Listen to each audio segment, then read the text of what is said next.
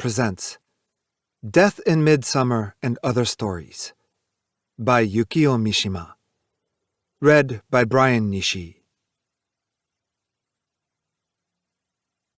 To Philippe and Pauline de Rothschild. Death in Midsummer. Les morts nous affectent plus profondément sous le règne pompeux de l'être. Baudelaire, les paradis artificiels. A beach, near the southern tip of the Izu Peninsula, is still unspoiled for sea bathing. The sea bottom is pitted and uneven, it is true, and the surf is a little rough, but the water is clean, the slope out to sea is gentle, and conditions are on the whole good for swimming. Largely because it is so out of the way, A beach has none of the noise and dirt of resorts nearer Tokyo. It is a 2-hour bus ride from Ito.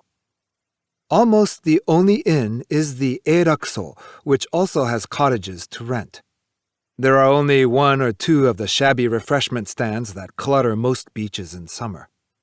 The sand is rich and white, and halfway down the beach a rock, surmounted by pines, crouches over the sea almost as if it were the work of a landscape gardener. At high tide, it lies half underwater. And the view is beautiful. When the west wind blows the mists from the sea, the islands offshore come in sight, Oshima near at hand and Toshima farther off, and between them a little triangular island called Utoneshima. Beyond the headland of Nanago lies Cape Sakai, a part of the same mountain mass, throwing its roots deep into the sea. And beyond that, the cape known as the Dragon Palace of Yatsu and Cape Tsumeki, on the southern tip of which a lighthouse beam revolves each night. In her room at the Eirakuso, Tomoko Ikuta was taking a nap. She was the mother of 3 children, though one would never have suspected it to look at the sleeping figure. The knees showed under the one-piece dress, just a little short of light salmon-pink linen. The plump arms, the unworn face, and the slightly curled lips gave off a girl-like freshness. Perspiration had come out on the forehead and in the hollows beside the nose. Flies buzzed dully, and the air was like the inside of a heated metal dome. The salmon linen rose and fell so slightly that it seemed the embodiment of the heavy, windless afternoon. Most of the other guests were down on the beach. Tomoko's room was on the 2nd floor. Below her window was a white swing for children. There were chairs on the lawn, nearly a half-acre wide, as well as tables and a peg for quoit. The quoit lay scattered over the lawn. No one was in sight, and the buzzing of an occasional bee was drowned out by the waves beyond the hedge. The pines came immediately up to the hedge and gave way beyond to the sand and the surf. A stream passed under the inn. It formed the pool before spilling into the ocean, and 14 or 15 geese would splash and honk most indelicately as they fed there every afternoon. Tomoko had 2 sons, Kyo and Katsuo, who were 6 and 3, and a daughter, Keiko, who was 5. All 3 were down on the beach with Yasue, Tomoko's sister-in-law. Tomoko felt no qualms about asking Yasue to take care of the children while she had a nap herself. Yasue was an old maid. In need of help after Kyo was born, Tomoko had consulted with her husband and decided to invite Yasue in from the provinces.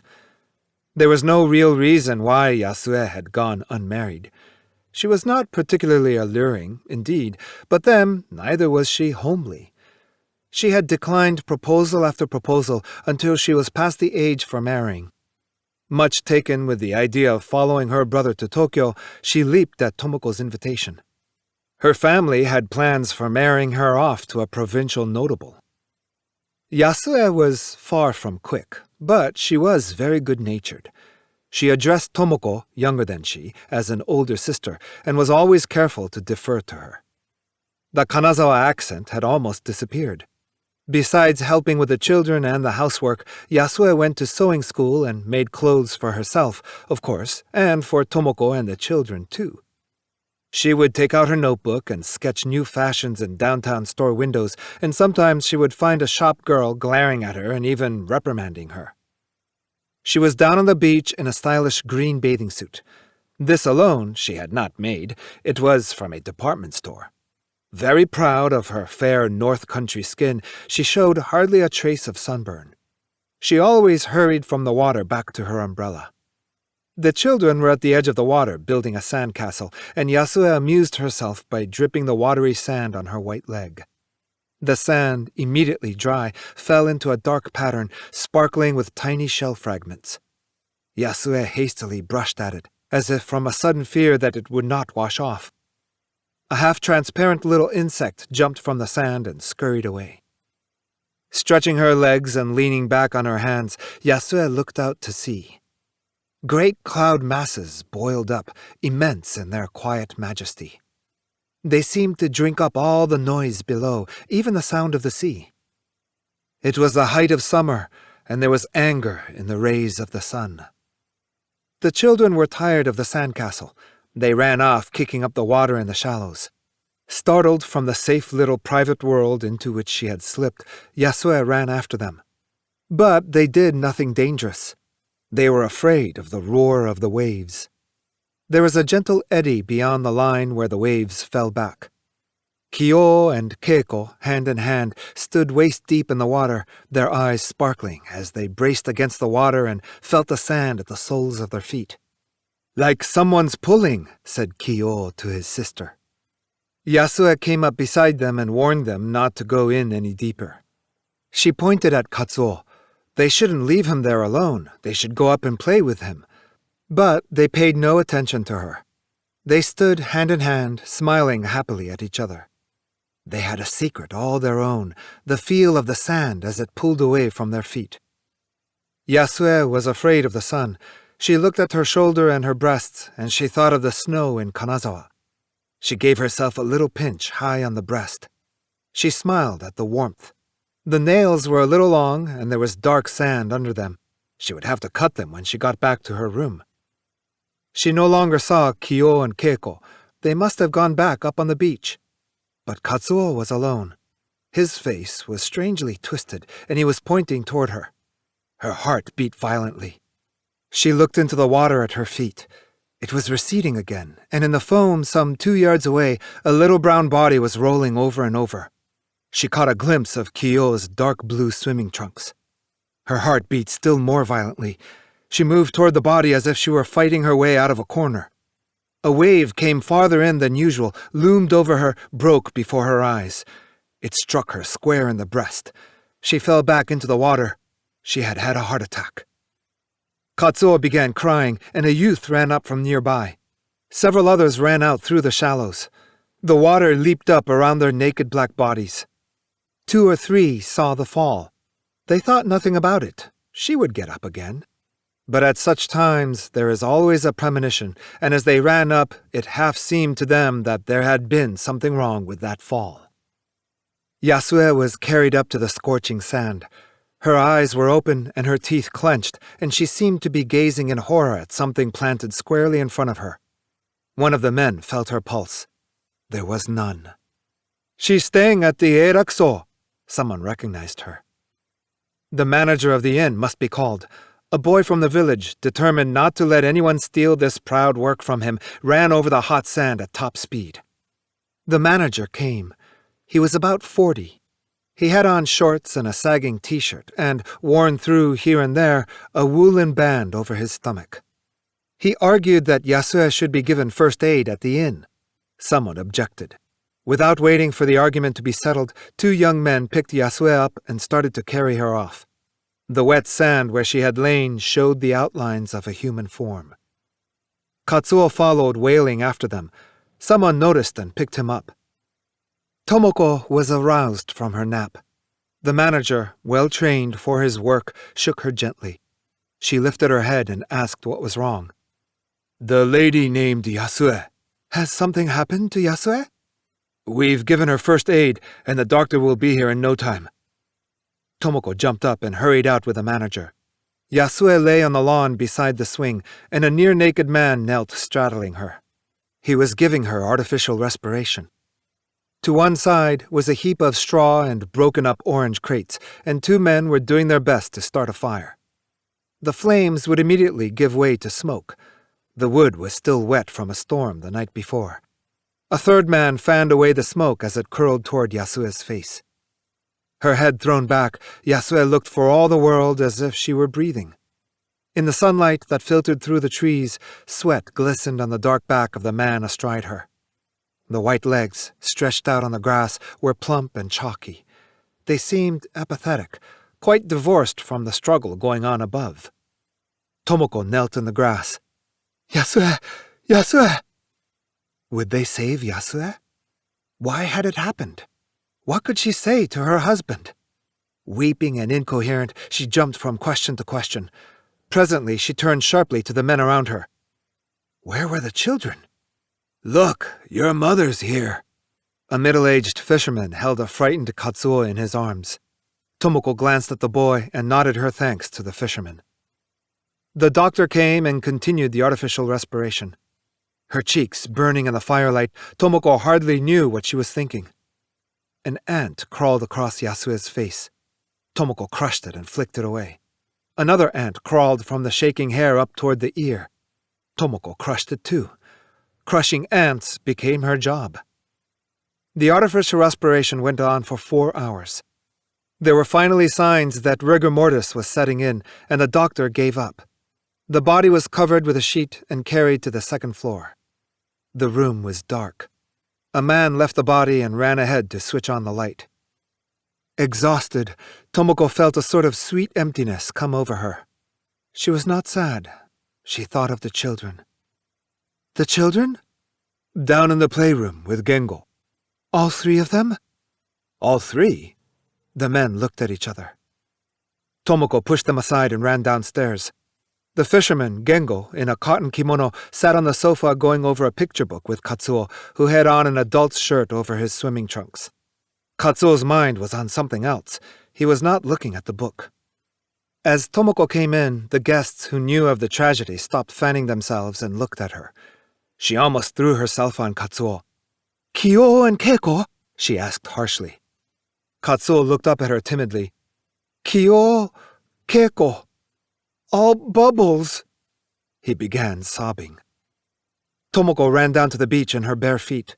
The pine needles stabbed at her as she went through the grove. The tide had come in, and she had to climb over the rock to the bathing beach. The sand stretched out white below her. She could see far into the dusk. One umbrella, checkered yellow and white, had been left behind. It was her own. The others overtook her on the beach. She was running recklessly through the surf. When they tried to stop her, she brushed them irritably away. "Don't you see? There are 2 children out there." Many had not heard what Gengo had had to say. They thought Tomoko was mad. It hardly seemed possible that no one had thought of the other 2 children in the whole 4 hours they were looking after Yasue. The people at the inn were used to seeing the 3 children together. And however upset their mother might be, it was strange that no warning came to her of the death of her 2 children. Sometimes, however, such an incident sets in motion a sort of group psychology that lets only the same simple thoughts come to everyone. It is not easy to stand outside. It is not easy to register a dissent. Aroused from her afternoon nap, Tomoko had simply taken over what the others passed on to her and had not thought to question. All that night, there were bonfires some yards apart up and down the beach. Every 30 minutes, the young men would dive to look for the bodies. Tomoko was on the beach with them. She could not sleep, partly, no doubt, because she had slept too long that afternoon. On the advice of the constabulary, the nets were not set out the following morning. The sun came up over the headland to the left of the beach, and the morning breeze struck Tomoko's face. She had dreaded the daylight. It seemed to her that with the daylight, the whole of the truth must come out, and the tragedy would for the first time become real. "Don't you think you should get some rest?" said one of the older men. "We'll call you if we find anything. You can leave everything to us." Please do," said the inn manager, red-eyed from lack of sleep. "You've had enough bad luck. What will your husband do if you take sick yourself?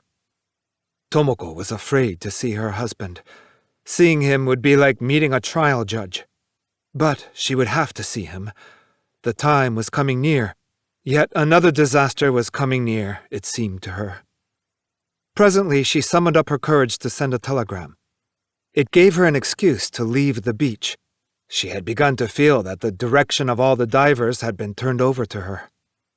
She looked back as she walked off. The sea was quiet. A silvery light flashed in near the shore. Fish were jumping. They seemed quite intoxicated with delight.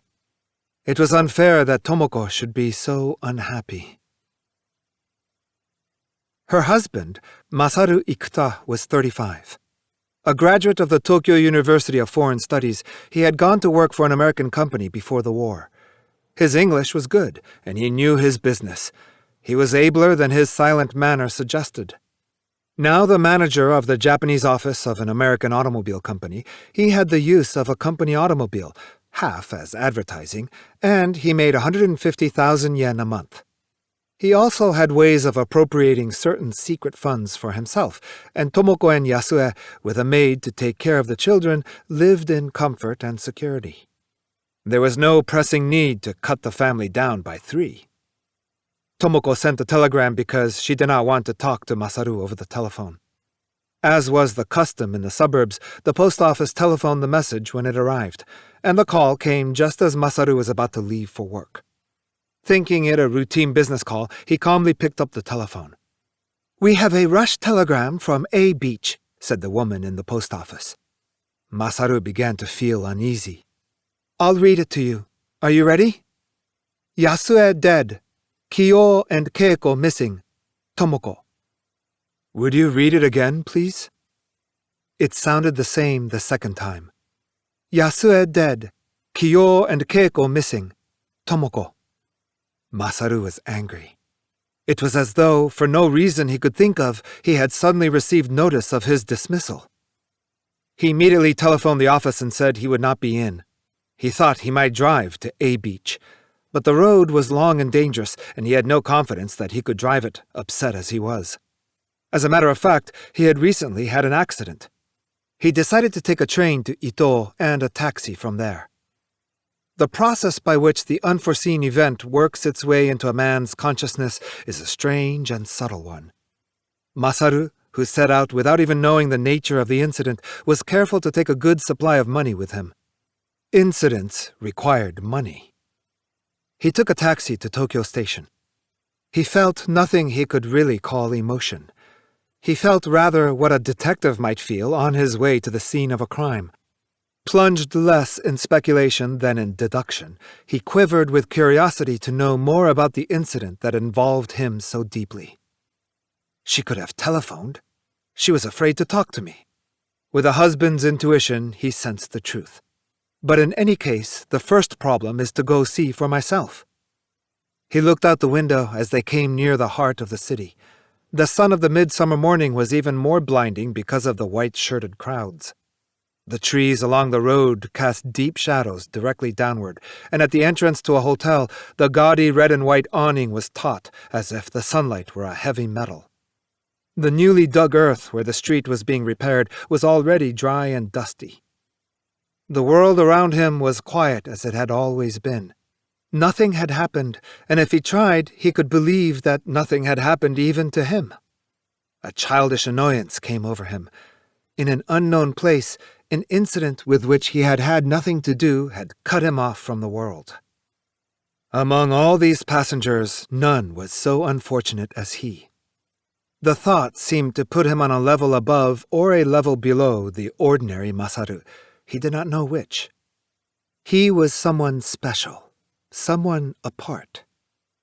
No doubt a man with a large birthmark on his back sometimes feels the urge to call out, "Listen, everyone, you don't know it, but I have a big purple birthmark on my back." And Masaru wanted to shout at the other passengers, "Listen, everybody, you don't know it, but I have just lost my sister and 2 of my 3 children." His courage left him. If only the children were safe. He began trying to think of other ways to interpret the telegram. Possibly Tomoko, distraught over Yasue's death, had assumed that the children were dead when they had only lost their way. Might not a second telegram be waiting at the house even now? Masaru was quite taken up with his own feelings, as if the incident itself were less important than his reaction to it. He regretted that he had not called the Eirakuso immediately. The plaza in front of Ito Station was brilliant in the midsummer sun. Beside the taxi stand was a little office, no bigger than a police box. The sunlight inside it was merciless, and the edges of the dispatch sheets on the walls were brown and curled. "How much to A Beach?" 2,000 yen. The man wore a driver's cap and had a towel around his neck. "If you're in no hurry, you can save money going by bus. It leaves in 5 minutes," he added, either out of kindness or because the trip seemed too much of an effort. "I'm in a hurry. Someone in my family has just died there." "Oh, you're related to the people who drowned at A Beach? That's too bad. 2 children and a woman all at once, they say." Masaru felt dizzy under the blazing sun. He did not say another word to the driver until the taxi reached A Beach. There was no particularly distinguished scenery along the way. At first, the taxi climbed up one dusty mountain and down the next, and the sea was rarely in sight.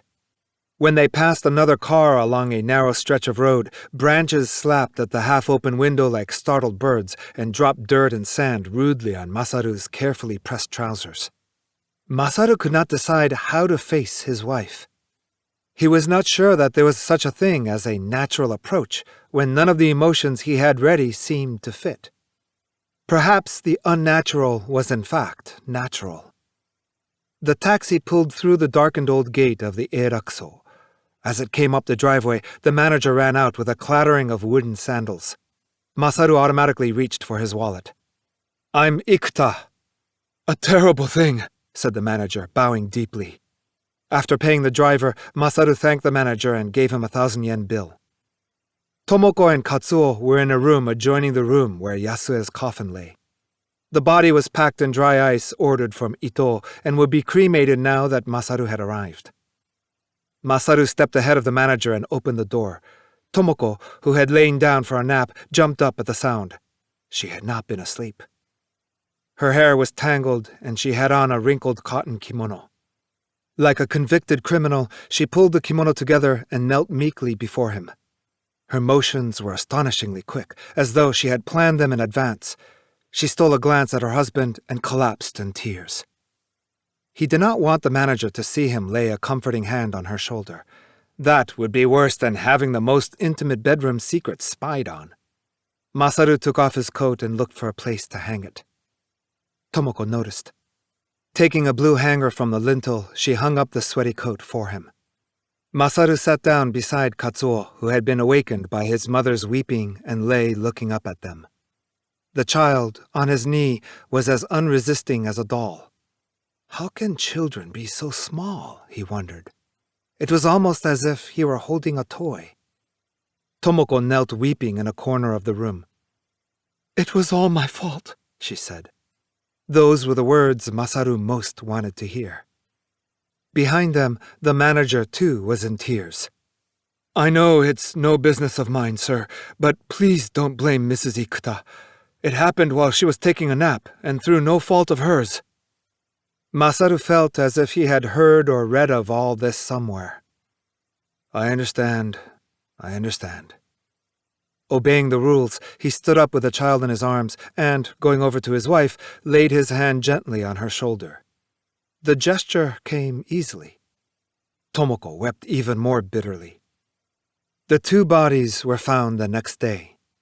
The constabulary, diving all up and down the beach, finally found them under the headland. Sea bugs had nibbled at them, and there were 2 or 3 bugs up each little nostril. Such incidents, of course, go far beyond the dictates of custom, and yet at no time are people more bound to follow custom. Tomoko and Masaru forgot none of the responses and the return gifts custom demanded. A death is always a problem in administration. They were frantically busy administering. One might say that Masaru in particular, as head of the family, had almost no time for sorrow. As for Katsuo, it seemed to him that one festival day succeeded another, with the adults all playing parts. In any case, They steered their way through the whole complex affair. The funeral offerings came to a considerable sum. Funeral offerings are always larger when the head of the family, who can still provide, is a survivor than when it is his funeral. Both Masaru and Tomoko were somehow braced for what had to be done. Tomoko did not understand how this almost insane grief and this careful attention to detail could exist side by side, and it was surprising, too, that she could eat so heavily without even noticing the taste. What she dreaded most was having to see Masaru's parents. They arrived from Kanazawa in time for the funeral. "It was all my fault," she forced herself to say again, and by way of compensation she turned to her own parents. "But who should they feel sorriest for? Haven't I just lost 2 children? There they all are, accusing me. They put the whole blame on me, and I have to apologize to them. They all looked at me as if I were the absent-minded maid who dropped the baby in the river. But wasn't it Yasue? Yasue is lucky she's dead. Why can't they see who's been hurt? I'm a mother who has just lost 2 children." "You're being unfair. Who is accusing you? Wasn't his mother in tears when she said she felt sorrier for you than anyone? She was just saying so." Tomoko was thoroughly dissatisfied. She felt like one demoted and condemned to obscurity, one whose real merit went unnoticed. It seemed to her that such intense sorrows should bring special privileges with them, extraordinary privileges. Some of the dissatisfaction was with herself, apologizing thus abjectly to her mother-in-law. It was to her mother that she went running when her irritation, like an itching rash all over her body, got the better of her. She did not know it, but she was actually in despair at the poverty of human emotions. Was it not irrational that there was nothing to do except weep when 10 people died, just as one wept for but a single person? Tomoko wondered why she did not collapse. It seemed strange that she did not collapse, standing there in mourning for more than an hour in the midsummer heat. Sometimes she felt a little faint, and what saved her each time was a fresh start of horror at death. "I'm a stronger person than I thought," she said, turning a tearful face to her mother. Talking with his parents of Yasue, Masaru shed tears for the sister who had thus died an old maid, and Tomoko felt a touch of resentment toward him too. Who is more important to him, Yasue or the children? She wanted to ask. There was no doubt that she was tense and ready. She could not sleep on the night of the wake, even though she knew she should. And yet she had not even a suggestion of a headache. Her mind was clear and taut. Callers would worry over her, and sometimes she answered them roughly. "You needn't think about me. It makes no difference whether I am alive or dead." Thoughts of suicide and insanity left her. Katsuo would be for a time the best reason why she should go on living. But sometimes she thought that it was only a failure of courage, or perhaps passion gone limp, whatever it was that made her think, as she looked at Katsuo being read to by the mourning women, how good it was that she had not killed herself. On such nights she would lie in her husband's arms and, turning eyes as wide as a rabbit's on the circle of light from the bed lamp, repeat over and over again, like one pleading a case. "I was wrong. It was my fault. I should have known from the start that it was a mistake to leave the 3 children with Yasue." The voice was as hollow as a voice testing a mountain echo. Masaru knew what this obsessive sense of responsibility meant.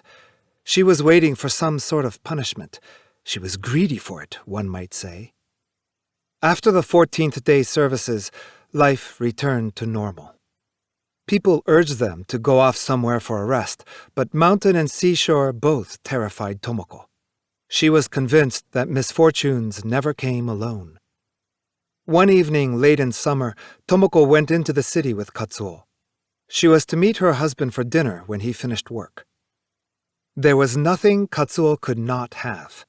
Both his mother and his father were almost uncomfortably gentle. They handled him as they would a glass doll, and it was a great undertaking even to see him across the street. His mother would glare at the automobiles and trucks stopped for a light and dash across with his hand clutched in hers. The last of the swimming suits in the store windows assailed her. She had to turn her eyes from a green bathing suit like Yasue's. Afterward, she wondered whether the mannequin had had a head.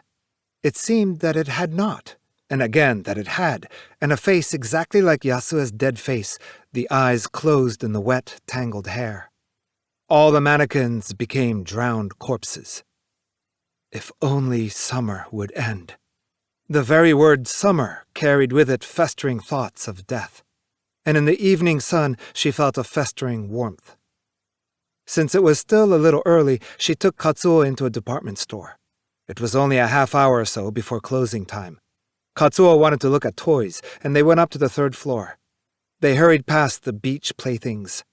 Mothers were frantically going through a heap of marked-down bathing suits for children. One woman held a pair of dark blue trunks high to the window, and the afternoon sun reflected from the buckle. Enthusiastically looking for a shroud, thought Tomoko. When he had bought his blocks, Katsuo wanted to go up to the roof. The roof playground was cool. A fairly strong breeze from the harbor flapped at the awnings. Tomoko looked through the wire netting at Kachidoki Bridge beyond the city and at the Tsukushima docks and the cargo ships anchored in the bay. Taking his hand from hers, Katsuo went over to the monkey cage. Tomoko stood over him. Possibly because of the wind, the monkey smell was strong. The monkey gazed at them with wrinkled forehead. As it moved from one branch to another, a hand carefully pressed to its hips, Tomoko could see at the side of the oldish little face a dirty ear with red veins showing through. She had never looked so carefully at an animal before. Beside the cage was a pond. The fountain in the middle was turned off. There were beds of portulaca around the brick rim, on which a child about Katsuo's age was teetering precariously. His parents were nowhere in sight. I hope he falls in. I hope he falls in and drowns. Tomoko watched the uncertain legs. The child did not fall. When he had been once around, he noticed Tomoko's gaze and laughed proudly. Tomoko did not laugh. It was as if the child were making fun of her. She took Katsuo by the hand and hurried down from the roof. At dinner, Tomoko spoke after rather too long a silence. "Aren't you quiet, though? And you don't seem the least bit sad." Startled, Masaru looked to see whether anyone had heard. "You don't see? I'm only trying to cheer you up." "There's no need to do that." "So you say, but what about the effect on Katsuo?" "I don't deserve to be a mother anyway." And so the dinner was ruined. Masaru tended more and more to retreat before his wife's sorrow. A man has work to do. He can distract himself with his work. Meanwhile, Tomoko nursed the sorrow. Masaru had to face this monotonous sorrow when he came home, and so he began coming home later at night. Tomoko called a maid who had worked for her long before and gave away all of Kyo's and Keiko's clothes and toys. The maid had children about the same ages. One morning, Tomoko awoke a little later than usual. Masaru, who had been drinking again the night before, lay curled up on his side of the double bed. There was still a dank smell of liquor. The springs squeaked as he turned over in his sleep. Now that Katsuo was alone, she let him sleep in their second-floor bedroom, though she knew, of course, that it would be better not to. Through the white mosquito net over their own bed and the net over Katsuo's, she looked at the child's sleeping face. He always wore a sort of pout when he slept. Tomoko reached out of the mosquito net for the curtain cord. The roughness of the stiff cord in its hempen cover was pleasant against her sweaty hand. The curtain parted a little. The light struck the sandalwood tree from below so that the shadows piled on each other, and the wide clusters of leaves were even softer than usual. Sparrows were chirping noisily. Every morning they would wake up and start chattering to one another, and apparently they would then form a line and run up and down the eaves trough. The confused patter of little feet would go from one end of the trough to the other and back again. Tomoko smiled as she listened. It was a blessed morning. She had to feel that it was, for no reason at all. She lay quietly with her head still on the pillow. A feeling of happiness diffused itself through her whole body. Suddenly she gasped.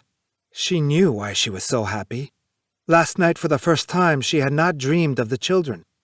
Every night she had dreamed of them, and last night she had not.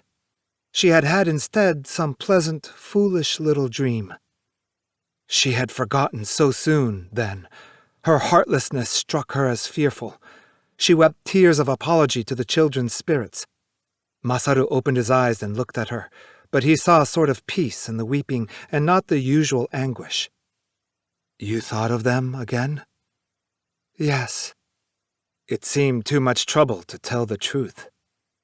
But now that she had told a lie, she was annoyed that her husband did not weep with her. If she had seen tears in his eyes, she might have been able to believe her lie. The 49th day services were over. Masaru bought a lot in the Tama cemetery. These were the first deaths in his branch of the family and the first graves. Yasue was charged with watching over the children on the far shore, too. By conference with the main family, her ashes were to be buried in the same lot. Tomoko's fears came to seem groundless as the sadness only grew deeper. She went with Masaru and Katsuo to see the new cemetery lot. Already it was early autumn. It was a beautiful day.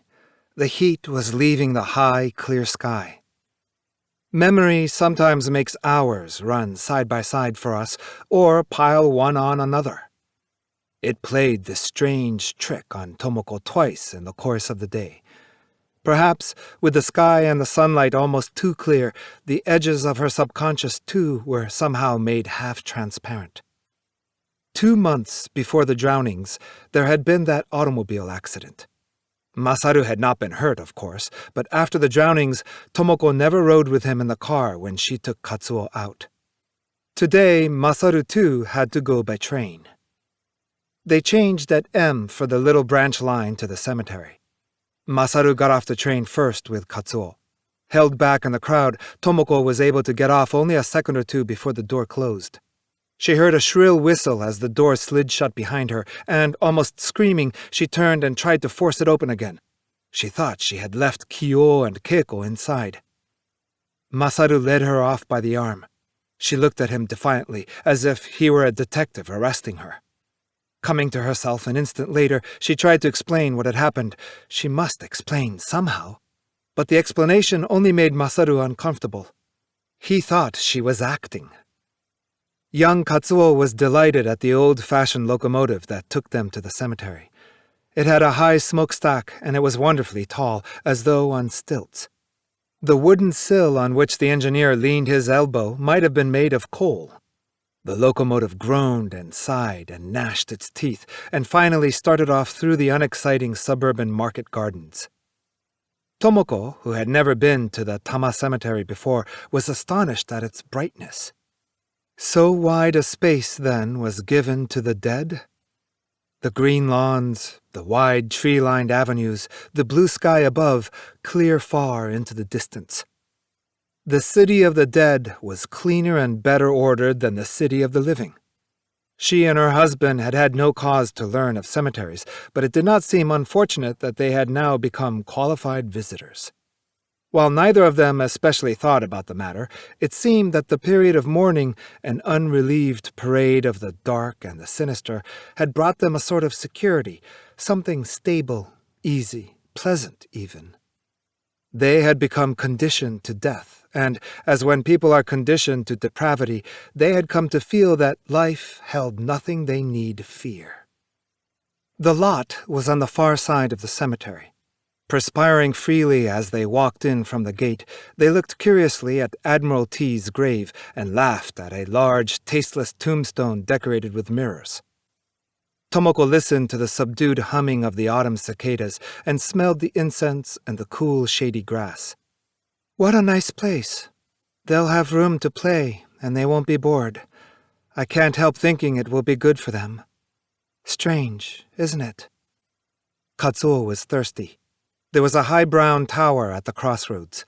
The circular steps at the base were stained from the leaking fountain in the center.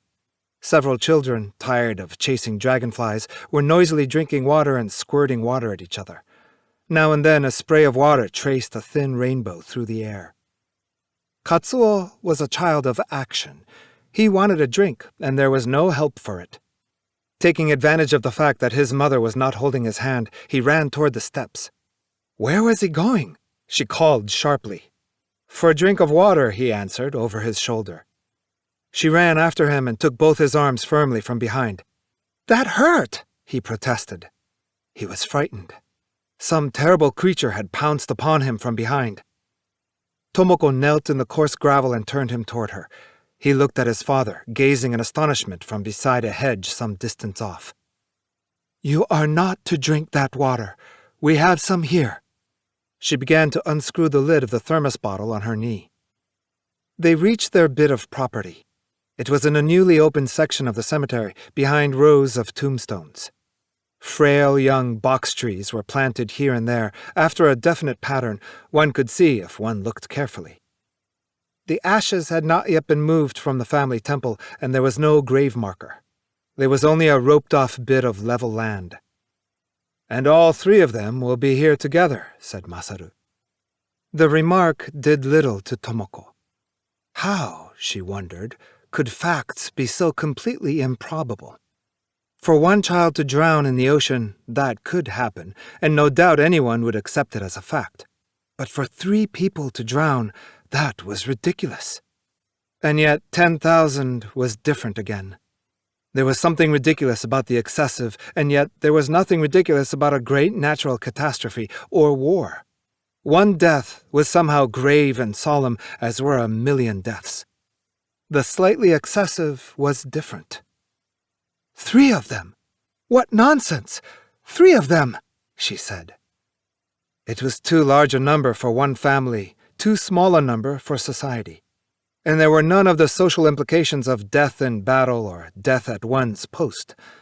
Selfish in her womanly way, she turned over and over again the riddle of this number. Masaru, the social being, had in the course of time come to note that it was convenient to see the matter as society saw it. They were in fact lucky that there were no social implications. Back at the station, Tomoko fell victim again to that doubling up of time. They had to wait 20 minutes for the train. Katsuo wanted one of the toy badgers on sale in front of the station. The badgers, dangling from sticks, were of cotton wadding scorched a badger color, to which were added eyes, ears, and tails. "You can still buy these badgers!" exclaimed Tomoko. "And children seem to like them as much as ever. I had one when I was a child." Tomoko bought a badger from the old woman at the stall and gave it to Katsuo. And a moment later, she caught herself looking around at the other stalls. She would have to buy something for Kyo and Keiko, who had been left at home. "What is it?" asked Masaru. "I wonder what's the matter with me. I was thinking I had to buy something for the others." Tomoko raised her plump white arms and rubbed roughly with clenched fists at her eyes and temples. Her nostrils trembled as though she were about to weep. "Go ahead and buy something. Buy something for them." Masaru's tone was tense and almost pleading. "We can put it on the altar." "No, they have to be alive." Tomoko pressed her handkerchief to her nose. She was living. The others were dead. That was the great evil. How cruel it was to have to be alive. She looked around her again, at the red flags hanging from the bars and restaurants in front of the station, at the gleaming white sections of granite piled high before the tombstone shops, at the yellowing paper-paneled doors on the second floors, at the roof tiles, at the blue sky now darkening toward evening clear as porcelain. It was all so clear, so well defined. In the very cruelty of life was a deep peace, as of falling into a faint. Autumn wore on, and the life of the family became day by day more tranquil. Not, of course, that grief was quite discarded. As Masaru saw his wife growing calmer, however, the joys of home and affection for Katsuo began to bring him back early from work.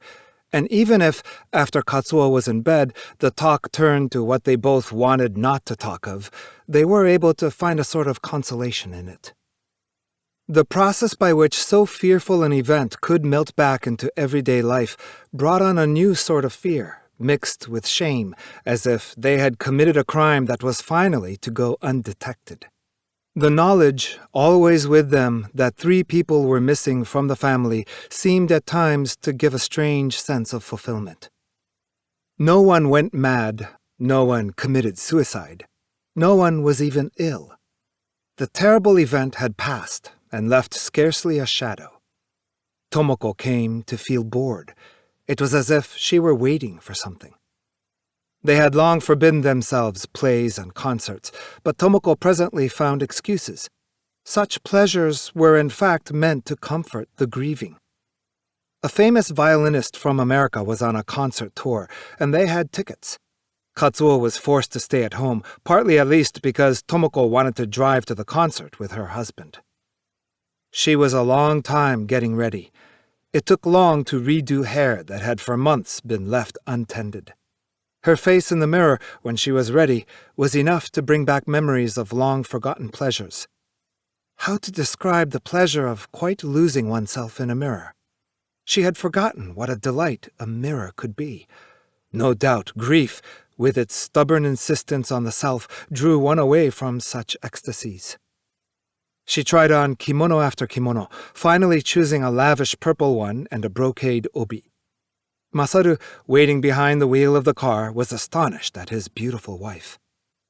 People turned to look at her all up and down the lobby. Masaru was immensely pleased.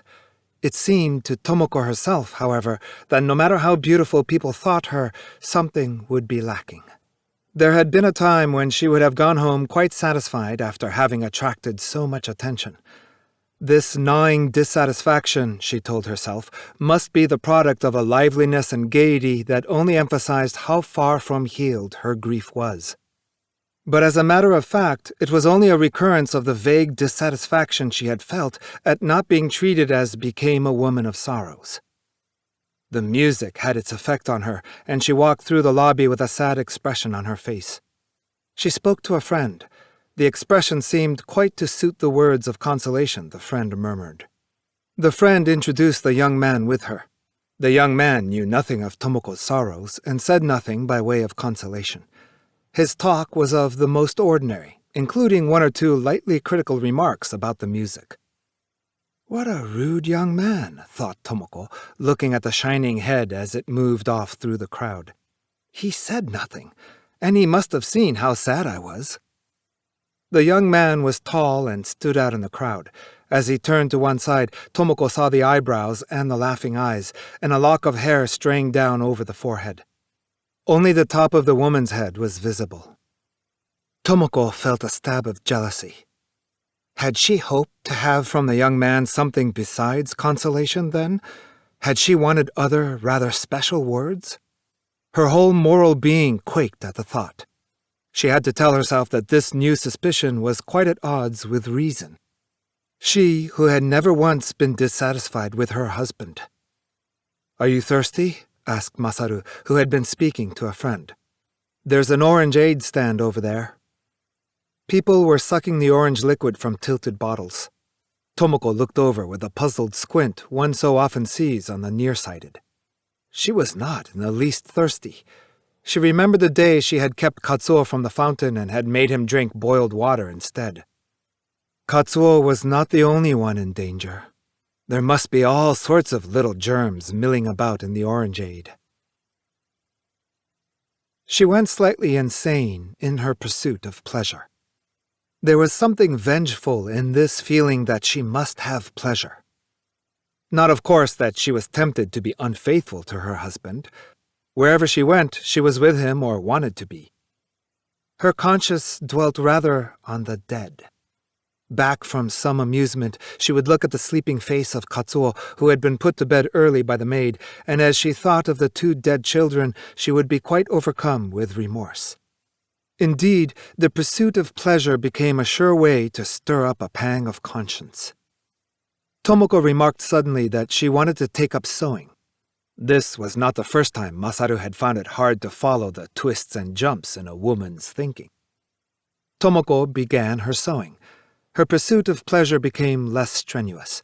She quietly looked about her, meaning to become the complete family woman. She felt that she was looking life square in the face. There were clear traces of neglect in her reappraised surroundings. She felt as if she had come back from a long trip. She would spend a whole day washing and a whole day putting things in order. The middle-aged maid had all her work snatched away from her. Tomoko came on a pair of Kyo's shoes and a little pair of light blue felt slippers that had belonged to Keiko. Such relics would plunge her into meditation and make her weep pleasant tears. But they all seemed tainted with bad luck.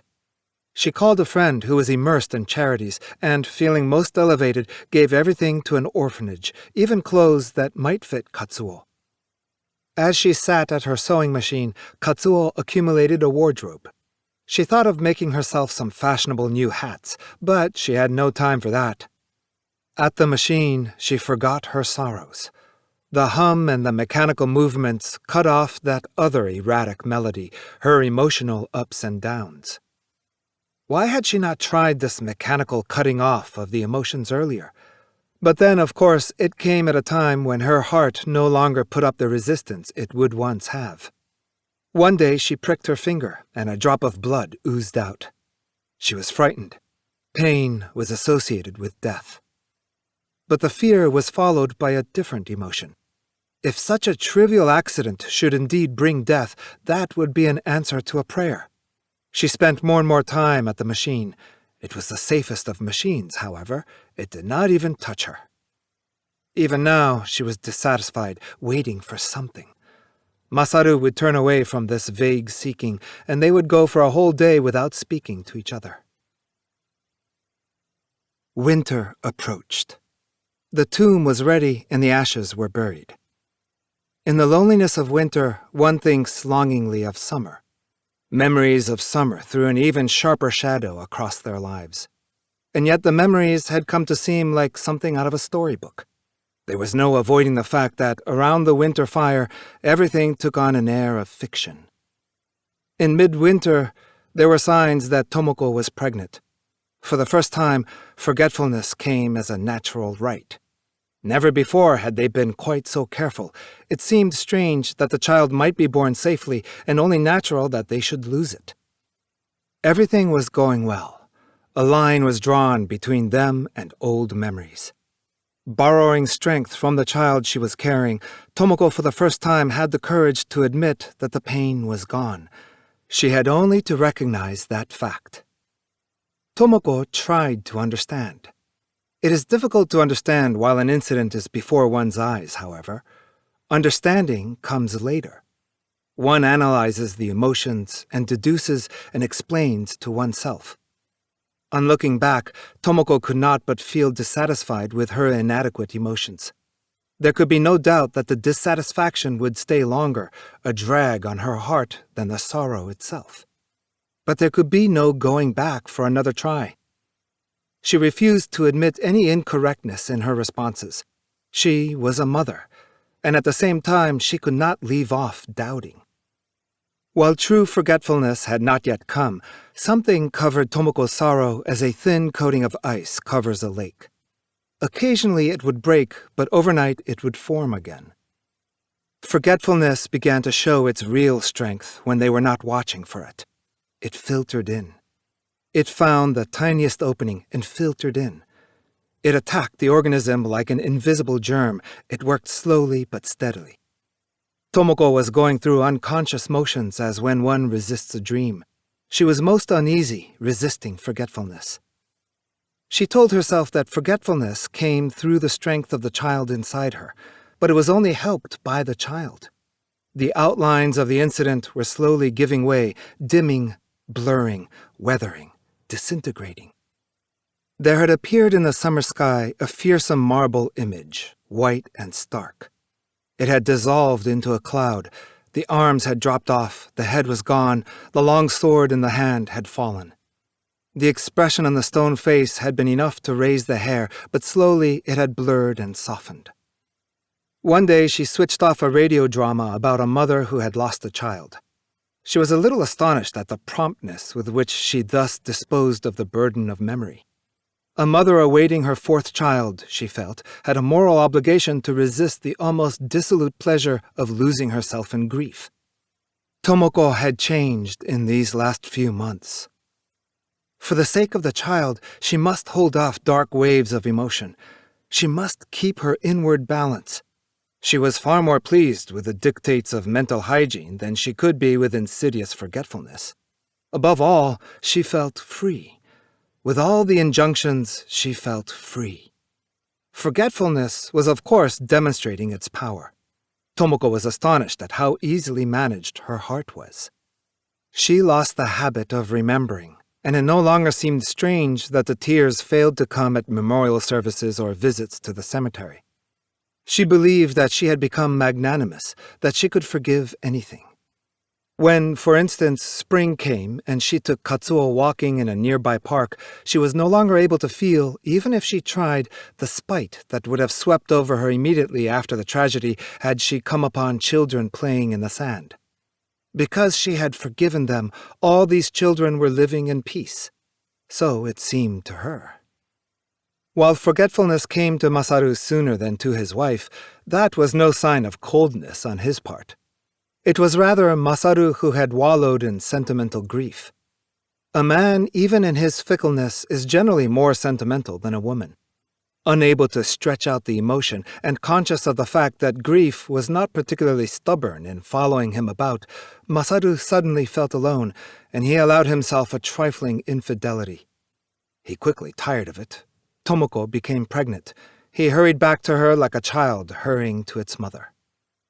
The tragedy left them as a castaway leaves a sinking ship. Soon they were able to view it as it must have seemed to people who noticed it in a corner of the newspapers that day. Tomoko and Masaru even wondered if they had had a part in it. Had they not been but the spectators who happened to be nearest? All who had actually participated in the incident had died and would participate forever. For us to have a part in a historical incident, our very existence must somehow be at stake. And what had Masaru and his wife had at stake? In the first place, had they had time to put anything at stake? The incident shone far away, a lighthouse on a distant headland. It flashed on and off like the revolving light on Cape Tsumeki, south of A Beach. Rather than an injury, it became a moral lesson, and it changed from a concrete fact to a metaphor. It was no longer the property of the Ikuta family, it was public. As the lighthouse shines on beach wastes and on waves bearing their white fangs at lonely rocks all through the night, and on the groves around it, so the incident shone on the complex everyday life around them. People should read the lesson. An old, simple lesson that parents may be expected to have engraved on their minds. You have to watch children constantly when you take them to the beach. People drown where you would never think it possible. Not that Masaru and his wife had sacrificed 2 children and a sister to teach a lesson. The loss of the 3 had served no other purpose, however, and many a heroic death produces as little. Tomoko's 4th child was a girl, born late in the summer. Their happiness was unbounded. Masaru's parents came from Kanazawa to see the new grandchild, and while they were in Tokyo, Masaru took them to the cemetery. They named the child Momoko. Mother and child did well. Tomoko knew how to take care of a baby, and Katsuo was delighted to have a sister again. It was the following summer, 2 years after the drowning, a year after Momoko's birth. Tomoko startled Masaru by saying she wanted to go to A Beach. Didn't you say you would never go there again? But I want to. Aren't you strange? I don't want to at all myself. Oh? Let's forget about it then. She was silent for 2 or 3 days. Then she said, I would like to go. Go by yourself. I couldn't. Why? I'd be afraid. Why do you want to go to a place you're afraid of? I want all of us to go. We would have been all right if you'd been along. I want you to go too. You can't tell what might happen if you stay too long, and I can't take much time off. 1 night will be enough. But it's such an out-of-the-way place. He asked her again what had made her want to go. She only answered that she did not know. Then he remembered one of the rules in the detective stories he was so fond of. The murderer always wants to go back to the scene of the crime, whatever the risks. Tomoko was taken by a strange impulse to revisit the place where the children died. Tomoko asked a third time, with no particular urgency, in the same monotonous way as before, and Masaru determined to take 2 days off, avoiding the weekend crowds.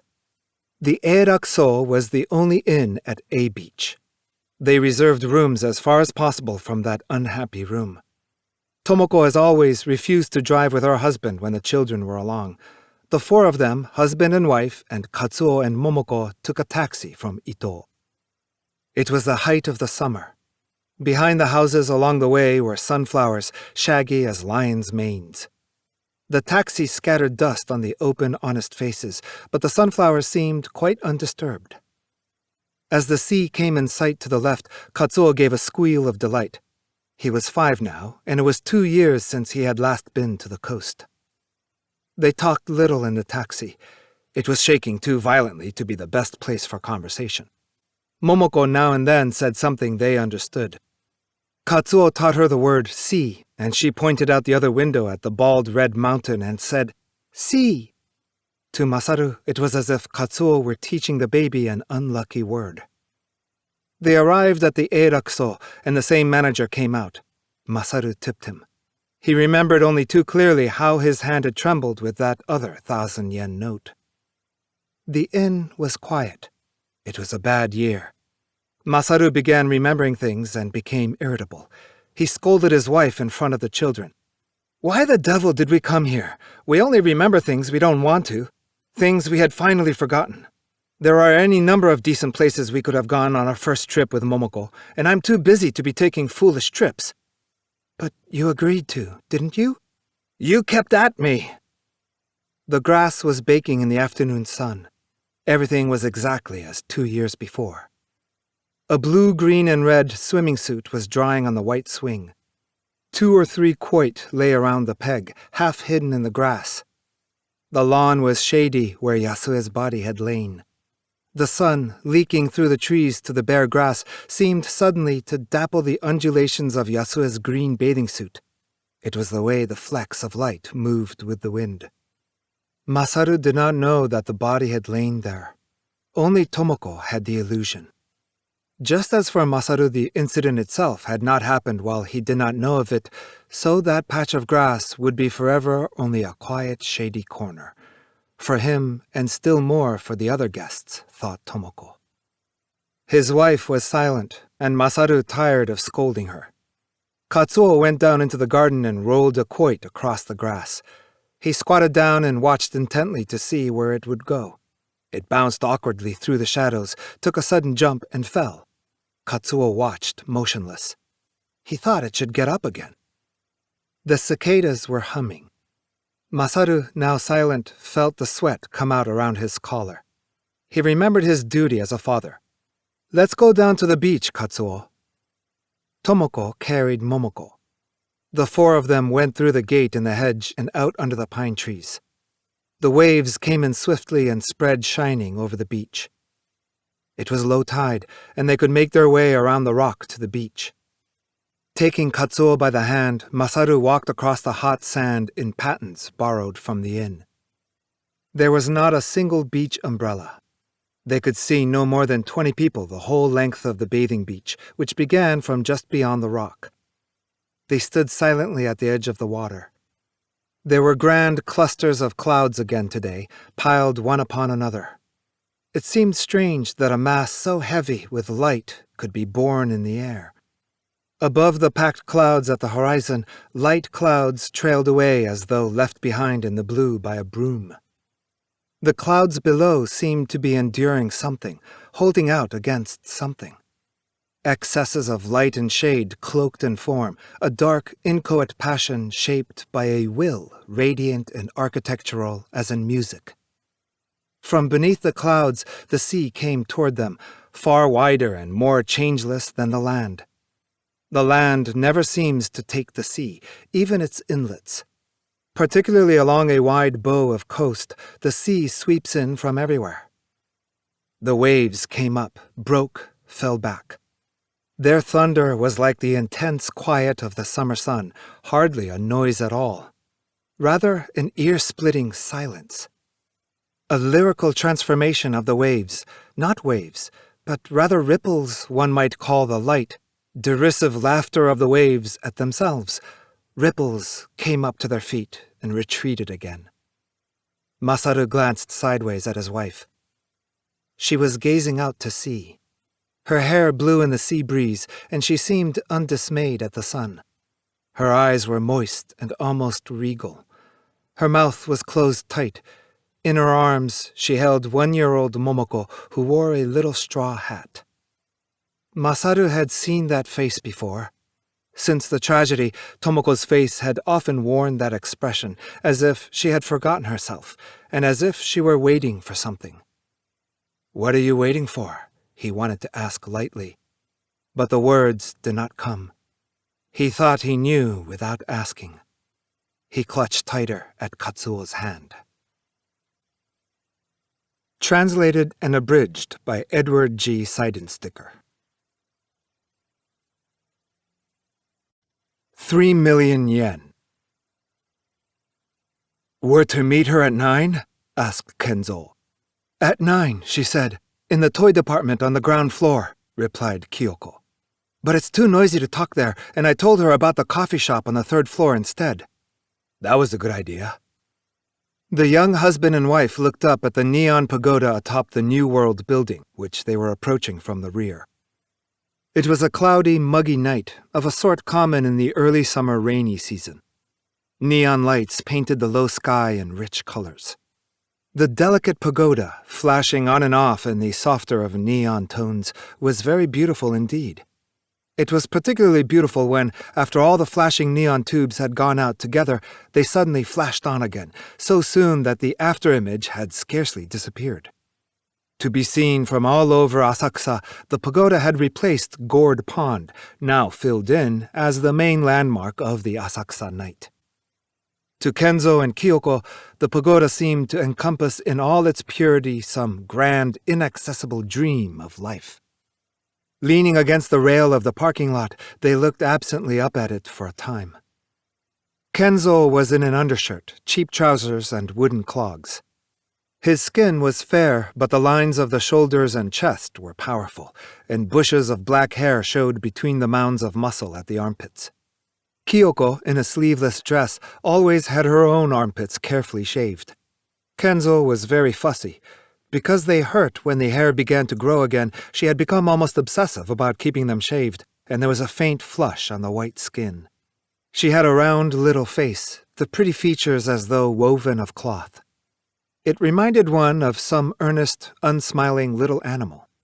It was a face which a person trusted immediately, but not one on which to read thoughts. On her arm, she had a large pink plastic handbag and Kenzo's pale blue sports shirt. Kenzo liked to be empty-handed. From her modest coiffure and makeup, one sensed the frugality of their life. Her eyes were clear and had no time for other men. They crossed the dark road in front of the parking lot and went into the New World. The big market on the ground floor was filled with myriad-colored mountains of splendid, gleaming, cheap wares, and salesgirls peeped from crevices in the mountains. Cool, fluorescent lighting poured over the scene. Behind a grove of antimony models of the Tokyo Tower was a row of mirrors painted with Tokyo scenes, and in them, as the two passed, were rippling, waving images of the mountain of ties and summer shirts opposite. "I couldn't stand living in a place with so many mirrors," said Kyoko. "I'd be embarrassed." "Nothing to be embarrassed about." Though his manner was gruff, Kenzo was not one to ignore what his wife said, and his answers were generally perceptive. The two had come to the toy department. "She knows how you love the toy department. That's why she said to meet her here." Kenzo laughed. He was fond of the trains and automobiles and space missiles, and he always embarrassed Kyoko, getting an explanation for each one and trying each one out, but never buying. She took his arm and steered him some distance from the counter. "It's easy to see that you want a boy. Look at the toys you pick." "I don't care whether it's a boy or a girl. I just wish it would come soon." "Another 2 years, that's all." "Everything according to plan." They had divided the savings account they were so assiduously building up into several parts, labeled Plan X and Plan Y and Plan Z and the like. Children must come strictly according to plan. However much they might want a child now, it would have to wait until sufficient money for Plan X had accumulated. Seeing the inadvisability, for numerous reasons, of installment buying, they waited until the money for Plan A or Plan B or Plan C had accumulated and then paid cash for an electric washing machine or refrigerator or a television set. Plan A and Plan B had already been carried out. Plan D required little money, but since it had as its object a low-priority clothes cupboard, it was always being pushed back. Neither of them was much interested in clothes. What they had they could hang in the closet, and all they really needed was enough to keep them warm in the winter. They were very cautious when making a large purchase. They collected catalogs and looked at various possibilities and asked the advice of people who had already made the purchase, and, when the time for buying finally came, went off to a wholesaler in Okachimachi. A child was still more serious. First, there had to be a secure livelihood and enough money, more than enough money, to see that the child had surroundings of which a parent need not be ashamed, if not, perhaps, enough to see it all the way to adulthood. Kenzo had already made thorough inquiries with friends who had children, and knew what expenditures for powdered milk could be considered reasonable. With their own plans so nicely formed, the two had nothing but contempt for the thoughtless, floundering ways of the poor. Children were to be produced according to plan in surroundings ideal for rearing them, and the best days were waiting after a child had arrived. Yet they were sensible enough not to pursue their dreams too far. They kept their eyes on the light immediately before them. There was nothing that enraged Kenzo more than the view of the young that life in contemporary Japan was without hope. He was not a person given to deep thinking, but he had an almost religious faith that if a man respected nature and was obedient to it, and if he but made an effort for himself, the way would somehow open. The first thing was reverence for nature, founded on connubial affection. The greatest antidote for despair was the faith of a man and woman in each other. Fortunately, he was in love with Kyoko. To face the future hopefully, therefore, he had only to follow the conditions laid down by nature. Now and then some other woman made a motion in his direction, but he sensed something unnatural in pleasure for the sake of pleasure. It was better to listen to Kyoko complaining about the dreadful price these days of vegetables and fish. The two had made a round of the market and were back at the toy department. Kenzo's eyes were riveted to the toy before him, a station for flying saucers.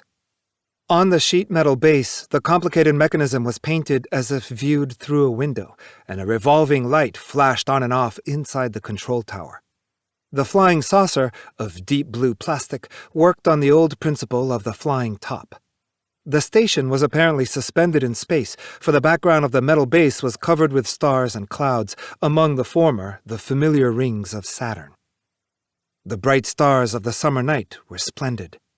The painted metal surface was indescribably cool, and it was as if all the discomfort of the muggy night would go if a person but gave himself up to that sky.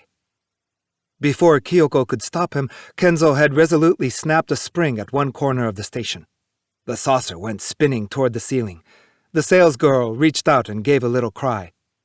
The saucer described a gentle arc toward the pastry counter across the aisle and settled square on the 1,000,000 crackers. "We're in!" Kenzo ran over to it. "What do you mean, we're in?" Embarrassed, Kyoko turned quickly away from the salesgirl and started after him. Look where it landed. This means good luck, not a doubt about it." The oblong crackers were in the shape of decidedly large banknotes, and the baked-in design, again like a banknote, carried the words 1,000,000 yen.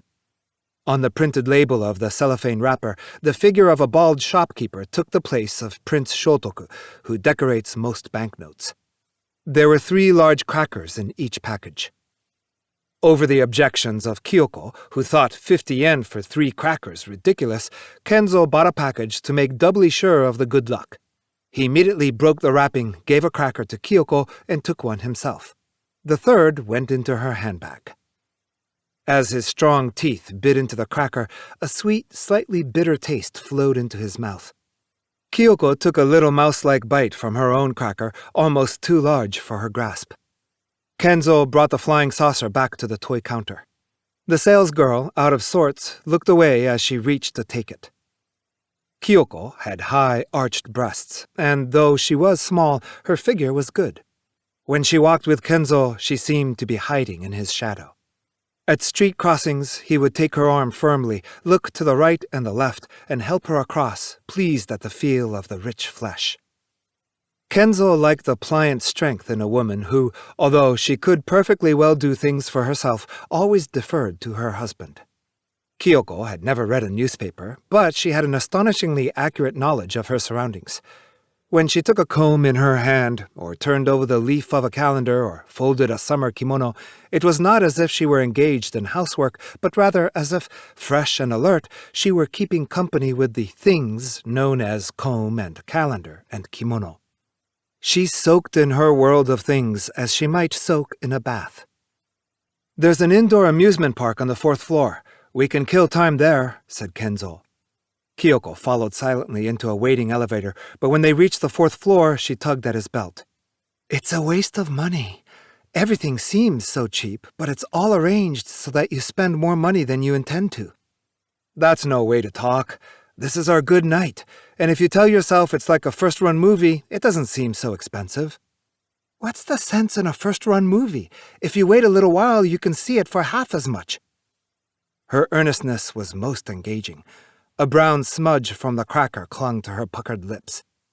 "Wipe your mouth," said Kenzo. "You're making a mess of yourself." Kyoko looked into a mirror on a nearby pillar and removed the smear with the nail of her little finger. She still had 2/3 of a cracker in her hand. They were at the entrance to 20,000 Leagues Under the Sea. Jagged rocks reached to the ceiling, and the porthole of a submarine on the seafloor served as the ticket window. 40 yen for adults, 20 yen for children. "But 40 yen is too high," said Kyoko, turning away from the mirror. "You aren't any less hungry after you look at all those cardboard fish, and for 40 yen you can get 100 grams of the best kind of real fish. Yesterday they wanted 40 for a cut of black snapper. Oh well, when you're chewing on 1,000,000 yen, you don't talk like a beggar." The brief debate finished, Kenzo bought the tickets. "You've let that cracker go to your head." "But it isn't bad at all. Just right when you're hungry." "You just ate." At a landing like a railway platform, 5 or 6 little boxcars, each large enough for 2 people, stood at intervals along a track. 3 or 4 other couples were waiting, but the 2 climbed unabashedly into a car. It was in fact a little tight for 2, and Kenzo had to put his arm around his wife's shoulders. The operator was whistling somewhat disdainfully. Kenzo's powerful arm, on which the sweat had dried, was solid against Kyoko's naked shoulders and back. Naked skin clung to naked skin like the layers of some intricately folded insect's wing. The car began to shake.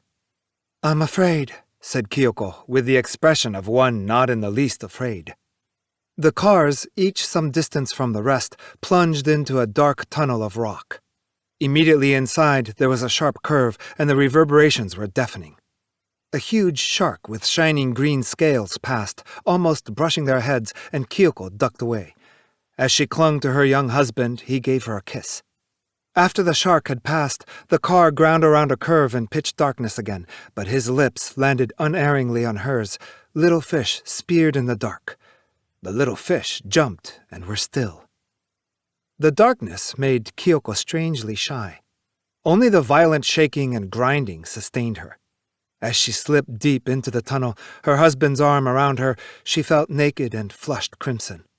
The darkness, dense and impenetrable, had a strength that seemed to render clothes useless. She thought of a dark shed she had secretly played in as a child. Like a flower springing from the darkness, a red beam of light flashed at them, and Kyoko cried out once more. It was the wide, gaping mouth of a big anglerfish on the ocean floor. Around it, coral fought with the poisonous dark green of seaweed. Kenzo put his cheek to his wife's. She was still clinging to him, and with the fingers of the arm around her shoulders, played with her hair. Compared to the motion of the car, the motion of the fingers were slow and deliberate. She knew that he was enjoying the show and enjoying her fright at it as well. "Will it be over soon? I'm afraid." But her voice was drowned out in the roar. Once again, they were in darkness. Though frightened, Kyoko had her store of courage. Kenzo's arms were around her, and there was no fright and no shame she could not bear. Because hope had never left them, the state of happiness was for the two of them just such a state of tension. A big, muddy octopus appeared before them. Once again, Kyoko cried out. Kenzo promptly kissed the nape of her neck. The great tentacles of the octopus filled the cave, and a fierce lightning darted from its eyes. At the next curve, a drowned corpse was standing disconsolately in a seaweed forest. Finally, the light at the far end began to show. The car slowed down, and they were liberated from the unpleasant noise.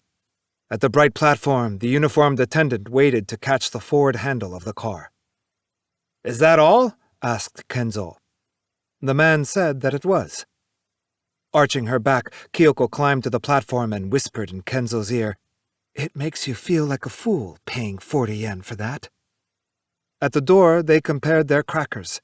Kyoko had 2/3 left and Kenzo more than half. "Just as big as when we came in," said Kenzo. "It was so full of thrills that we didn't have time to eat." "If you think about it that way, it doesn't seem so bad after all." Kenzo's eyes were already on the gaudy sign by another door. Electric decorations danced around the word Magic Land, and green and red lights flashed on and off in the startled eyes of a cluster of dwarfs, their domino costumes shining in gold and silver dust. A bit shy about suggesting immediately that they go in, Kenzo leaned against the wall and munched away at his cracker. "Remember how we crossed the parking lot? The light brought out our shadows on the ground, maybe 2 feet apart, and a funny idea came to me. I thought to myself how it would be if a little boy's shadow bobbed up and we took it by the hand, and just then a shadow really did break away from ours and come between them.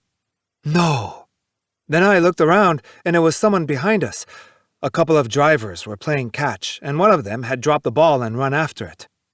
One of these days, we really will be out walking, 3 of us. And we'll bring it here." Kenzo motioned toward the sign. "And so, we ought to go in and have a look at it first." Kyoko said nothing this time as he started for the ticket window. Possibly because it was a bad time of the day, Magic Land was not popular. On both sides of the path as they entered, there were flashing banks of artificial flowers. A music box was playing. "When we build our house, this is the way we'll have the path." "But it's in very bad taste," objected Kyoko. How would it feel to go into a house of your own? A building fund had not yet appeared in the plans of the two, but in due course it would. Things they scarcely dreamed of would one day appear in the most natural way imaginable. Usually so prudent, they let their dreams run on this evening, perhaps, as Kyoko said, because the 1,000,000-yen crackers had gone to their heads. Great artificial butterflies were taking honey from the artificial flowers. Some were as big as briefcases, and there were yellow and black spots on their translucent red wings. Tiny bulbs flashed on and off in their protuberant eyes. In the light from below, a soft aura, as of sunset in a mist, bathed the plastic flowers and grasses. It may have been dust rising from the floor. The first room they came to, following the arrow, was the leaning room. The floor and all the furnishings leaned so that when one entered upright, there was a grating, discordant note to the room. "Not the sort of house I'd want to live in," said Kenzo, bracing himself against the table on which there were yellow wooden tulips. The words were like a command. He was not himself aware of it, but his decisiveness was that of the privileged one whose hope and well-being refused to admit outsiders. It was not strange that in the hope there was a scorn for the hopes of others, and that no one was allowed to lay a finger on the well-being. Braced against the leaning table, the determined figure in the undershirt made Kyoko smile. It was a very domestic scene. Kenzo was like an outraged young man who, having built an extra room on his Sunday holidays, had made a mistake somewhere and ended up with the windows and floors all askew. "You could live in a place like this, though," said Kyoko. Spreading her arms like a mechanical doll, she leaned forward as the room leaned, and her face approached Kenzo's broad left shoulder at the same angle as the wooden tulips. His brow wrinkled in a serious young frown. Kenzo smiled. He kissed the cheek that leaned toward him and bit roughly into his 1,000,000-yen cracker. By the time they had emerged from the wobbly staircases, the shaking passageways, the log bridges from the railings of which monster heads protruded, and numerous other curious places as well, the heat was too much for them. Kenzo finished his own cracker, took what was left of his wife's between his teeth, and set out in search of a cool evening breeze. Beyond a row of rocking horses, a door led out to a balcony. "What time is it?" asked Kyoko. "9:15. Let's go out and cool off till 9. "I'm thirsty. The cracker was so dry." She fanned at her perspiring white throat with Kenzo's sports shirt. "In a minute you can have something to drink." The night breeze was cool on the wide balcony. Kenzo yawned a wide yawn and leaned against the railing beside his wife. Bare young arms caressed the black railing, wet with the night dew. "It's much cooler than when we came in." "Don't be silly," said Kenzo. "It's just higher." Far below, the black machines of the outdoor amusement park seemed to slumber. The bare seats of the merry-go-round, slightly inclined, were exposed to the dew. Between the iron bars of the aerial observation car, suspended chairs swayed gently in the breeze. The liveliness of the restaurant to the left was in complete contrast. They had a bird's-eye view into all the corners of the wide expanse inside its walls. Everything was there to look at, as if on a stage. The roofs of the separate cottages, the passages joining them, the ponds and brooks in the garden, the stone lanterns, the interiors of the Japanese rooms, some with serving maids whose kimono sleeves were held up by red cords, others with dancing geisha. The strings of lanterns at the eaves were beautiful, and their white lettering was beautiful too. The wind carried away the noises of the place, and there was something almost mystically beautiful about it, congealed in delicate detail there at the bottom of the murky summer night. "I'll bet it's expensive." Kyoko was once more at her favorite romantic topic. "Naturally. Only a fool would go there." "I'll bet they say that cucumbers are a great delicacy, and they charge some fantastic price. How much?" 200, maybe." Kenzo took his sports shirt and started to put it on. Buttoning it for him, Kyoko continued. "They must think their customers are fools. Why, that's 10 times what cucumbers are worth. You can get 3 of the very best for 20 yen. "Oh? They're getting cheap." "The price started going down a week or so ago." It was 5 to 9. They went out to look for a stairway to the coffee shop on the 3rd floor. 2 of the crackers had disappeared. The other was too large for Kyoko's very large handbag and protruded from the unfastened clasp. The old lady, an impatient person, had arrived early and was waiting. The seats from which the loud jazz orchestra could best be seen were all taken, but there were vacant places where the bandstand was out of sight, beside the potted palm probably rented from some gardener. Sitting alone in a summer kimono, the old lady seemed wholly out of place. She was a small woman, not far past middle age, and she had the clean, well-tended face of the plebeian lowlands. She spoke briskly with many delicate gestures. She was proud of the fact that she got along so nicely with young people. "You'll be treating me, of course, so I ordered something expensive while I was waiting." Even as she spoke, the tall glass arrived, pieces of fruit atop a parfait. "Now that was generous of you. All we needed was soda water." Her outstretched little finger taut, the old lady plunged in with her spoon and skillfully brought out the cream beneath. Meanwhile, she was talking along at her usual brisk pace. "It's nice that this place is so noisy and no one can hear us. Tonight we go to Nakano. I think I mentioned it over the phone. An ordinary private house, and, can you imagine it? The customers are housewives having a class reunion. There's not much that the rich ladies don't know about these days, and I imagine they walk around pretending the idea never entered their heads. Anyway, I told them about you, and they said they had to have you and no one else. They don't want someone who's all beaten up by the years, you know, and I must say that I can't blame them. So I asked a good stiff price, and she said it was low, and if they were pleased, they'd give you a good tip. They haven't any idea what the market rate is, of course, but I want you to do your best now. I'm sure I don't need to tell you, but if they're pleased, we'll get all sorts of rich customers. There aren't many that go as well together as you two do, of course, and I'm not worried, but don't do anything to make me ashamed of you. Well, anyhow, the woman of the house is the wife of some important person or other, and she'll be waiting for us at the coffee shop in front of Nakano Station. You know what will happen next. She'll send the taxi through all sorts of back alleys to get us mixed up. I don't imagine she'll blindfold us, but she'll pull us through the back door so we don't have a chance to read the sign on the gate. I won't like it any better than you will, but she has herself to consider, after all. Don't let it bother you. Me? Oh, I'll be doing the usual thing, keeping watch in the hall. I can bluff my way through. I don't care who comes in. Well, maybe we ought to get started.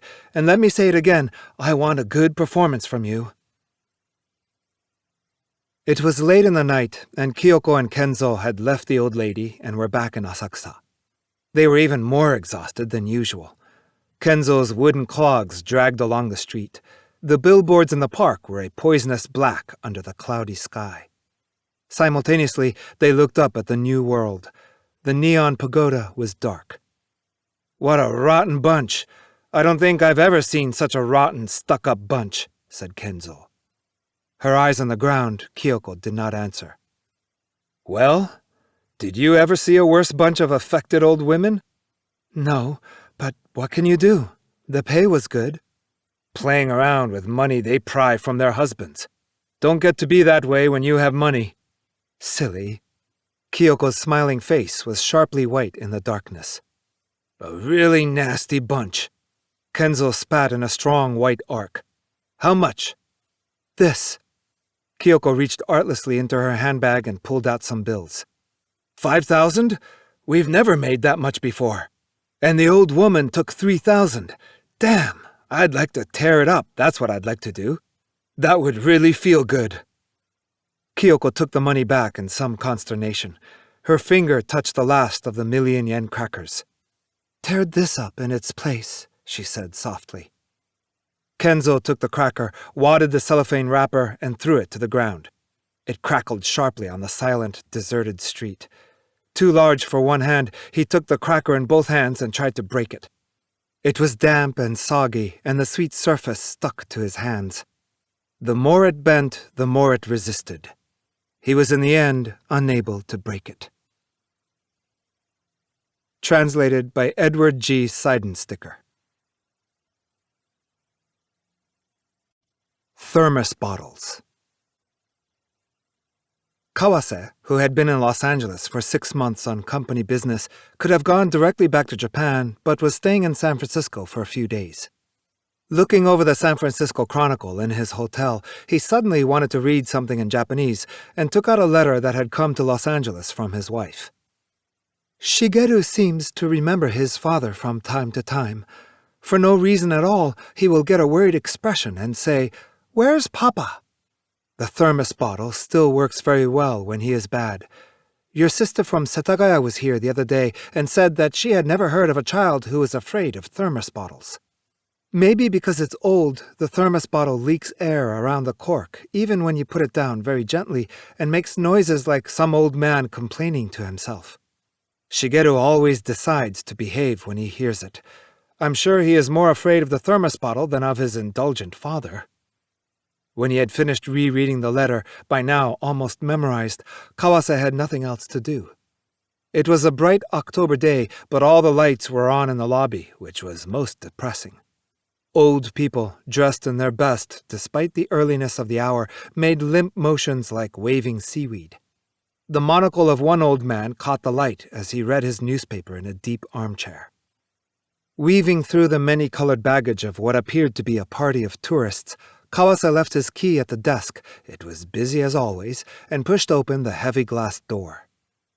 He crossed Geary Street in the blinding autumn sunlight and turned down Powell Street with its coffee shops and gift shops and cheap nightclubs and a seafood restaurant that had the prow of a clipper at the door. From far away, he picked out a figure coming toward him. Despite the distance, he knew immediately that it was a Japanese woman, not second or third generation, but native Japanese. It was not that she wore Japanese dress. Carefully imitating the conservative dress of the city, she had on a hat, a pearl necklace, and a good silver mink coat. Yet her powdered face was a trifle too white, and though there were no obvious flaws in her dress, her determined walk had something unnatural about it. As a result, the child whose hand she held was half dangling in the air. "Well!" The exclamation was so loud that people turned to look, and the pointed toes of the high-heeled shoes darted at him in tiny steps. "I recognized you right away. You can always tell a Japanese, even from the distance. You walk as if you ought to have a pair of swords in your belt." "And what do you think you look like?" Kawase, too, forgot the greetings one exchanges with an acquaintance not seen for a very long time. It was as if the distance between past and present, usually so precise, had shrunk a few inches. He blamed the shrinkage on the foreign country. The Japanese system of measuring had gone askew. There were times when a sudden encounter abroad produced effusions that were cause for later regret, for the distance could not be forced back to normal afterward. The difficulty was not limited to relations between men and women. Kawase had had the experience with other men, and men who were not particularly close friends. It was more than evident that the woman had undergone rigorous training this last year or two in how to wear Western clothes and Western cosmetics. The results were considerable, but the uneasiness of the new arrival showed in the way she applied face powder. Western women think nothing of opening their compacts in public and scattering powder about, and yet there's a certain casualness in the results, with bare spots left showing beside the nose. There was nothing casual about this woman's makeup. As they stood talking, they first explained what had brought them here. The exporter who was her patron came frequently to the United States, and he had sent her on an inspection trip preparatory to opening a new sort of Japanese restaurant in San Francisco.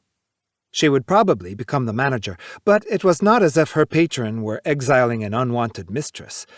Rather, she felt as she might if he were to open an inn for her in Atami or some other resort near Tokyo. He was an entrepreneur on the heroic scale. The child was growing impatient. "Let's have a cup of tea."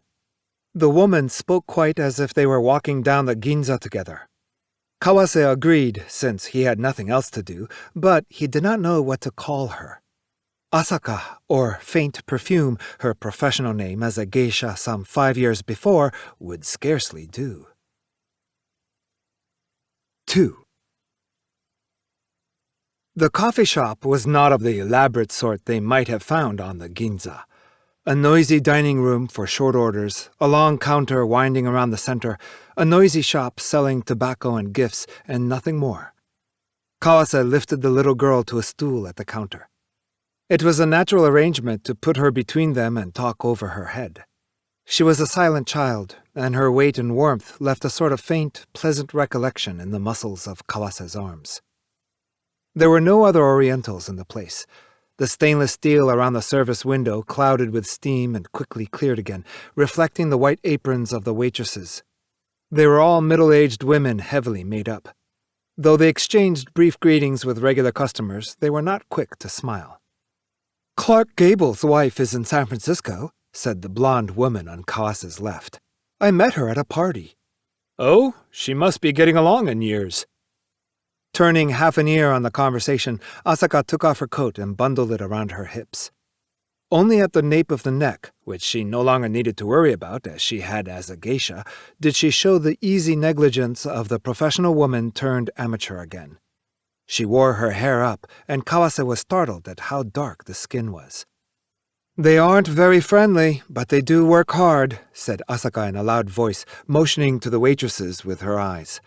Kawase was pleased to see in the roving eyes how enthusiasm for her new work took in everything around her. She had always been beautiful, he thought, when he had been able to look at her as if he were watching a distant fire. Delighted at being able to speak Japanese, Asaka chattered on about the preparations for her trip to the United States. First, she had learned English from her patron. She had quite given up Japanese music, both old and popular, and devoted all of her spare time to linguaphone records. She had adopted Western clothes, which she had earlier worn only in the worst of the summer heat, and she had made daily trips to an expensive seamstress. She had asked her patron for advice and instruction on all the colors and designs. It appeared that the patron was not a man to make a clear distinction between lechery and education, and he could not have had better material than Asaka for building a woman to his taste. She may have danced the mambo and kimono in nightclubs, but never before, it would seem, had a man so assiduously instructed her in the West. And never before had a man found a woman who responded more favorably. Their orders came as she was finishing the long story. With a stiff, perfunctory smile, the waitress slammed a vanilla milkshake before the wide-eyed little girl. The glass must have held all of a pint. "My name is Hamako," said Asaka, rather belatedly introducing her daughter. "How do you do?" She put her hand to the child's head and urged her to bow. Hamako declined to do so, however. Instead, she knelt on the stool and concentrated on the straw. She was too small to reach it sitting down. It pleased Kawase that the child was not one for ceremony. Her features were good, resembling those of her mother, and her profile, as she sucked at the straw and brushed away hair with her outspread hand, was very pretty. She was quiet, leaving conversation to her elders. "People are always asking how I could have produced such a quiet child." But immediately Asaka returned to more adult topics. The shop was filled with a peculiarly American odor, half the hygienic smell of medicines, half the sweet, clinging odor of bodies. The customers were almost all women, middle-aged or older, with proud eyes and heavily painted lips, attacking large sweets and open sandwiches. Despite the noise and bustle of the store, there was something very lonely about the individual women and their appetites. Sad, lonely, like a performance by so many consuming machines. "I want to ride on the cable car," said Hamako, who had half emptied her glass. "That's what she wants every day, and we can perfectly well afford a taxi." "Oh, the richest tourists ride the cable car. You won't be lowering yourself." "Is that sarcasm? But I'm not surprised. You were something of a needler in the old days." It was Asaka's first mention of the old days. "Well, I'll take you for a ride in the cable car if your mother won't." Kawase slipped a quarter under the saucer and picked up the check. He shook his head. He did not have a headache, but now that he was on the way home, all the weariness of travel seemed to collect in one place. He thought that a cable car ride might clear it away. Preparatory to helping Hamako down, Asaka squirmed back into her mink coat. Kawase helped her. "I'm always forgetting. The gentleman is supposed to help. I'm not used to such kindness." "You'll have to learn to be more arrogant." "To be more dignified." Asaka sat up on the stool and arched her back. The young swelling of her suit coat was such as to arouse the envy of the women around the counter. Kawase remembered how in the old days he would stand behind her as she arched her back just so and help tie her obi. Compared to the stiff, clean austerity of the obi, the softness of the mink coat seemed to evade the grasp. A strange simile came into Kawase's mind. It was as if the great vermilion-lacquered, black-riveted gate of some noble lady's mansion were suddenly to change into a slick revolving door. 3. They avoided talk of the old days, like a pair weaving in and out among puddles after a rainstorm, so deftly that neither of them found the process awkward. For talk of the present, they had only San Francisco. They were two travelers who had no other life. The more he looked at her, the more he could see behind her Western elegance the influence of that educator, her patron. The Asaka of old was something of an expert on the Japanese dance, and she would naturally fall into dance poses, her delicate fingers in a formal pattern, when she brought her hand to her mouth to laugh, or was frightened, or heard something she would rather not have heard. Now everything was changed. Yet she had not really acquired Western elegance in place of the old Japanese elegance. Her movements were remarkably angular. Kawase could imagine how unceasing had been her patron's labors in correcting all those little mannerisms. It was as if he had sent her off to America with his fingerprints on every part of her body. Only the 2 white powder remained as a relic of the old days. Perhaps that was her one gesture of defiance, alone in a foreign country. As a matter of fact, however, it had once been much whiter. As Asaka stood waiting for the cable car, the child's hand in hers, Kawase looked afresh at the mink coat and wondered where she would be keeping her little packet of paper handkerchiefs. In the old days, she had always had a supply in her obi. The paper made itself felt in many delicate ways when they spent the night together. Kawase was in the habit of dancing with his hand in the bow of the obi, and he would come on the warm swelling of the paper and deliberately rustle it as they danced. A smile, intimate and wary of being seen, would come to her lips. Sometimes, seated languidly with her legs curled beneath her, she would start to untie her obi, and there would be a soft gesture as she first took out the paper and laid it on the tatami matting. A certain heaviness in the motion told of the dampness of late night in the rainy season. On such a night, Kawase would slip his hand into the bow of the obi, and it would be as warm and moist as the inside of a tight closet. He could scarcely imagine that when, later, the obi was untied, it would give forth that clean, cool, silken sound. And then, as the first morning light came through the frosted glass window of the inn, the paper on the floor would light up, and he would watch daybreak from the white square. Asaka never forgot to take out the paper when she undid her obi, but sometimes she would forget to put it back when they dressed the following morning. And sometimes, when they were quarreling, the paper would be there, a clear white sign on the matting. As these memories passed through his mind, Kawase concluded that nowhere on the mink-coated figure was there room for that swelling packet. A little white window had been painted over. The cable car came, and the 3 got on. With a nostalgic clang of its bell and a noise like a chest of drawers, such, too, the old streetcars of Tokyo had been, the cable car began to push its way industriously up Powell Street. The rear half of the car was an ordinary closed trolley, but the front half had an open roof with benches, pillars, and standing room on both sides of the motorman, who was grandly manipulating 2 long iron handles. The old-fashioned car delighted Hamako. The 3 sat on one of the benches and watched windows slide down the hill before them. "Isn't it fun?" said Hamako time after time. "Isn't it fun?" "Isn't it?" said Asaka, half to Kawase. It was as if the remark were to conceal the pleasure she felt herself. He sensed in the exchange her comradely way of making it appear that they were no ordinary, respectable mother and child. At the top of the hill, they got off the car and, since they had no business there, took another car down. The steep descent was even more interesting. 5 or 6 middle-aged women, apparently tourists, shrieked and squealed as if they were in an amusement park and looked around at the cool faces of native San Franciscans, seeking the reaction to their coquettishness. They were large women with faint mustaches, in coats of gaudy red and green. Back at the square from which they had started, Asaka politely took her leave. She had an appointment for lunch, she said, but would like to have dinner with Kawase if he was free. Kawase took Hamako's hand and walked with them to his hotel, which was very near the square. They stopped before a show window full of picnic things. The picnic set, all in Scotch plaid, was quite blinding, but the contrast with the artificial grass was very pleasant. The arrangement was done with careful casualness. It could have been left scattered by picnickers who had gone down to the river to wash their hands, and whose bright laughter came back up from the river. "You'd never find a set like this in Japan," said Asaka, her nose almost against the glass. It occurred to Kawase that she had probably gone through childhood with no knowledge of picnics.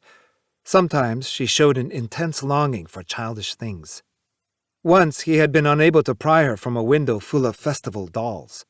Either her patron, so intent on educating her in the Western way, had not noticed this side of her nature, or he was ignoring it. Kawase felt confident in his own perceptiveness. Lost in the display, Asaka seemed to forget his presence. Suddenly, she pointed at a thermos bottle covered with Scotch plaid. "Hamako, you're a big girl now, and you aren't afraid of that anymore, are you?" "No." "But you still remember the days when you were?" "No." There she is, answering just like a grown-up. Asaka smiled as if, for the first time, to seek Kawase's assent. Kawase had been looking at the bright sunlight on the pavement, and the smiling face turned toward him seemed to mix with the brilliant white afterimage, like some weird luminous mask floating in the air. He had only been half listening to the exchange, but he felt a painful knot in his chest. A moment later, he saw that he must pretend not to understand a conversation that an outsider would not understand. "What are you talking about?" he asked, trying to make the matter seem trivial. "Nothing, really. But from the time she was about 1.5 years old, she was terrified of thermos bottles. If there's tea inside, it makes a funny bubbling noise around the cork, and she was terrified of that noise. When she wouldn't obey, I'd bring a thermos bottle and threaten her with it. Not that I have to anymore." "Children pick strange things to be afraid of." Asaka went on quite as if she were describing the child's unusual talents. "But who ever heard of a child that was afraid of thermos bottles? Her grandmother had a good laugh over it. She said that Hamako would probably have a stroke if she grew up and the president of some thermos bottle company proposed to her." 4. Asaka came by herself that evening. She had hired a Negro babysitter at the hotel, and Hamako had taken remarkably well to the girl. They had raw oysters and crab sauté at a French restaurant called the Old Poodle Dog and finished in a blaze of cherries jubilee. Kawase had recovered from the jolt the thermos bottle had given him. He told himself that he was a victim of silly illusions and blamed his altogether too lively imagination. The sadness of his wife's letter came back to him, and for no reason at all he felt that his own wife and child were far sadder than Asaka and her child. It was a foolish, baseless notion, and yet he could not put it from his mind. Borrowing the strength of alcohol, he tried to flee from the present by turning to the forbidden subject of the old days. "Was it during the rainy season, I wonder? Once at a hotel you had stomach cramps, and we had to call a doctor. You had us all in a cold sweat. I thought I was going to die, and that brassy doctor only made things worse. I didn't like him at all. The bill was high, too. I remember the kimono I had on that night. It was a summer kimono, naturally, heavy silk with horizontal stripes sewed so that stripes met at the seams in different colors. First a stripe of blurry sepia, maybe 3 inches wide, then a stripe of gray the same width, and on top of that, white. Do you remember?" "Very well." In fact, the memory had dimmed. "The obi was a good one, too. 2 sprays of white bamboo on a vermilion background. But I never wore it again. I was always afraid of stomach cramps." It was a strange combination. A woman in a black cocktail suit, a jeweled pin on her breast, bringing a lipstick-smeared wineglass to her mouth time after time and talking of an old kimono. Only a little more and Kawase would have said it. "That business about the thermos bottle this morning, it made me wonder if you were getting even with me after all these years. As a matter of fact, my own boy—" But he caught himself and closed his mouth just in time. They had parted 5 years before in most unpleasant circumstances. The quarrel began when one of Asaka's colleagues, Kikuchiyo, passed on a secret to Kawase. She asked if Kawase knew that Asaka had been very friendly with a big export trader for some months, that he was going to redeem her from her obligations as a geisha, and that the two had already gone off together to Hakone a number of times. To Kawase, this was startling news. Although it was broad daylight, he summoned Asaka to their usual rendezvous, a snack bar over a Ginza shoe store. His indignation did not entirely make sense. One could ask, in the first place, if it was not out of proportion to his affection for her. All his relations with women contained a tacit understanding that he would not marry. He lost no opportunity to comment cynically on those who longed for normal married life, and he always demanded that the woman join in the laughter. It followed that she would hold herself back in self-defense, and so the two would come to look upon their relationship as frank and sprightly. They wished and strove to think it so. Half for reasons of expediency and half for reasons of taste, Kawase was determined to have just such an affair with Asaka. In the end, the effort touched their vanity and brought a dim light of despair, and an emptiness came into their quips and jokes. They fell into the illusion that they were beyond being wounded. Then Kikuchiyo brought her report. Whether true or not, it was inevitable. Kikuchiyo was merely the one who happened to be on hand when the moment arrived.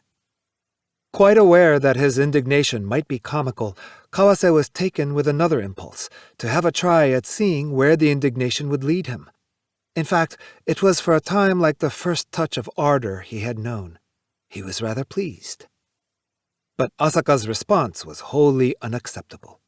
After his own willful fashion, he had thought that, as she had responded to his jokes with jokes of her own, so she would respond to this first show of ardor with ardor of her own.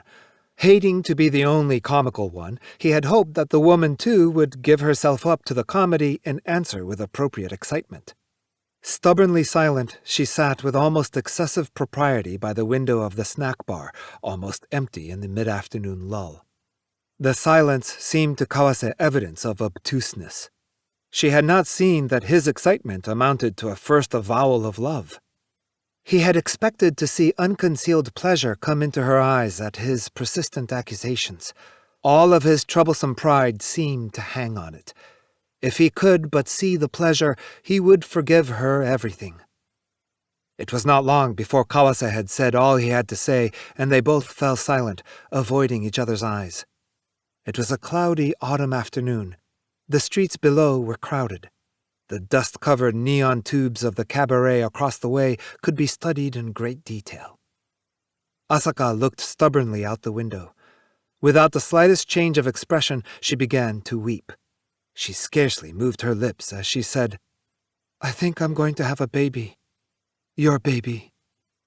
That single remark made Kawase, who had not thought of leaving her, decide to do just that. What a cheap trick!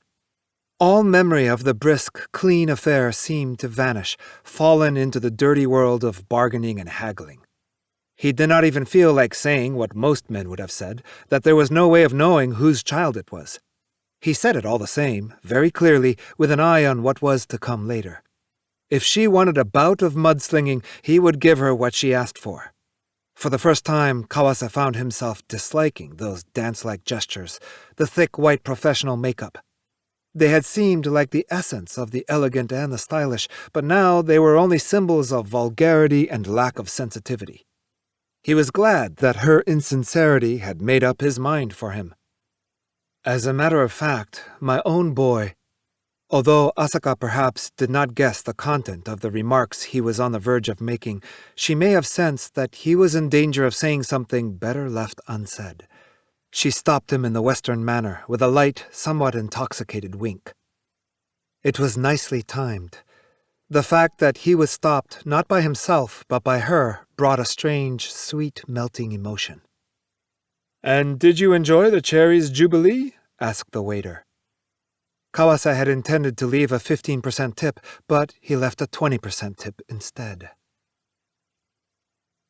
5. During the 12-hour jet flight back to Japan, Kawase went time after time to the lounge for a smoke and thought of the bright morning light in his hotel where Asaka had stayed the night.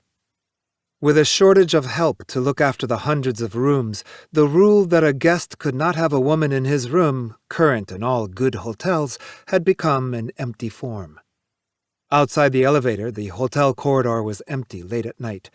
There was not even a danger of being overheard, walking along the thick carpeting under rows of old-fashioned brackets. Somewhat befuddled, Asaka and Kawase bet $5 on whether or not they could get in a dozen kisses between the elevator and the room, a considerable distance away. Kawase won. In the morning, they awoke from a brief sleep, drew back the curtains, and looked far down at San Francisco Bay, shimmering between buildings in the morning sunlight. The day before, having breakfast alone, Kawase had scattered crumbs to the pigeons on the ledge. They flew up again this morning when he opened the window. There were no crumbs today, however, for the two of them could scarcely call for room service. Disappointed, the pigeons withdrew to a hollow below the ledge, craned their necks inquiringly for a time, and flew away. Their necks were an intricate combination of blue, brown, and green. Below, the cable car was already clanging its way up the street. Asaka was in a black slip, her rich shoulders bare. It was flesh with which he had long been familiar, and yet, here abroad, it seemed to give off a strong, simple scent, as of the meadows, quite the opposite of the artificial scent it had in kimono and powder. That the earthiness in her skin, like the effect of the sun sinking into the skins of her ancestors over the ages, should give such pleasure to a person whose skin was the same color, was one of those strange reversals possible only in a foreign country. It was a fine, free morning, and all the bonds and restraints that had tied Kawase's heart from the morning before were miraculously swept away. Bringing the neck of his pajamas together against the morning chill, he said brightly, "And what will you do this time if you have a baby?" Asaka was seated like a foreign prostitute at the mirror, dazzling in the sunlight. She was looking at her reflection. The gentle slope of the shoulders seemed to send out its own radiance. "If I have a baby, it will be Sonoda's," she answered, briskly mentioning the name of her patron. But as he approached Japan, that memory faded, and the image of his wife and child in their loneliness grew stronger. Kawase did not himself know why he seemed so intent upon painting them in sad, sentimental colors. Was there some force that drove him to look upon them so? His wife had written faithfully once a week in his absence, and her letters indicated that all was well. The jet flew low over the sea. The lights were turned out to show the lights of Tokyo, and soft music played. The plane would apparently go directly into Haneda Airport from the bay off Yokohama. Clusters of lights came slowly up at them. All the strained sadness of the city, the more people crowded into it, the more sadness, seemed to be in those clusters of lights. In the heady disquiet of returning home from a long trip abroad, Kawase listened to the deep breathing of the motors and gave himself up to the precise and yet somehow frustrating flow of time and space as rows of lights at the runways emerged from the disorder. The confusion of customs, the irritation of waiting for his baggage, performing the last duties required of the traveler at the end of the road, he climbed the red-carpeted stairs and immediately saw his wife, child in arms, among the welcomers.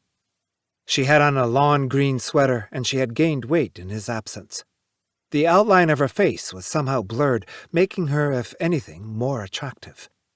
"See, there's Papa," she said to the child, who hung impassively on her neck, worn out by the crowd and the excitement. At length, as if he could think of no alternative, he wrinkled his nose and smiled. There was nothing lonely or unhappy about them. The signs were that they had been quite content in Kawase's absence. He was disappointed that his wife should be so bright and cheerful. Several of his subordinates went with him to his house for a homecoming party. Kawase had no chance to talk to his wife. The child was nodding at his knee. "Maybe he should go to bed," said one of the men from the office. Amid the appurtenances of Japan, straw mats, sliding paper doors, alcove, round window, countless little dishes and decanters on the table, Kawase had become the classical Japanese gentleman once more. He had to assert his authority. If you show him a thermos bottle, he'll be wide awake again. "A thermos bottle?" "Kimiko," Kawase called to his wife, "bring a thermos bottle." She was slow to answer. No doubt she agreed that it was time the boy was in bed. It was after 11. Her evasiveness greatly irritated Kawase. It came to seem that he had returned to Japan solely for the pleasure of accosting the child with a thermos bottle. It was as if only that feeling of pleasure or fear, he scarcely knew which, could clear away the disquiet deep inside him since the jet flight. 5 minutes later he called to his wife again. Intoxication did not spread pleasantly as it should, but seemed to form a cold lump at the back of his head. "What about the thermos bottle?" "Yes." "But see how sleepy he is," said Komiya, the same young man. "I think we can do without the thermos bottle." Emboldened by sake, Komiya was being somewhat forward. Kawase glanced at him. He was a very intelligent young man, one of the best in Kawase's section, and he had a distinctive face, thick eyebrows that came faintly together over the bridge of the nose. Catching the man's eye, Kawase felt something stab at the icy lump in his head. He knows the boy's afraid of thermos bottles. Instead of asking why, Kawase shoved the child at Komiya, who caught it as if it were a football and looked at Kawase in frank amazement. "You put him to bed, then," said Kawase. Sensing that it was a dangerous moment, the others became even noisier. Kawase's wife slipped in, took the child from Komiya, and went off to put it to bed, almost asleep despite the clamor. The smoothness of the operation did not please Kawase. It was 1 o'clock by the time the guests left. Kawase helped his wife clear the table. Though exhausted, he felt more awake than ever and not in the least intoxicated. His displeasure seemed to have made itself known to his wife. They exchanged as few words as possible while they were engaged in this small cooperative task. "Thank you very much. Why don't you go to bed? You must be tired." Splashing at the dishwasher, she did not look around. Kawase did not answer. The dishes of leftovers by the sink were starkly white in the fluorescent light. After a time, he said, "What about the thermos bottle? I knew he was sleepy, but you could have brought it on my first night home." "It's broken." Over the sound of the water, his wife answered in a bright, unnaturally high voice. It was odd that Kawase did not find the news surprising. "Who broke it? Shigeru?" She shook her head. The stiff, heaped-up waves of hair, reset for his homecoming, shook softly. "Who did break it, then?" She had been washing dishes, but suddenly her arms were motionless, and he sensed that she had them braced against the stainless steel of the sink, as if pushing at it. The lawn green sweater was shaking. "But what is there to cry about? I just asked you who broke it." "I broke it," she said in little gasps. Kawase did not have the courage to lay his hand on her shoulder. He was afraid of thermos bottles. Translated by Edward G. Seidensticker. The Priest of Shiga Temple and His Love. According to Eshin's Essentials of Salvation, the 10 pleasures are but a drop in the ocean when compared to the joys of the Pure Land. In that land, the earth is made of emerald, and the roads that lead across it are lined by cordons of gold rope. The surface is endlessly level, and there are no boundaries.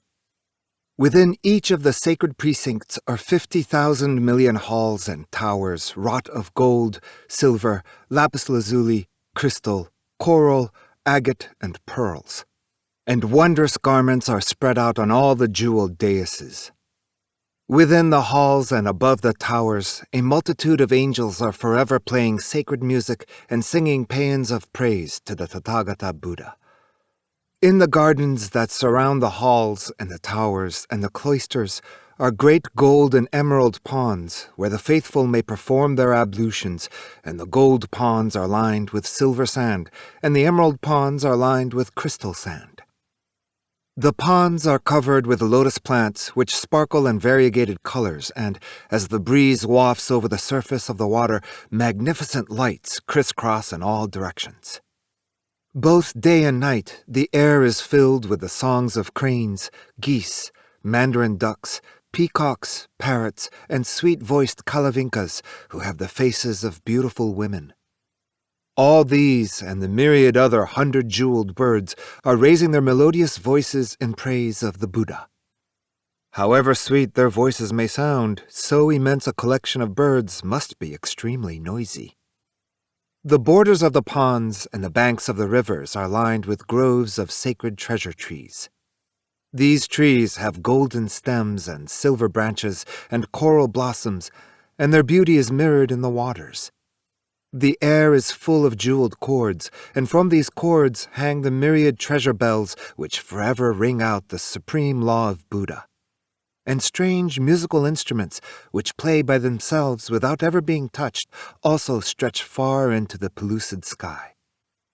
If one feels like having something to eat, there automatically appears before one's eyes a 7-jeweled table on whose shining surface rest 7 jeweled bowls, heaped high with the choicest delicacies. But there is no need to pick up these viands and put them in one's mouth. All that is necessary is to look at their inviting colors and to enjoy their aroma. Thereby the stomach is filled and the body nourished, while one remains oneself spiritually and physically pure. When one has thus finished one's meal without any eating, the bowls on the table are instantly wafted off. Likewise, one's body is automatically arrayed in clothes without any need for sewing, laundering, dyeing, or repairing. Lamps, too, are unnecessary, for the sky is illumined by an omnipresent light. Furthermore, the Pure Land enjoys a moderate temperature all year round, so that neither heating nor cooling is required. 100,000 subtle scents perfume the air, and lotus petals rain down constantly.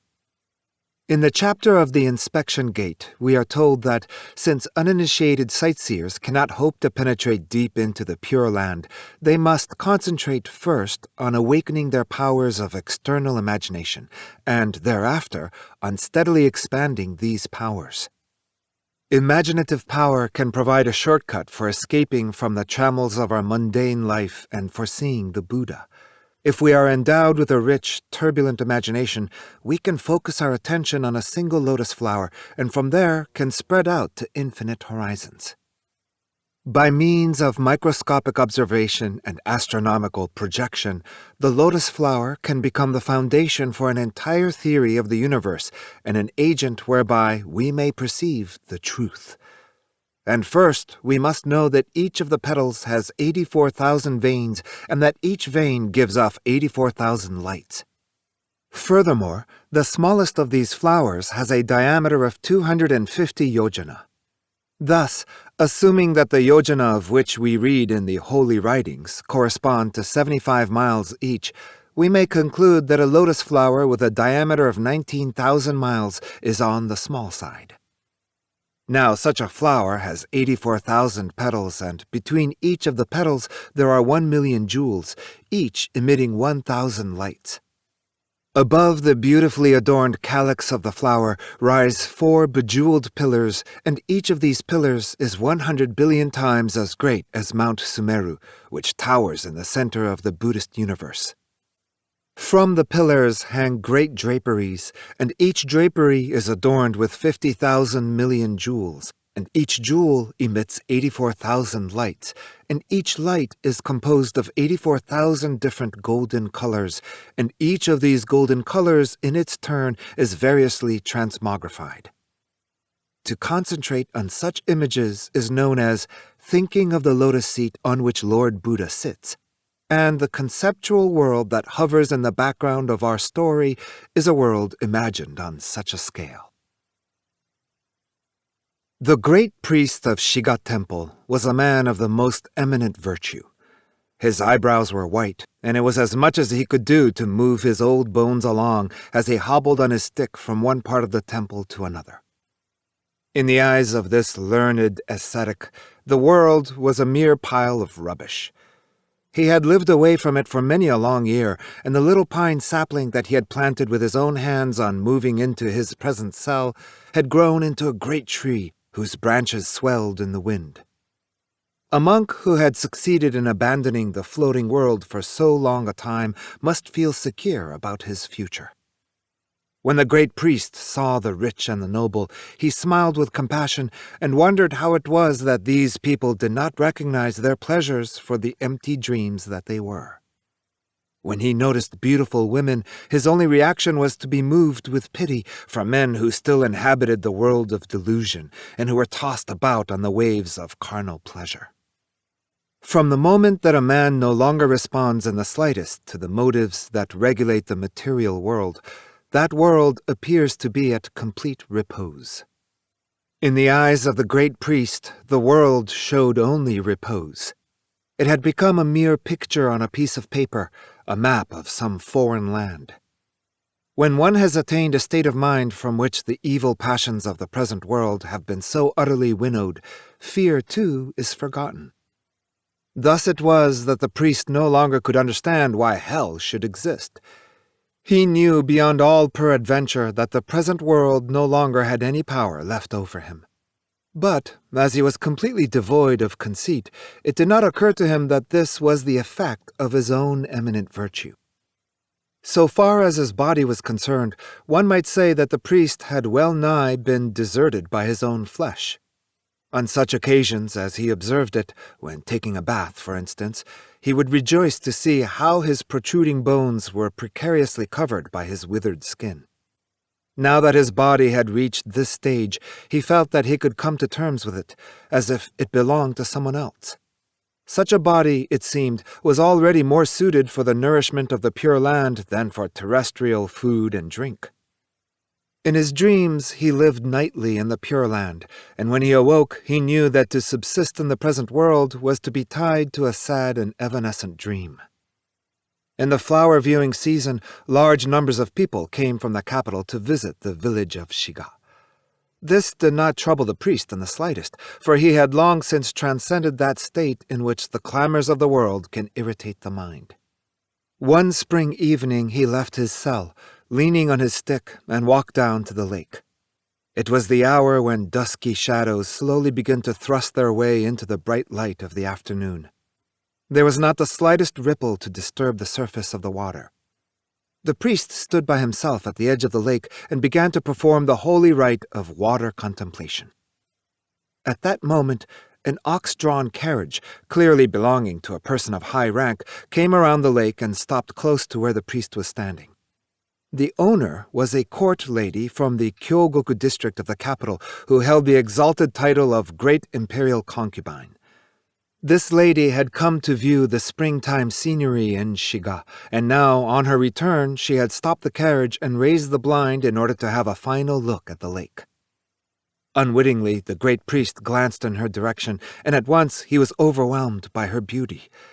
His eyes met hers, and, as he did nothing to avert his gaze, she did not take it upon herself to turn away. It was not that her liberality of spirit was such as to allow men to gaze on her with brazen looks, but the motives of this austere old ascetic could hardly, she felt, be those of ordinary men. After a few moments, the lady pulled down the blind. Her carriage started to move, and, having gone through the Shiga Pass, rolled slowly down the road that led to the capital. Night fell, and the carriage made its way toward the city along the road of the Silver Temple. Until the carriage had become a pinprick that disappeared between the distant trees, the great priest stood rooted to the spot. In the twinkling of an eye, the present world had wreaked its revenge on the priest with terrible force. What he had imagined to be completely safe had collapsed in ruins. He returned to the temple, faced the main image of Buddha, and invoked a sacred name. But impure thoughts now cast their opaque shadows about him. A woman's beauty, he told himself, was but a fleeting apparition, a temporary phenomenon composed of flesh that was soon to be destroyed. Yet, try as he might to ward it off, the ineffable beauty which had overpowered him at that instant by the lake now pressed on his heart with the force of something that has come from an infinite distance. The great priest was not young enough, either spiritually or physically, to believe that this new feeling was simply a trick that his flesh had played on him. A man's flesh, he knew full well, could not alter so rapidly. Rather, he seemed to have been immersed in some swift, subtle poison which had abruptly transmuted his spirit. The great priest had never broken his vow of chastity. The inner fight that he had waged in his youth against the demands of the flesh had made him think of women as mere carnal beings. The only real flesh was the flesh that existed in his imagination. Since, therefore, he regarded the flesh as an ideal abstraction rather than as a physical fact, he had relied on his spiritual strength to subjugate it. In this effort, the priest had achieved success. Success, indeed, that no one who knew him could possibly doubt. Yet the face of the woman who had raised the carriage blind and gazed across the lake was too harmonious, too refulgent, to be designated as a mere object of flesh, and the priest did not know what name to give it. He could only think that, in order to bring about that wondrous moment, something which had for a long time lurked deceptively within him had finally revealed itself. That thing was nothing other than the present world, which until then had been at repose, but which had now suddenly lifted itself out of the darkness and begun to stir. It was as if he had been standing by the highway that led to the capital, with his hands firmly covering both ears, and had watched two great ox carts rumble past each other. All of a sudden, he had removed his hands, and the noise from outside had surged all about him. To perceive the ebb and flow of passing phenomena, to have their noise roaring in one's ears, was to enter into the circle of the present world. For a man like the great priest, who had severed his relations with all outside things, it was to place himself once again into a state of relationship. Even as he read the sutras, he would time after time hear himself heaving great sighs of anguish. Perhaps nature, he thought, might serve to distract his spirits, and he gazed out of the window of his cell at the mountains that towered in the distance under the evening sky. Yet his thoughts, instead of concentrating on the beauty, broke up like tufts of cloud and drifted away.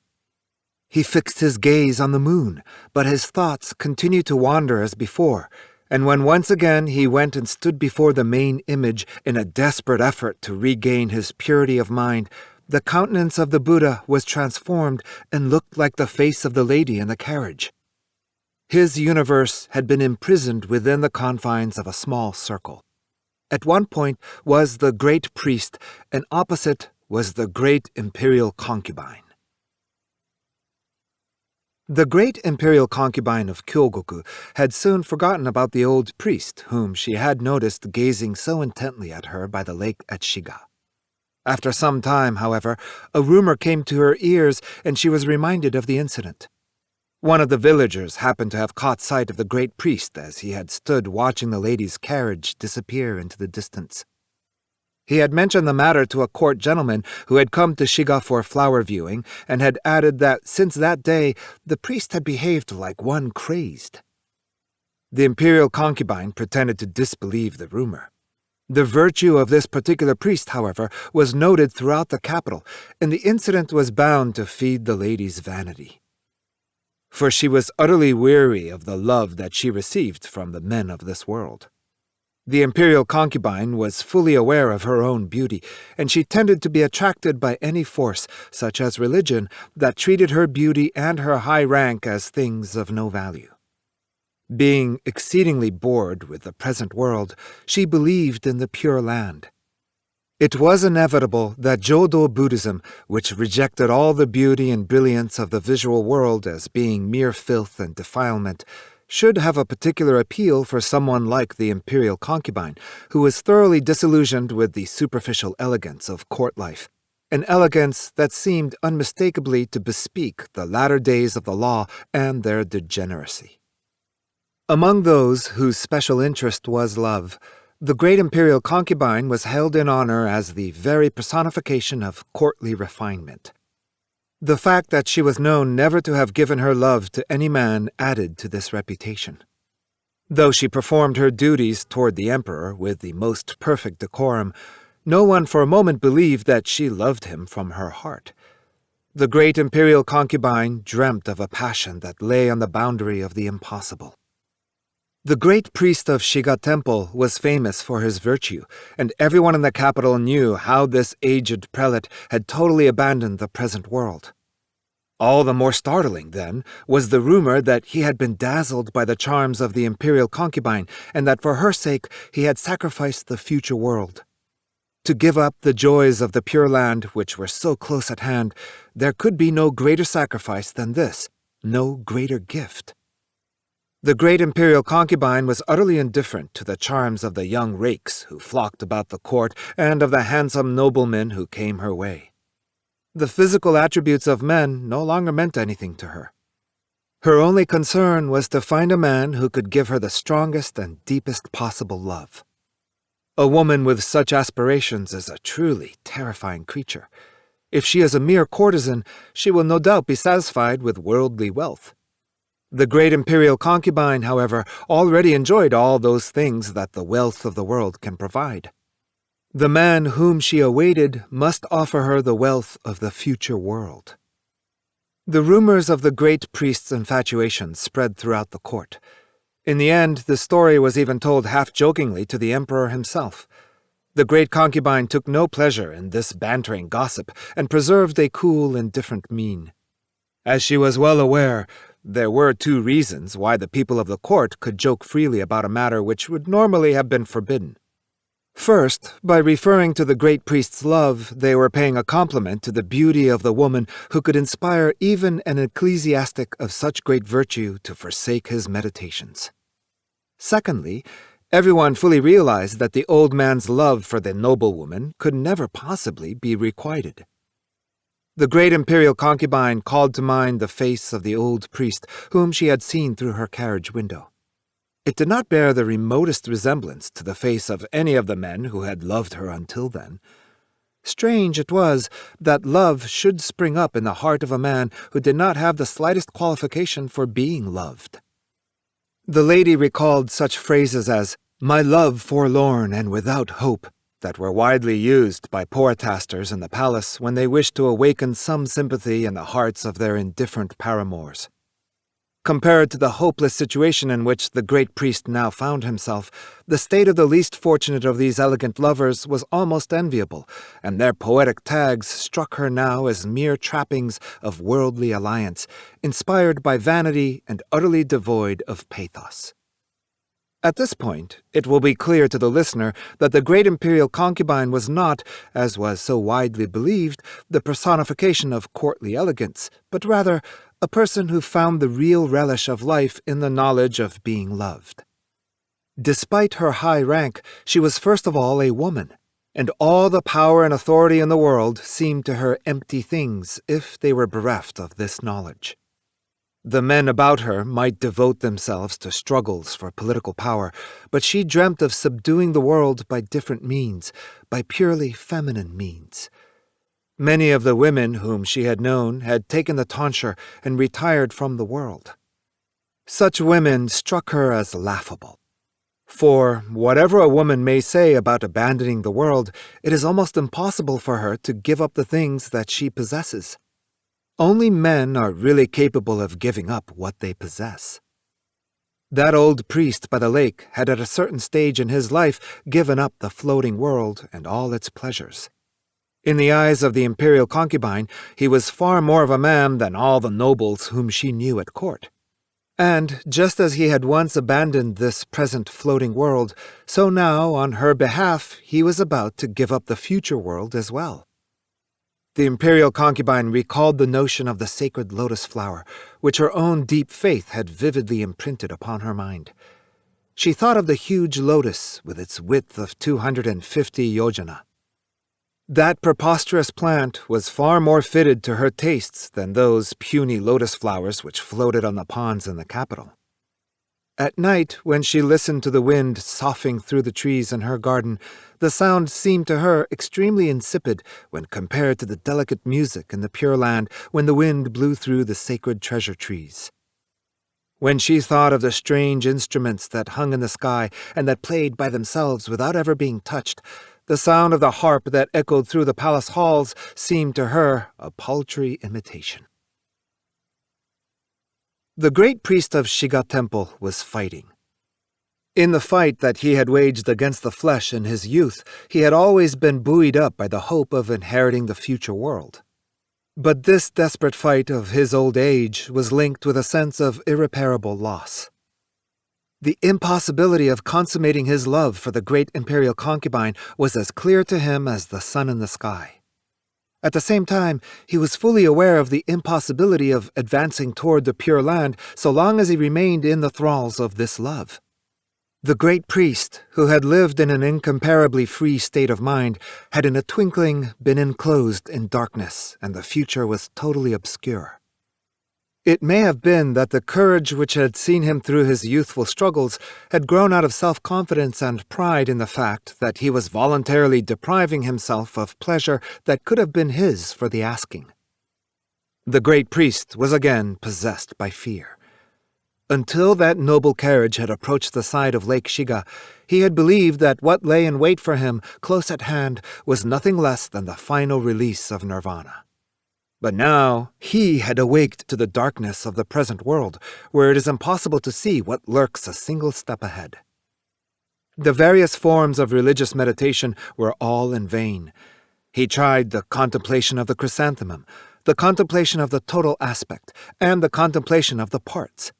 But each time that he started to concentrate, the beautiful visage of the concubine appeared before his eyes. Water contemplation, too, was useless, for invariably her lovely face would float up shimmering from beneath the ripples of the lake. This, no doubt, was a natural consequence of his infatuation. Concentration, the priest soon realized, did more harm than good, and next he tried to dull his spirit by dispersal. It astonished him that spiritual concentration should have the paradoxical effect of leading him still deeper into his delusions. But he soon realized that to try the contrary method by dispersing his thoughts meant that he was, in effect, admitting these very delusions. As his spirit began to yield under the weight, the priest decided that, rather than pursue a futile struggle, it were better to escape from the effort of escaping by deliberately concentrating his thoughts on the figure of the great imperial concubine. The great priest found a new pleasure in adorning his vision of the lady in various ways, just as though he were adorning a Buddhist statue with diadems and baldachins. In so doing, he turned the object of his love into an increasingly resplendent, distant, impossible being, and this afforded him particular joy. But why? Surely it would be more natural for him to envisage the great imperial concubine as an ordinary female, close at hand and possessing normal human frailties. Thus he could better turn her to advantage, at least in his imagination. As he pondered this question, the truth dawned on him. What he was depicting in the great imperial concubine was not a creature of flesh, nor was it a mere vision. Rather, it was a symbol of reality, a symbol of the essence of things. It was strange, indeed, to pursue that essence in the figure of a woman, yet the reason was not far to seek. Even when falling in love, the great priest of Shiga had not discarded the habit to which he had trained himself during his long years of contemplation of striving to approach the essence of things by means of constant abstraction. The great imperial concubine of Kyogoku had now become uniform with his vision of the immense lotus of 250 yojana. As she reclined on the water, supported by all the lotus flowers, she had become vaster than Mount Sumeru, vaster than an entire realm. The more the great priest turned his love into something impossible, the more deeply was he betraying the Buddha. For the impossibility of this love had become bound up with the impossibility of attaining enlightenment. The more he thought of his love as hopeless, the firmer grew the fantasy that supported it, and the deeper rooted became his impure thoughts. So long as he regarded his love as being even remotely feasible, it was paradoxically possible for him to resign himself. But now that the great concubine had grown into a fabulous and utterly unattainable creature, the priest's love became motionless like a great stagnant lake which firmly, obdurately covers the earth's surface. He hoped that somehow he might see the lady's face once more, yet he feared that when he met her, that figure, which had now become like a giant lotus, would crumble away without a trace. If that were to happen, he would without doubt be saved. Yes, this time he was bound to attain enlightenment. And the very prospect filled the great priest with fear and awe. The priest's lonely love had begun to devise strange, self-deceiving guiles, and when at length he reached the decision to go and see the lady, he was under the delusion that he had almost recovered from the illness that was searing his body. The bemused priest even mistook the joy that accompanied his decision for relief at having finally escaped from the trammels of his love. None of the great concubine's people found anything especially strange in the sight of an old priest standing silently in the corner of the garden, leaning on a stick and gazing somberly at the residents. Ascetics and beggars frequently stood outside the great houses of the capital and waited for alms. One of the ladies in attendance mentioned the matter to her mistress. The great imperial concubine casually glanced through the blind that separated her from the garden. There, in the shadow of the fresh green foliage, stood a withered old priest with faded black robes and bowed head. For some time, the lady looked at him. When she realized that this was without any question the priest whom she had seen by the lake at Shiga, her pale face turned paler still. After a few moments of indecision, she gave orders that the priest's presence in her garden should be ignored. Her attendants bowed and withdrew. Now, for the first time, the lady fell prey to uneasiness. In her lifetime, she had seen many people who had abandoned the world, but never before had she laid eyes on someone who had abandoned the future world. The sight was ominous and inexpressibly fearful. All the pleasure that her imagination had conjured up from the idea of the priest's love disappeared in a flash.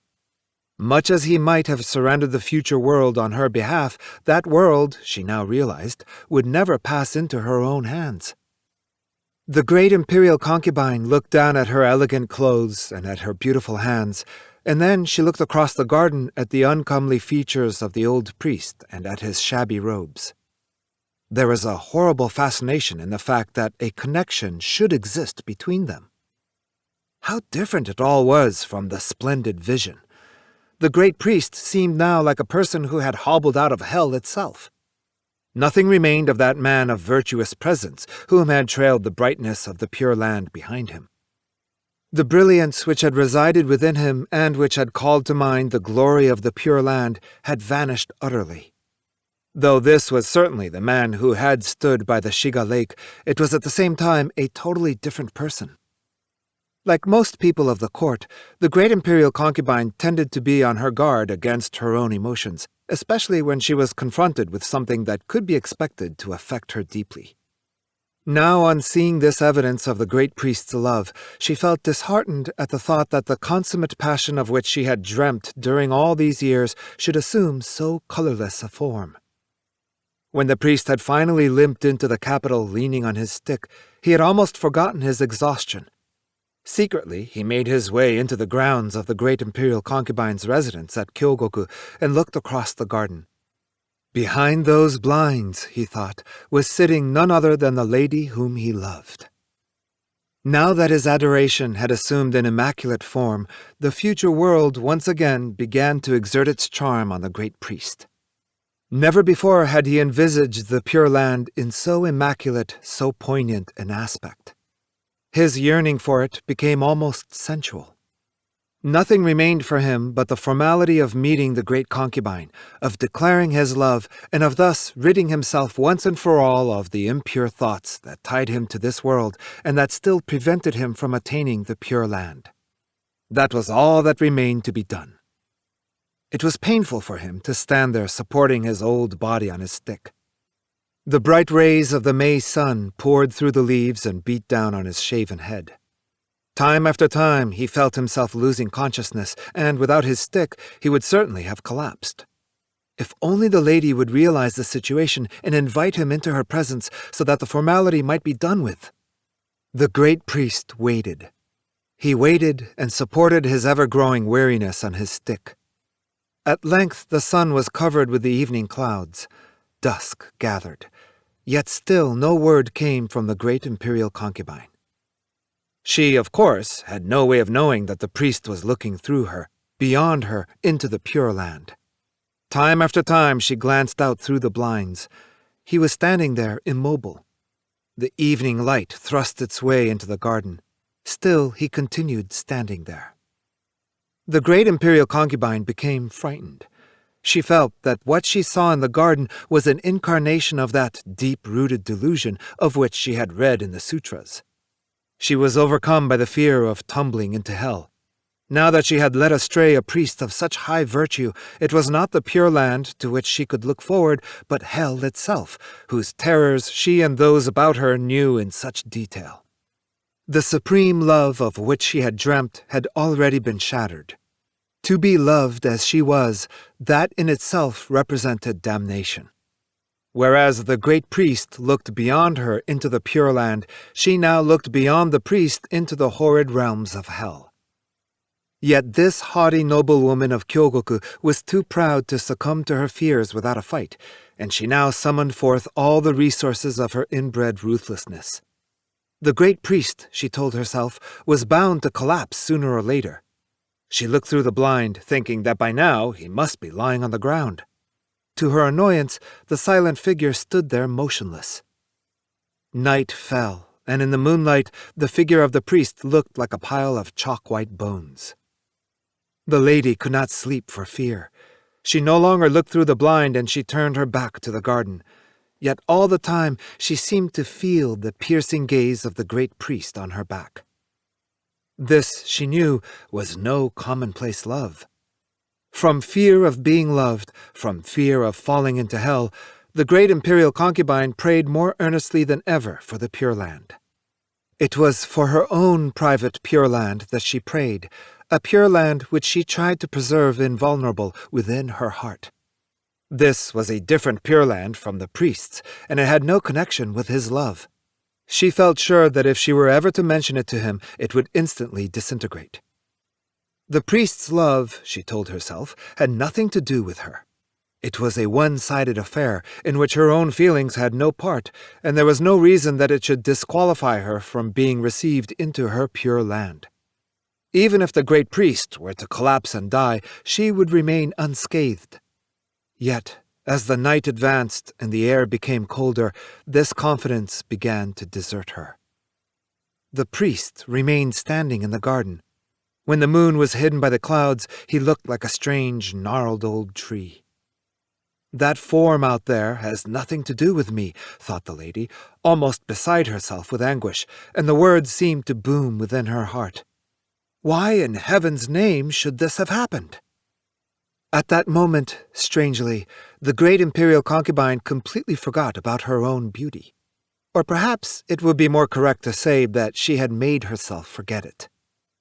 Finally, faint traces of white began to break through the dark sky, and the priest's figure emerged in the dawn twilight. He was still standing.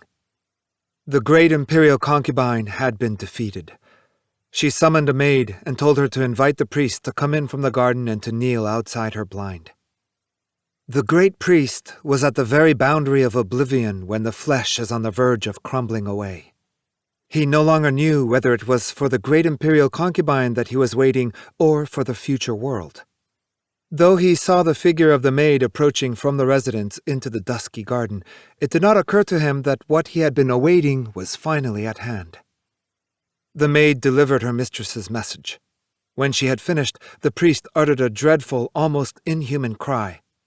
The maid tried to lead him by the hand, but he pulled away and walked by himself toward the house with fantastically swift, firm steps. It was dark on the other side of the blind, and from outside it was impossible to see the lady's form. The priest knelt down and, covering his face with his hands, he wept. For a long time he stayed there without a word, and his body shook convulsively. Then, in the dawn darkness, a white hand gently emerged from behind the lowered blind. The priest of the Shiga temple took it in his own hands and pressed it to his forehead and cheek. The great imperial concubine of Kyogoku felt a strange cold hand touching her hand. At the same time, she was aware of a warm moisture. Her hand was being bedewed by someone else's tears. Yet when the pallid shafts of morning light began to reach her through the blind, the lady's fervent faith imbued her with a wonderful inspiration. She became convinced that the unknown hand which touched hers belonged to none other than the Buddha. Then the great vision sprang up anew in the lady's heart. The emerald earth of the Pure Land, the millions of seven-jeweled towers, the angels playing music, the golden ponds strewn with silver sand, the resplendent lotus, and the sweet voices of the Kalavinkas, all this was born afresh. If this was the Pure Land that she was to inherit, and so she now believed, why should she not accept the great priest's love? She waited for the man with the hands of Buddha to ask her to raise the blind that separated her from him. Presently he would ask her, and then she would remove the barrier, and her incomparably beautiful body would appear before him as it had on that day by the edge of the lake at Shiga, and she would invite him to come in. The great imperial concubine waited.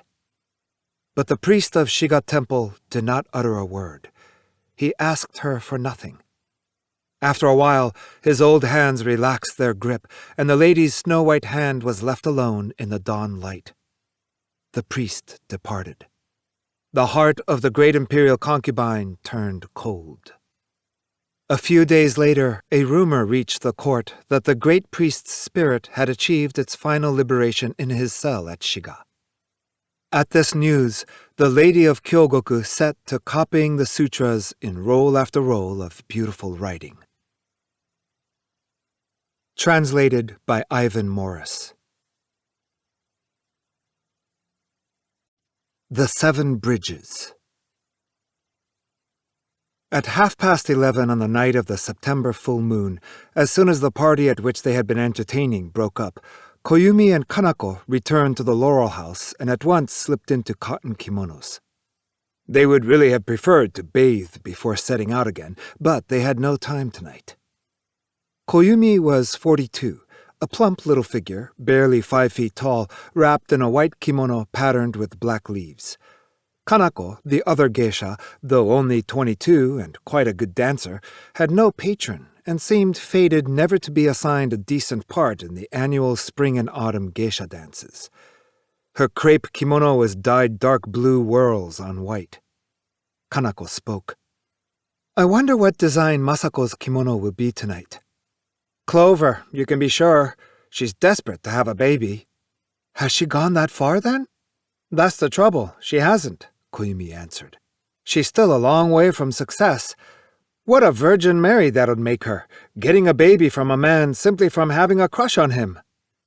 There's a common superstition among the geishas that a woman who wears a summer kimono with a clover pattern or a winter kimono with a landscape design will soon become pregnant.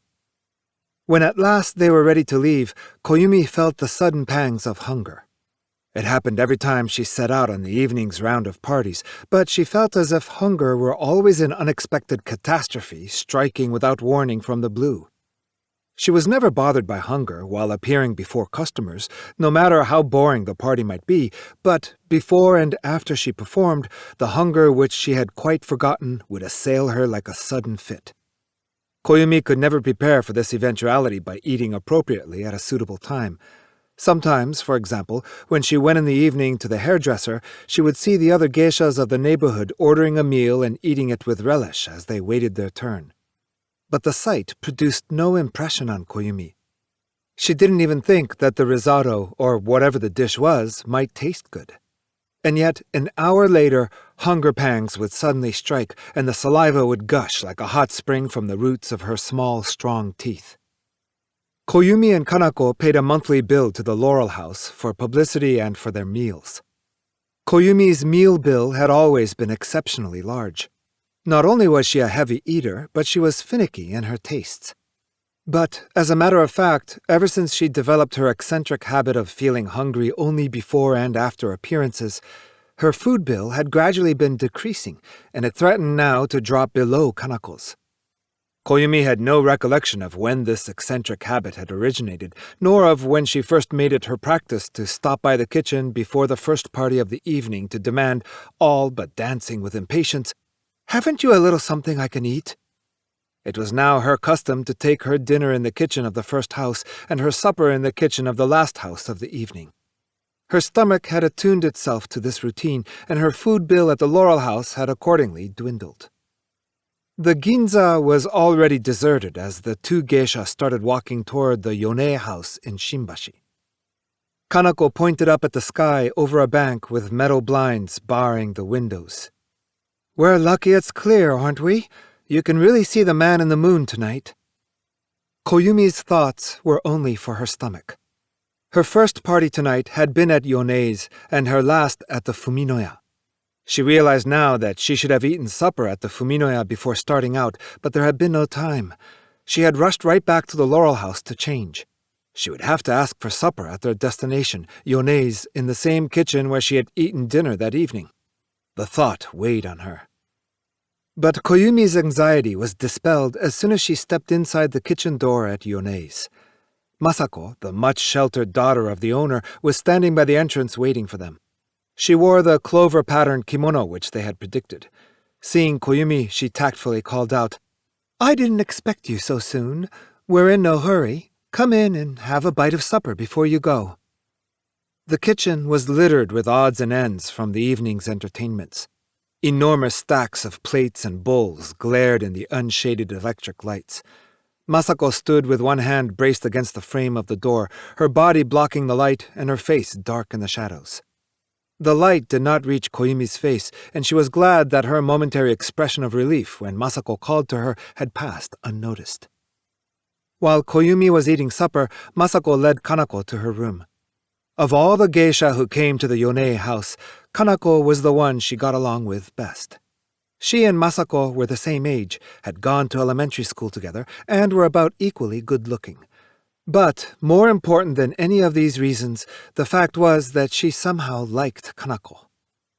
Kanako was so demure she looked as if the least wind would blow her over, but she had accumulated all the experience she needed, and a carelessly uttered word from her sometimes did Masako a world of good. The high-spirited Masako, on the other hand, was timid and childish when it came to love. Her childishness was a matter of common gossip, and her mother was so sure of the girl's innocence that she had not given it a second thought when Masako ordered a kimono with a clover design. Masako was a student in the arts department at Waseda University.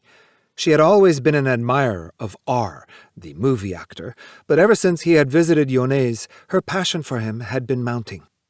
Her room was now cluttered with pictures of him. She had ordered a white china vase enameled with the photograph of R and herself taken on the memorable occasion of his visit. It stood on her desk filled with flowers. Kanako said when she was seated, "They announced the cast today." She twisted her thin little mouth into a frown. "Did they?" Masako, sorry for Kanako, pretended not to know. "All I got was a bit part again. I'll never get anything better. It's enough to discourage me for good.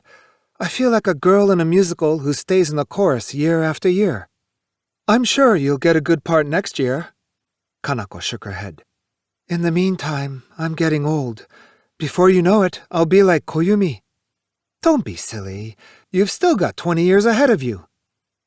It would not have been proper in the course of this conversation for either girl to mention what she would be praying for tonight, but even without asking, each already knew the other's prayers. Masako wanted an affair with R, Kanako a good patron, and they both knew that Koyumi wanted money.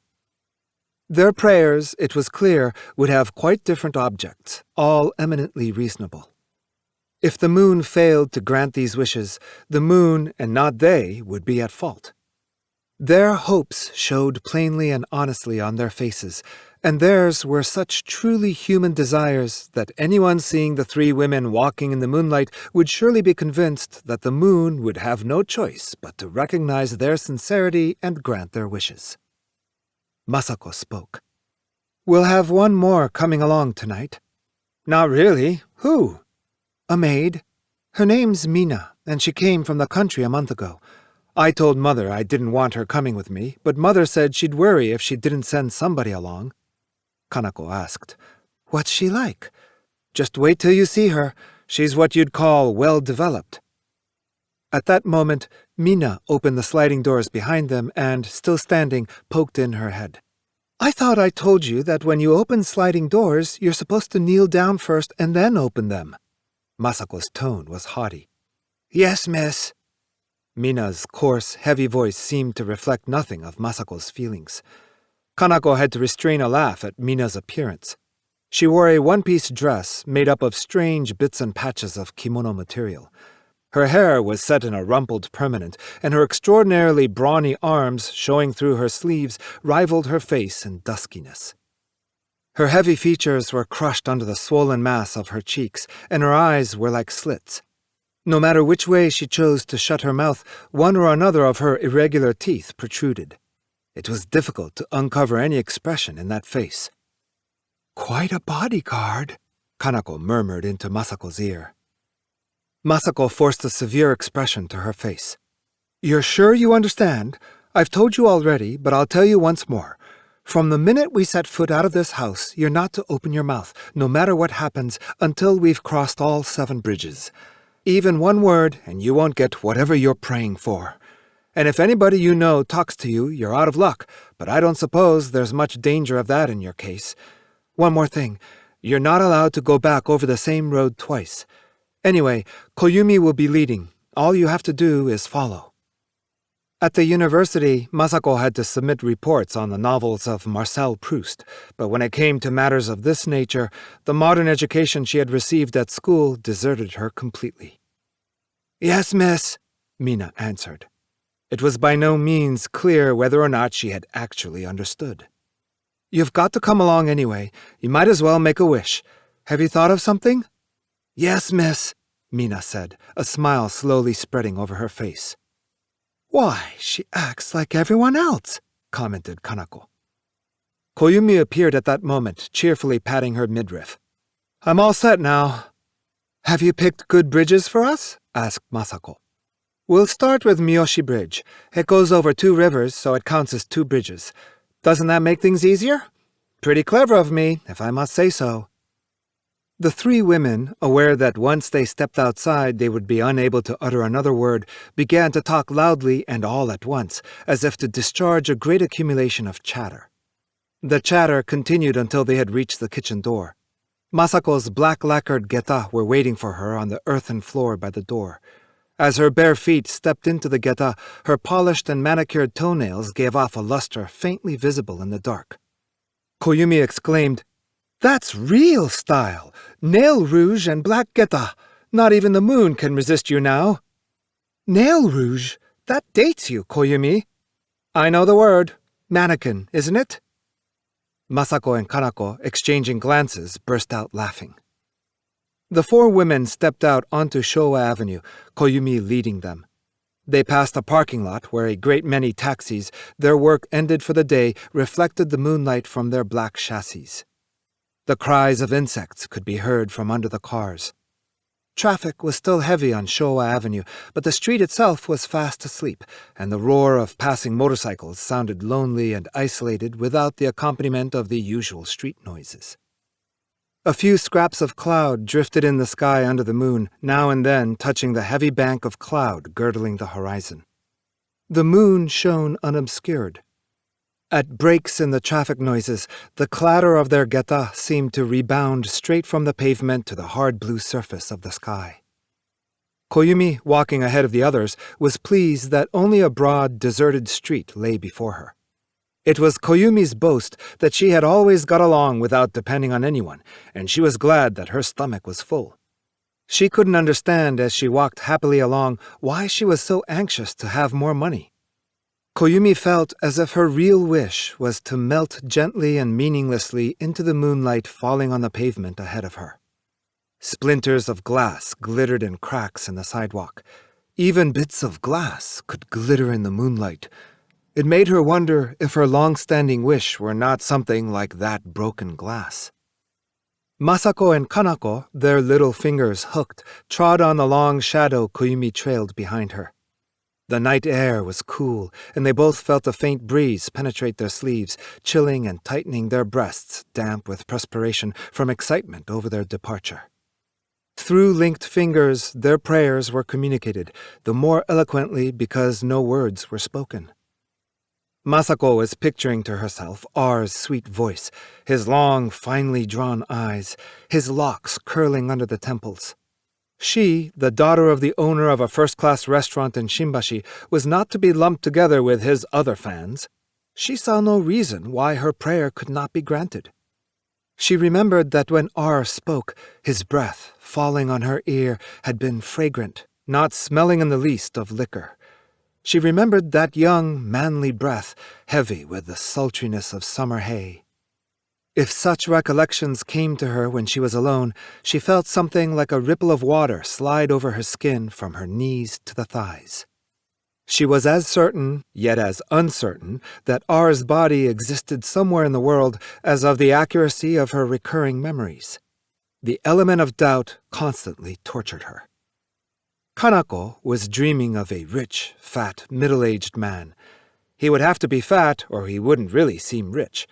How happy she would be, she thought, if she could shut her eyes and feel herself engulfed by his generous, unstinted protection. Kanako was accustomed to shutting her eyes, but her experience up to now had been that when she opened them again, the man in question had disappeared. The 2 girls looked back over their shoulders as if by common consent. Mina was silently trudging behind them. Her hands pressed to her cheeks, she was grotesquely lurching along, kicking up the hems of her dress at each step. Her eyes stared vacantly into space, devoid of any purpose. Masako and Kanako felt that Mina's appearance constituted an insult to their prayers. They turned right on Showa Avenue, just where the first and second wards of the East Ginza meet. Light from street lamps fell like splashes of water at regular intervals along the row of buildings. Shadows hid the moonlight from the narrow street. Soon they could see Miyoshi Bridge rising before them, the first of the 7 bridges they were to cross. It is built in a curious Y shape because of the fork in the river at this spot. The gloomy buildings of the Central District Office squatted on the opposite bank, the white face of a clock in its tower proclaiming an absurdly incorrect hour against the dark sky. Miyoshi Bridge has a low railing, and at each of the corners of the central section, where the 3 arms of the bridge meet, stands an old-fashioned lamppost hung with a cluster of electric lights. Each cluster has 4 lamps, but not all were lit, and the unlit globes shone a dead white in the moonlight. Swarms of winged insects flocked silently around the lamps. The water in the river was ruffled by the moonlight. At the end of the bridge, before they crossed it, the women, led by Koyumi, joined their hands in prayer. A dim light went out in the window of a small building nearby, and a man, apparently leaving after finishing his overtime work, the last to leave, emerged from the building. He started to lock the door when he noticed the strange spectacle and stopped in his tracks. The women gradually began to cross the bridge. It was hardly more than a continuation of the pavement over which they had been striding so confidently, but, faced with their first bridge, their steps became heavy and uncertain, as though they were stepping onto a stage. It was only a few feet to the other side of the first arm of the bridge, but those few feet brought a sense of accomplishment and relief. Koyumi paused under a lamppost and, looking back at the others, joined her hands in prayer again. The 3 women imitated her. According to Koyumi's calculations, crossing 2 of the 3 arms of the bridge would count as crossing 2 independent bridges. This meant that they would have to pray 4 times on Miyoshi Bridge, once before and after crossing each arm. Masako noticed, when an occasional taxi passed, the astonished faces of the passengers pressed against the windows, but Koyumi paid no attention to such things. The women, having arrived before the district office, turned their backs to it and prayed for the 4th time. Kanako and Masako began to feel, along with relief at having safely crossed the first 2 bridges, that the prayers which they had not taken very seriously until now represented something of irreplaceable importance. Masako had come to feel that she would rather be dead if she couldn't be with R. The mere act of crossing 2 bridges had multiplied many times the strength of her desires. Kanako was now convinced that life would not be worth living if she couldn't find a good patron. Their hearts swelled with emotion as they prayed, and Masako's eyes suddenly grew warm. She happened to glance to her side. Mina, her eyes shut, was reverently joining her hands. Masako was sure that Mina's prayer, whatever it was, could not be as important as her own. She felt scorn and also envy for the empty, insensible cavern in Mina's heart. They walked south, following the river as far as the streetcar line. The last car had, of course, departed long ago, and the rails, which by day burned with early autumn sunlight, now stretched out 2 white, cool lines. Even before they reached the streetcar line, Kanako had begun to feel strange pains in her abdomen. Something she ate must have disagreed with her. The first slight symptoms of a wrenching pain were forgotten 2 or 3 steps farther on, followed by recurring sensations of relief that she had forgotten the pain. But a crack developed in this reassurance, and even while she was telling herself that she had forgotten the pain, it began to reassert itself. Tsukiji Bridge was the 3rd. They noticed at the end of this bleak-looking bridge in the heart of the city a willow tree, faithfully planted in the traditional manner. A forlorn willow that they normally would never have noticed as they sped past it in a car grew from a tiny patch of earth at a break in the concrete. Its leaves, faithful to tradition, trembled in the river breeze. Late at night, the noisy buildings around it died, and only this willow went on living. Koyumi, standing in the shadow of the willow, joined her hands in prayer before crossing Tsukiji Bridge. It may have been her sense of responsibility as the leader which made Koyumi's plump little figure stand unusually erect. As a matter of fact, Koyumi had long since forgotten what she was praying for. The important thing ahead of her now, she thought, was to cross the 7 bridges without major mishap. This determination to cross the bridges, no matter what happened, was, she felt, a sign that crossing the bridges had itself become the object of her prayers. This was a very peculiar outlook, but she realized that it, like her sudden seizures of hunger, belonged to her way of life, a reflection which hardened into a strange conviction as she walked in the moonlight. Her back was held straighter than ever, her eyes looked directly before her. Tsukiji Bridge is a bridge utterly without charm. The 4 stone pillars marking the ends are equally unattractive. But as the women crossed the bridge, they could smell for the first time something like the odor of the sea, and a wind reminiscent of a salt breeze was blowing. Even the red neon sign of an insurance company, visible to the south farther down the river, looked to them like a beacon warning of the steady approach of the sea. They crossed the bridge and prayed again. Kanako felt that her pain, now acute, was making her nauseous. They crossed the streetcar line and walked between the old yellow buildings of the S Enterprises and the river. Kanako gradually began to fall behind. Masako, worried, also slowed her pace, but unfortunately she could not open her mouth to ask if Kanako was all right. Kanako finally made her understand by pressing her hands against her abdomen and grimacing with pain. Koyumi, in something like a state of inebriation, continued to march triumphantly ahead at her usual pace, unaware that anything had happened. The distance between her and the others widened. Now, when a fine patron loomed before her eyes, so close she need only reach out her hands to grab him, Kanako realized helplessly that her hands would never stretch far enough. Her face had turned deathly pale, and a greasy sweat oozed from her forehead. The human heart, however, is surprisingly adaptable. As the pain in her abdomen grew more intense, Kanako's wish, so ardently desired a moment before, her prayer which had seemed so close to fulfillment, somehow lost all reality, and she came to feel that it had been from the start an unrealistic, fantastic, and childish dream. She felt, as she struggled painfully ahead, fighting the relentless, throbbing pain, that if only she gave up her foolish delusion, her pain would immediately be healed.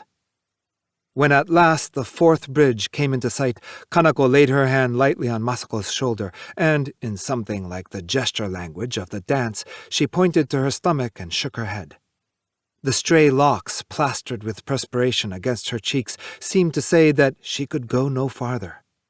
She turned abruptly on her heels and dashed back toward the streetcar line. Masako's first impulse was to run after Kanako, but remembering that her prayer would be nullified if she turned back, she checked herself and merely watched Kanako run. Koyumi first realized that something was amiss when she reached the bridge. By then, Kanako was running frantically in the moonlight, not caring how she looked. Her blue and white kimono flapped, and the sound of her geta echoed and scattered against the nearby buildings. A lone taxi could be seen, providentially parked at the corner. The 4th bridge was Irifuna Bridge. They would cross it in the direction opposite to that they had taken over Tsukiji Bridge. The 3 women gathered at the end of the bridge and prayed with identical motions. Masako was sorry for Kanako, but her pity did not well up as spontaneously as usual. What passed through her head instead was the cold reflection that anyone who dropped from the ranks would henceforth travel a path different from her own. Each woman's prayer was her own problem, and even in such an emergency, Masako could not be expected to shoulder anyone else's burden. It would not be helping someone to carry a heavy load up a mountain. It would be doing something which could not be of use to anyone. The name Irifuna Bridge was written in white letters on a horizontal metal plaque fastened to a post at the end of the bridge. The bridge itself stood out in the dark, its concrete surface caught in the merciless glare reflected from the Caltex gasoline station on the opposite bank. A little light could be seen in the river where the bridge cast its shadow. The man who lived in the broken-down hut at the end of the fishing pier was apparently still up, and the light belonged to him. His hut was decorated with potted plants and a sign announcing pleasure boats, towboats, fishing boats, netting boats. The roofline of the crowded range of buildings across the river gradually dropped off, and the night sky seemed to open before them. They noticed now that the moon, so bright a little while earlier, was only translucently visible through thin clouds. All over the sky the clouds had gathered. The women crossed Irifuna Bridge without incident. Beyond Irifuna Bridge, the river bends almost at a right angle. The fifth bridge was quite a distance away. They would have to follow the river along the wide, deserted embankment to Akatsuki Bridge. Most of the buildings to their right were restaurants. To their left on the riverbank were piles of stone, gravel, and sand for some sort of construction project, the dark mass spilling at places halfway over the roadway. Before long, the imposing buildings of St. Luke's Hospital could be seen to their left across the river. The hospital bulked gloomily in the hazy moonlight. The huge gold cross on top was brightly illuminated, and the red lights of airplane beacons, as if in attendance on the cross, flashed from rooftops here and there, demarcating the roofs and the sky. The lights were out in the chapel behind the hospital, but the outlines of its Gothic rose window were plainly visible. In the hospital windows, a few dim lights were still burning. The three women walked on in silence. Masako, her mind absorbed by the task ahead of her, could think of little else. Their pace had imperceptibly quickened until she was now damp with perspiration. Then, at first she thought it must be her imagination, the sky, in which the moon was still visible, grew threatening, and she felt the first drops of rain against her forehead. Fortunately, however, the rain showed no signs of developing into a downpour. Now, Akatsuki Bridge, their fifth, loomed ahead. The concrete posts, whitewashed for some unknown reason, shone a ghostly color in the dark. As Masako joined her hands in prayer at the end of the bridge, she tripped and almost fell on an exposed iron pipe in the roadway. Across the bridge was the streetcar turn before St. Luke's Hospital. The bridge was not long. The women were walking so quickly that they were across it almost immediately, but on the other side, Koyumi met with misfortune. A woman with her hair let down after washing and a metal basin in her hand approached from the opposite direction. She was walking quickly, her kimono opened in slatternly fashion off the shoulders. Masako caught only a glimpse of the woman, but the deadly pallor of the face under the wet hair made her shudder. The woman stopped on the bridge and turned back. "Why, if it isn't Koyumi? It's been ages, hasn't it? Are you pretending you don't know me? Koyumi, you remember me?" She craned her neck at Koyumi, blocking her path. Koyumi lowered her eyes and did not answer. The woman's voice was high-pitched and unfocused, like the wind escaping through a crevice. Her prolonged monotone suggested that she was calling not Koyumi, but someone who wasn't actually there. "I'm just on my way back from the bathhouse. It's really been ages. Of all places to meet." Koyumi, feeling the woman's hand on her shoulder, finally opened her eyes. She realized that it was useless to begrudge the woman an answer. The fact that she had been addressed by an acquaintance was enough to destroy her prayer. Masako looked at the woman's face. She thought for a moment, then walked on, leaving Koyumi behind. Masako remembered the woman's face. She was an old geisha who had appeared for a while in Shimbashi just after the war. Koen was her name. She had become rather peculiar, acting like a teenage girl despite her age, and she finally had been removed from the register of geisha. It was not surprising that Koen had recognized Koyumi, an old friend, but it was a stroke of good fortune that she should have forgotten Masako. The sixth bridge lay directly ahead, Sakai Bridge, a small structure marked only by a metal sign painted green. Masako hurried through her prayers at the foot of the bridge and all but raced across. When she looked back, she noticed to her relief that Koyumi was no longer to be seen. Directly behind her followed Mina, her face maintaining its usual sullen expression. Now that she was deprived of her guide, Masako had no clue where to find the seventh and last bridge. She reasoned, however, that if she kept going along the same street, she would sooner or later come to a bridge parallel to Akatsuki Bridge. She would only have to cross the final bridge for her prayers to be answered. A sprinkling of raindrops again struck Masako's face. The road ahead was lined with wholesale warehouses, and construction shacks blocked her view of the river. It was very dark. Bright street lamps in the distance made the darkness in between seem all the blacker. Masako was not especially afraid to walk through the streets so late at night. She had an adventurous nature, and her goal, the accomplishment of her prayer, lent her courage. But the sound of Mina's geta echoing behind her began to hang like a heavy pall on Masako. The sound actually had a cheerful irregularity, but the utter self-possession of Mina's gait, as contrasted with her own mincing steps, seemed to be pursuing Masako with its derision. Until Kanako dropped from the ranks, Mina's presence had merely aroused a kind of contempt in Masako's heart, but since then it had come somehow to weigh on her, and now that there were only two of them left, Masako could not help being bothered, despite herself, by the riddle of what this girl from the backwoods could possibly be praying for. It was disagreeable to have this stolid woman with her unfathomable prayers treading in her footsteps. No, it was not so much unpleasant as disquieting, and Masako's uneasiness gradually mounted until it was close to terror. Masako had never realized how upsetting it was not to know what another person wanted.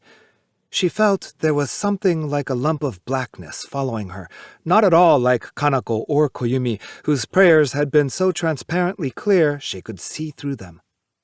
Masako tried desperately to arouse her longings for R to an even more feverish pitch than before. She thought of his face. She thought of his voice. She remembered his youthful breath. But the image shattered at once, and she did not attempt to restore it. She must get over the 7th bridge as quickly as possible. Until then, she would not think about anything. The street lamps she had seen from the distance now began to look like the lights at the end of a bridge. She could tell that she was approaching a main thoroughfare, and there were signs that a bridge could not be far off. First came a little park, where the streetlights she had seen from the distance shone down on the black dots the rain was splashing into a sand pile.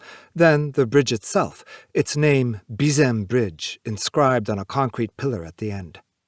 A single bulb at the top of the pillar gave off a feeble light. Masako saw to her right, across the river, the Tsukiji Honganji Temple, its curved green roof rising into the night sky. She recognized the place. She would have to be careful once she crossed the bridge not to pass over the same route on her way back home. Masako breathed a sigh of relief. She joined her hands in prayer at the end of the bridge and, to make up for her perfunctory performances before, this time she prayed carefully and devoutly. Out of the corner of her eye she could see Mina, aping her as usual, piously pressing together her thick palms. The sight so annoyed Masako as to deflect her prayer somehow from its real object, and the words which kept rising to her lips were, "I wish I hadn't brought her along. She's really exasperating. I should never have brought her." Just then, a man's voice called out to Masako. She felt her body go rigid. A patrolman stood by her. His young face was tense and his voice sounded shrill. "What are you doing here, at this time of night, in a place like this?" Masako could not answer. One word would ruin everything. She realized immediately from the policeman's breathless questioning and the tone of his voice that he had mistakenly supposed that the girl praying on a bridge in the middle of the night intended to throw herself into the river. Masako could not speak. She would have to make Mina understand that she must answer instead. She tugged at Mina's dress and tried to awaken her intelligence. No matter how obtuse Mina might be, it was inconceivable that she should fail to understand, but she kept her mouth obstinately shut. Masako saw to her dismay that, whether in obedience to the original instructions or because she intended to protect her own prayer, Mina was resolved not to speak. The policeman's tone became rougher. "Answer me! I want an answer!" Masako decided that her best bet was to make a break for the other side of the bridge and to explain once she was across. She shook off the policeman's hand and raced out onto the bridge. Even as Masako started running, she noticed Mina dash out after her. About halfway across the bridge, the policeman caught up with Masako. He grabbed her arm. "Tried to run away, did you?" "Run away? What a thing to say! You're hurting me, holding my arm like that!" Masako cried out before she knew it. Then, realizing that her prayers had been brought to nothing, she glared at the other end of the bridge, her eyes burning with fury. Mina, safely across, was completing the 14th and last prayer. Masako complained hysterically to her mother when she got home, and the mother, not knowing what it was all about, scolded Mina. "What were you praying for, anyway?" she asked Mina. Mina only smirked for an answer. A few days later, Masako, her spirits somewhat revived, was teasing Mina. She asked for the 100th time, "What were you praying for? Tell me. Surely you can tell me now."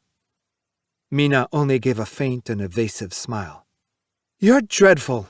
Mina, you're really dreadful." Masako laughingly poked Mina's shoulder with the sharp points of her manicured nails. The resilient, heavy flesh repelled the nails. A dull sensation lingered in Masako's fingertips, and she felt at a loss what to do with her hand.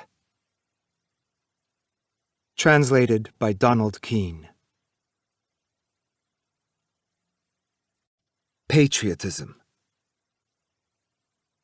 On the 28th of February, 1936, on the third day, that is, of the February 26 incident, Lieutenant Shinji Takeyama of the Konoe Transport Battalion, profoundly disturbed by the knowledge that his closest colleagues had been with the mutineers from the beginning, and indignant at the imminent prospect of Imperial troops attacking Imperial troops, took his officer's sword and ceremonially disemboweled himself in the 8-mat room of his private residence in the 6th block of Aobacho in Yotsuya Ward. His wife, Reiko, followed him, stabbing herself to death. The lieutenant's farewell note consisted of one sentence: "Long live the Imperial forces." His wife's, after apologies for her unfilial conduct in thus preceding her parents to the grave, concluded, "The day which, for a soldier's wife, had to come has come." The last moments of this heroic and dedicated couple were such as to make the gods themselves weep. The lieutenant's age, it should be noted, was 31, his wife's 23, and it was not half a year since the celebration of their marriage. 2. Those who saw the bride and bridegroom in the commemorative photograph, perhaps no less than those actually present at the lieutenant's wedding, had exclaimed in wonder at the bearing of this handsome couple. The lieutenant, majestic in military uniform, stood protectively beside his bride, his right hand resting upon his sword, his officer's cap held at his left side. His expression was severe, and his dark brows and wide-gazing eyes well conveyed the clear integrity of youth. For the beauty of the bride in her white overrobe, no comparisons were adequate. In the eyes, round beneath soft brows, in the slender, finely shaped nose, and in the full lips, there was both sensuousness and refinement. One hand, emerging shyly from a sleeve of the overrobe, held a fan, and the tips of the fingers, clustering delicately, were like the bud of a moonflower. After the suicide, people would take out this photograph and examine it, and sadly reflect that too often there was a curse on these seemingly flawless unions. Perhaps it was no more than imagination, but looking at the picture after the tragedy, it almost seemed as if the two young people before the gold-lacquered screen were gazing, each with equal clarity, at the deaths which lay before them. Thanks to the good offices of their go-between, Lieutenant General Ozeki, they had been able to set themselves up in a new home at Aobacho in Yotsuya. New home is perhaps misleading. It was an old 3-room rented house backing onto a small garden. As neither the 6 nor the 4.5-mat room downstairs was favored by the sun, they used the upstairs 8-mat room as both bedroom and guest room. There was no maid, so Reiko was left alone to guard the house in her husband's absence. The honeymoon trip was dispensed with on the grounds that these were times of national emergency. The two of them had spent the first night of their marriage at this house. Before going to bed, Shinji, sitting erect on the floor with his sword laid before him, had bestowed upon his wife a soldierly lecture. A woman who had become the wife of a soldier should know and resolutely accept that her husband's death might come at any moment. It could be tomorrow. It could be the day after. But, no matter when it came, he asked, was she steadfast in her resolve to accept it? Reiko rose to her feet, pulled open a drawer of the cabinet, and took out what was the most prized of her new possessions, the dagger her mother had given her. Returning to her place, she laid the dagger without a word on the mat before her, just as her husband had laid his sword. A silent understanding was achieved at once, and the lieutenant never again sought to test his wife's resolve. In the first few months of her marriage, Reiko's beauty grew daily more radiant, shining serene like the moon after rain. As both were possessed of young, vigorous bodies, their relationship was passionate. Nor was this merely a matter of the night. On more than one occasion, returning home straight from maneuvers and begrudging even the time it took to remove his mud-splashed uniform, the lieutenant had pushed his wife to the floor almost as soon as he had entered the house. Reiko was equally ardent in her response. For a little more or a little less than a month, from the first night of their marriage, Reiko knew happiness, and the lieutenant, seeing this, was happy too. Reiko's body was white and pure, and her swelling breasts conveyed a firm and chaste refusal. But, upon consent, those breasts were lavish with their intimate, welcoming warmth. Even in bed, these two were frighteningly and awesomely serious. In the very midst of wild, intoxicating passions, their hearts were sober and serious. By day, the lieutenant would think of his wife in the brief rest periods between training, and all day long, at home, Reiko would recall the image of her husband.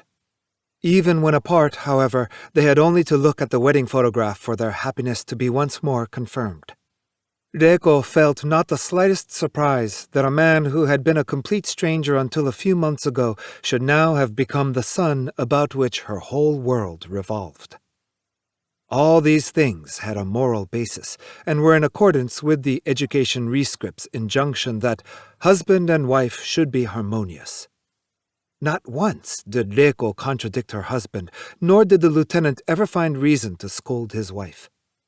On the god shelf below the stairway, alongside the tablet from the great Ise shrine, were set photographs of their imperial majesties, and regularly every morning, before leaving for duty, the lieutenant would stand with his wife at this hallowed place, and together they would bow their heads low.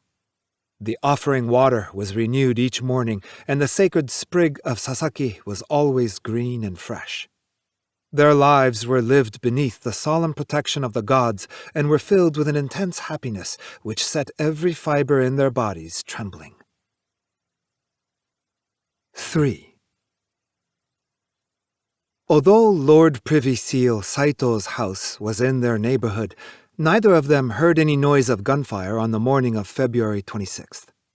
It was a bugle, sounding muster in the dim, snowy dawn when the 10-minute tragedy had already ended, which first disrupted the lieutenant's slumbers. Leaping at once from his bed, and without speaking a word, the lieutenant donned his uniform, buckled on the sword held ready for him by his wife, and hurried swiftly out into the snow-covered streets of the still darkened morning. He did not return until the evening of the 28th. Later, from the radio news, Reiko learned the full extent of this sudden eruption of violence. Her life throughout the subsequent 2 days was lived alone, in complete tranquility and behind locked doors. In the lieutenant's face, as he hurried silently out into the snowy morning, Reiko had read the determination to die. If her husband did not return, her own decision was made. She, too, would die. Quietly, she attended to the disposition of her personal possessions.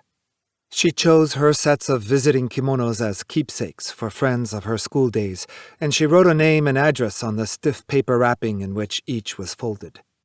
Constantly admonished by her husband never to think of the morrow, Reiko had not even kept a diary and was now denied the pleasure of assiduously rereading her record of the happiness of the past few months and consigning each page to the fire as she did so. Ranged across the top of the radio were a small china dog, a rabbit, a squirrel, a bear, and a fox. There were also a small vase and a water pitcher. These comprised Reiko's one and only collection. But it would hardly do, she imagined, to give such things as keepsakes. Nor again would it be quite proper to ask specifically for them to be included in the coffin. It seemed to Reiko, as these thoughts passed through her mind, that the expressions on the small animals' faces grew even more lost and forlorn. Reiko took the squirrel in her hand and looked at it, and then, her thoughts turning to a realm far beyond these childlike affections, she gazed up into the distance at the great sun-like principle which her husband embodied. She was ready and happy to be hurtled along to her destruction in that gleaming sun chariot, but now, for these few moments of solitude, she allowed herself to luxuriate in this innocent attachment to trifles. The time when she had genuinely loved these things, however, was long past. Now she merely loved the memory of having once loved them, and their place in her heart had been filled by more intense passions, by a more frenzied happiness. For Reiko had never, even to herself, thought of those soaring joys of the flesh as a mere pleasure. The February cold and the icy touch of the china squirrel had numbed Reiko's slender fingers, yet even so, in her lower limbs, beneath the ordered repetition of the pattern which crossed the skirt of her trim meisen kimono, she could feel now, as she thought of the lieutenant's powerful arms reaching out toward her, a hot moistness of the flesh which defied the snows. She was not in the least afraid of the death hovering in her mind. Waiting alone at home, Reiko firmly believed that everything her husband was feeling or thinking now, his anguish and distress, was leading her, just as surely as the power in his flesh, to a welcome death. She felt as if her body could melt away with ease and be transformed to the merest fraction of her husband's thought. Listening to the frequent announcements on the radio, she heard the names of several to her husband's colleagues mentioned among those of the insurgents. This was news of death. She followed the developments closely, wondering anxiously, as the situation became daily more irrevocable, why no imperial ordinance was sent down, and watching what had at first been taken as a movement to restore the nation's honor come gradually to be branded with the infamous name of mutiny. There was no communication from the regiment. At any moment, it seemed, fighting might commence in the city streets, where the remains of the snow still lay. Toward sundown on the 28th, Reiko was startled by a furious pounding on the front door. She hurried downstairs. As she pulled with fumbling fingers at the bolt, the shape dimly outlined beyond the frosted glass panel made no sound, but she knew it was her husband. Reiko had never known the bolt on the sliding door to be so stiff. Still, it resisted. The door just would not open. In a moment, almost before she knew she had succeeded, the lieutenant was standing before her on the cement floor inside the porch, muffled in a khaki greatcoat, his top boots heavy with slush from the street. Closing the door behind him, he returned the bolt once more to its socket. With what significance, Reiko did not understand. "Welcome home." Reiko bowed deeply, but her husband made no response. As he had already unfastened his sword and was about to remove his greatcoat, Reiko moved around behind to assist. The coat, which was cold and damp and had lost the odor of horse dung it normally exuded when exposed to the sun, weighed heavily upon her arm. Draping it across a hanger and cradling the sword and leather belt in her sleeves, she waited while her husband removed his top boots, and then followed behind him into the living room. This was the six-mat room downstairs. Seen in the clear light from the lamp, her husband's face, covered with a heavy growth of bristle, was almost unrecognizably wasted and thin. The cheeks were hollow, their luster and resilience gone. In his normal good spirits, he would have changed into old clothes as soon as he was home and have pressed her to get supper at once. But now he sat before the table, still in his uniform, his head drooping dejectedly. Reiko refrained from asking whether she should prepare the supper. After an interval, the lieutenant spoke. "I knew nothing. They hadn't asked me to join. Perhaps out of consideration because I was newly married. Kano and Honma too, and Yamaguchi. Reiko recalled momentarily the faces of high-spirited young officers, friends of her husband who had come to the house occasionally as guests. There may be an imperial ordinance sent down tomorrow. They'll be posted as rebels, I imagine. I shall be in command of a unit with orders to attack them. I can't do it. It's impossible to do a thing like that. He spoke again. They've taken me off guard duty, and I have permission to return home for one night. Tomorrow morning, without question, I must leave to join the attack. I can't do it, Reiko. Reiko sat erect with lowered eyes. She understood clearly that her husband had spoken of his death. The lieutenant was resolved. Each word, being rooted in death, emerged sharply and with powerful significance against this dark, unmovable background.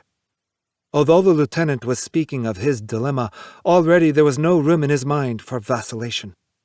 However, there was a clarity, like the clarity of a stream fed from melting snows, in the silence which rested between them. Sitting in his own home after the long 2-day ordeal and looking across at the face of his beautiful wife, the lieutenant was for the first time experiencing true peace of mind. For he had at once known, though she said nothing, that his wife divined the resolve which lay beneath his words. Well, then. The lieutenant's eyes opened wide. Despite his exhaustion, they were strong and clear, and now for the first time they looked straight into the eyes of his wife. Tonight I shall cut my stomach. Reiko did not flinch. Her round eyes showed tension as taut as the clang of a bell. I'm ready, she said. I ask permission to accompany you. The lieutenant felt almost mesmerized by the strength in those eyes. His words flowed swiftly and easily, like the utterances of a man in delirium, and it was beyond his understanding how permission in a matter of such weight could be expressed so casually. Good. We'll go together. But I want you as a witness first for my own suicide.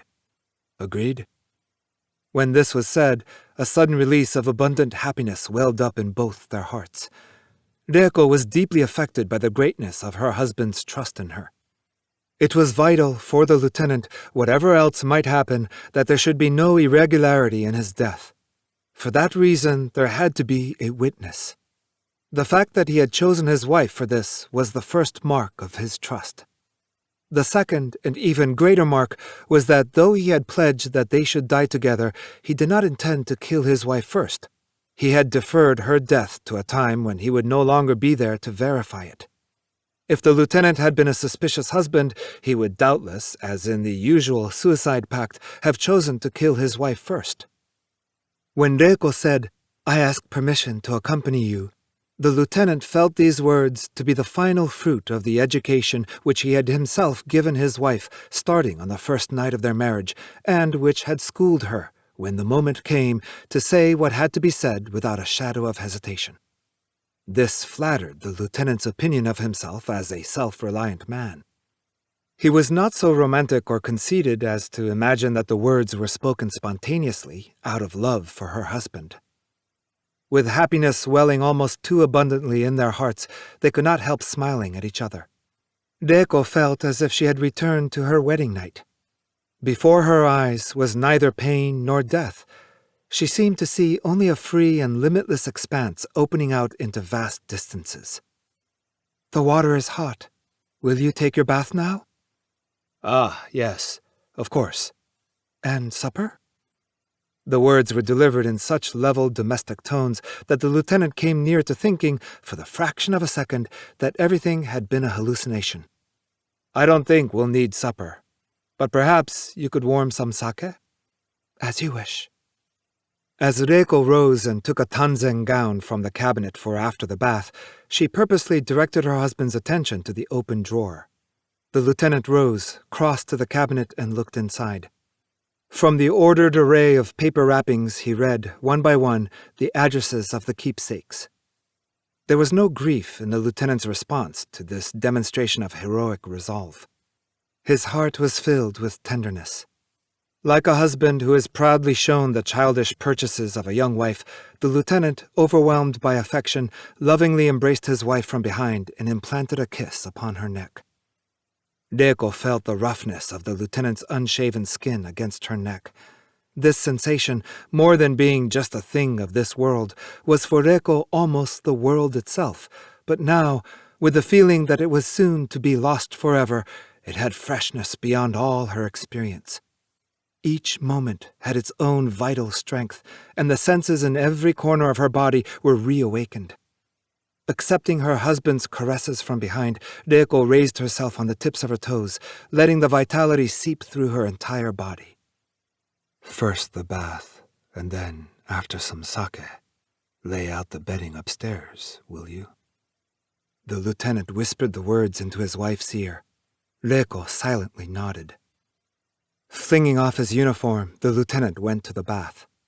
To faint background noises of slopping water, Reiko tended the charcoal brazier in the living room and began the preparations for warming the sake.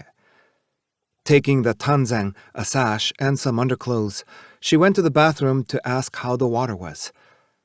In the midst of a coiling cloud of steam, the lieutenant was sitting cross-legged on the floor, shaving, and she could dimly discern the rippling movements of the muscles on his damp, powerful back as they responded to the movement of his arms.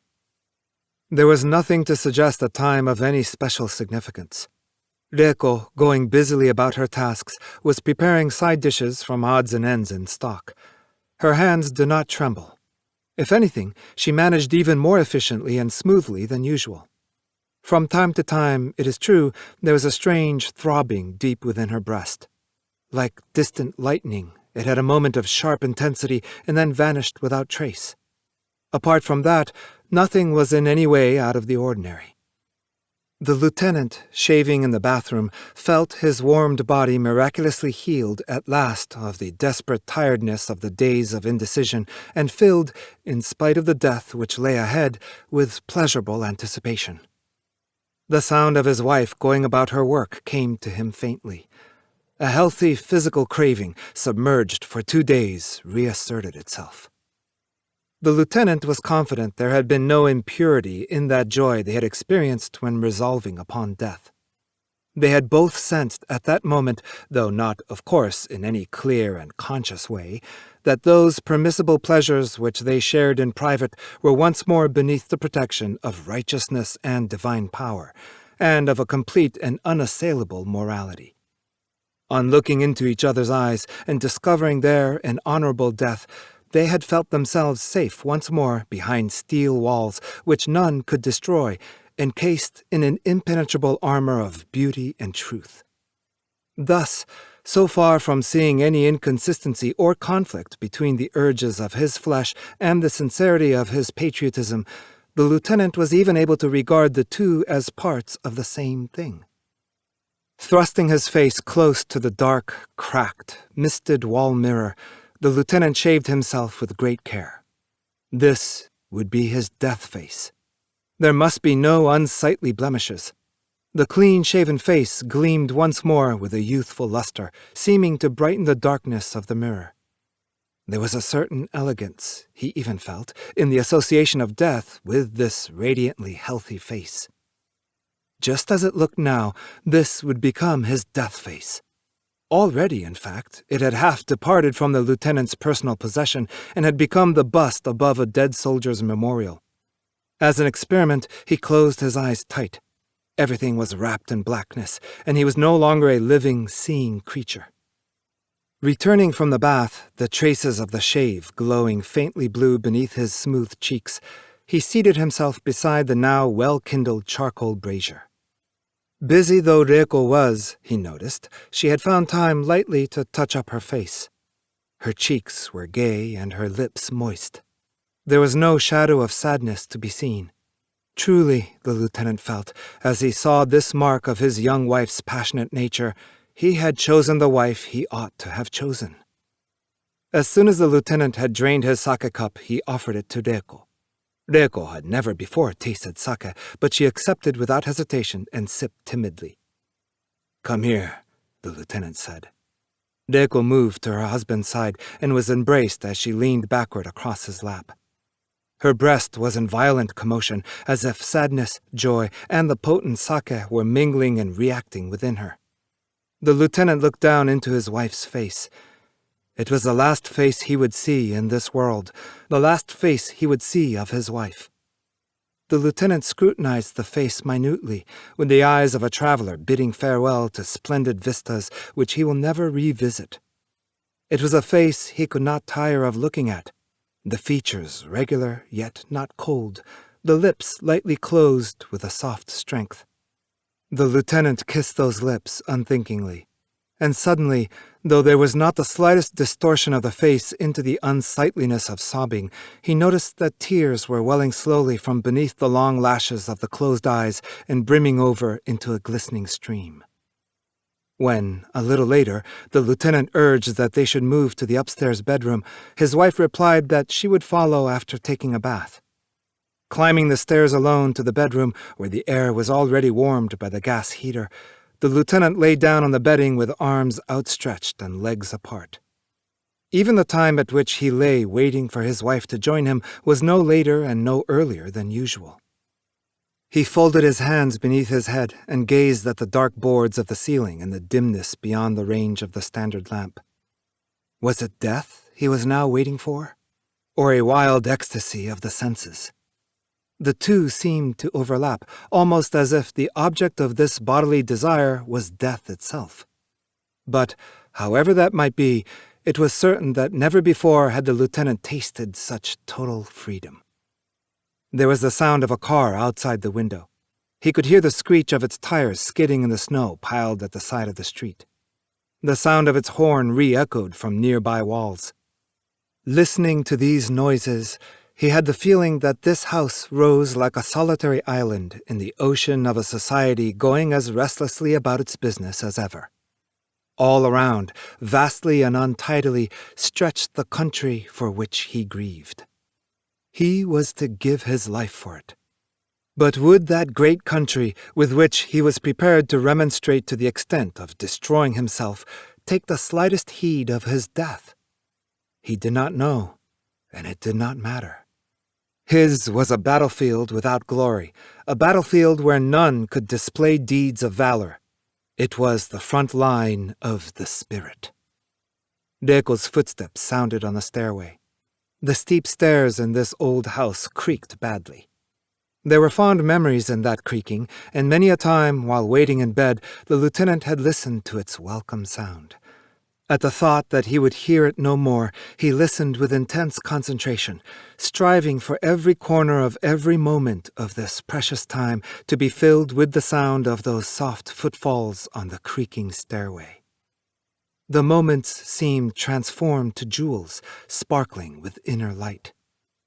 Reiko wore a Nagoya sash about the waist of her yukata, but as the lieutenant reached toward it, its redness sobered by the dimness of the light, Reiko's hand moved to his assistance, and the sash fell away, slithering swiftly to the floor. As she stood before him, still in her yukata, the lieutenant inserted his hands through the side slits beneath each sleeve, intending to embrace her as she was, but at the touch of his fingertips upon the warm naked flesh, and as the armpits closed gently about his hands, his whole body was suddenly aflame. In a few moments, the two lay naked before the glowing gas heater. Neither spoke the thought, but their hearts, their bodies, and their pounding breasts blazed with the knowledge that this was the very last time. It was as if the words, "the last time," were spelled out in invisible brushstrokes across every inch of their bodies. The lieutenant drew his wife close and kissed her vehemently. As their tongues explored each other's mouths, reaching out into the smooth, moist interior, they felt as if the still unknown agonies of death had tempered their senses to the keenness of red-hot steel. The agonies they could not yet feel, the distant pains of death, had refined their awareness of pleasure. "This is the last time I shall see your body," said the lieutenant. "Let me look at it closely." And, tilting the shade on the lampstand to one side, he directed the rays along the full length of Reiko's outstretched form. Reiko lay still with her eyes closed. The light from the low lamp clearly revealed the majestic sweep of her white flesh. The lieutenant, not without a touch of egocentricity, rejoiced that he would never see this beauty crumble in death. At his leisure, the lieutenant allowed the unforgettable spectacle to engrave itself upon his mind. With one hand he fondled the hair, with the other he softly stroked the magnificent face, implanting kisses here and there where his eyes lingered. The quiet coldness of the high, tapering forehead, the closed eyes with their long lashes beneath faintly etched brows, the set of the finely shaped nose, the gleam of teeth glimpsed between full, regular lips, the soft cheeks, and the small, wise chin. These things conjured up in the lieutenant's mind the vision of a truly radiant death face, and again he pressed his lips tight against the white throat, where Reiko's own hand was soon to strike, and the throat reddened faintly beneath his kisses. Returning to the mouth, he laid his lips against it with the gentlest of pressures, and moved them rhythmically over Reiko's with the light rolling motion of a small boat. If he closed his eyes, the world became a rocking cradle. Wherever the lieutenant's eyes moved, his lips faithfully followed. The high, swelling breasts, surmounted by nipples like the buds of a wild cherry, hardened as the lieutenant's lips closed about them.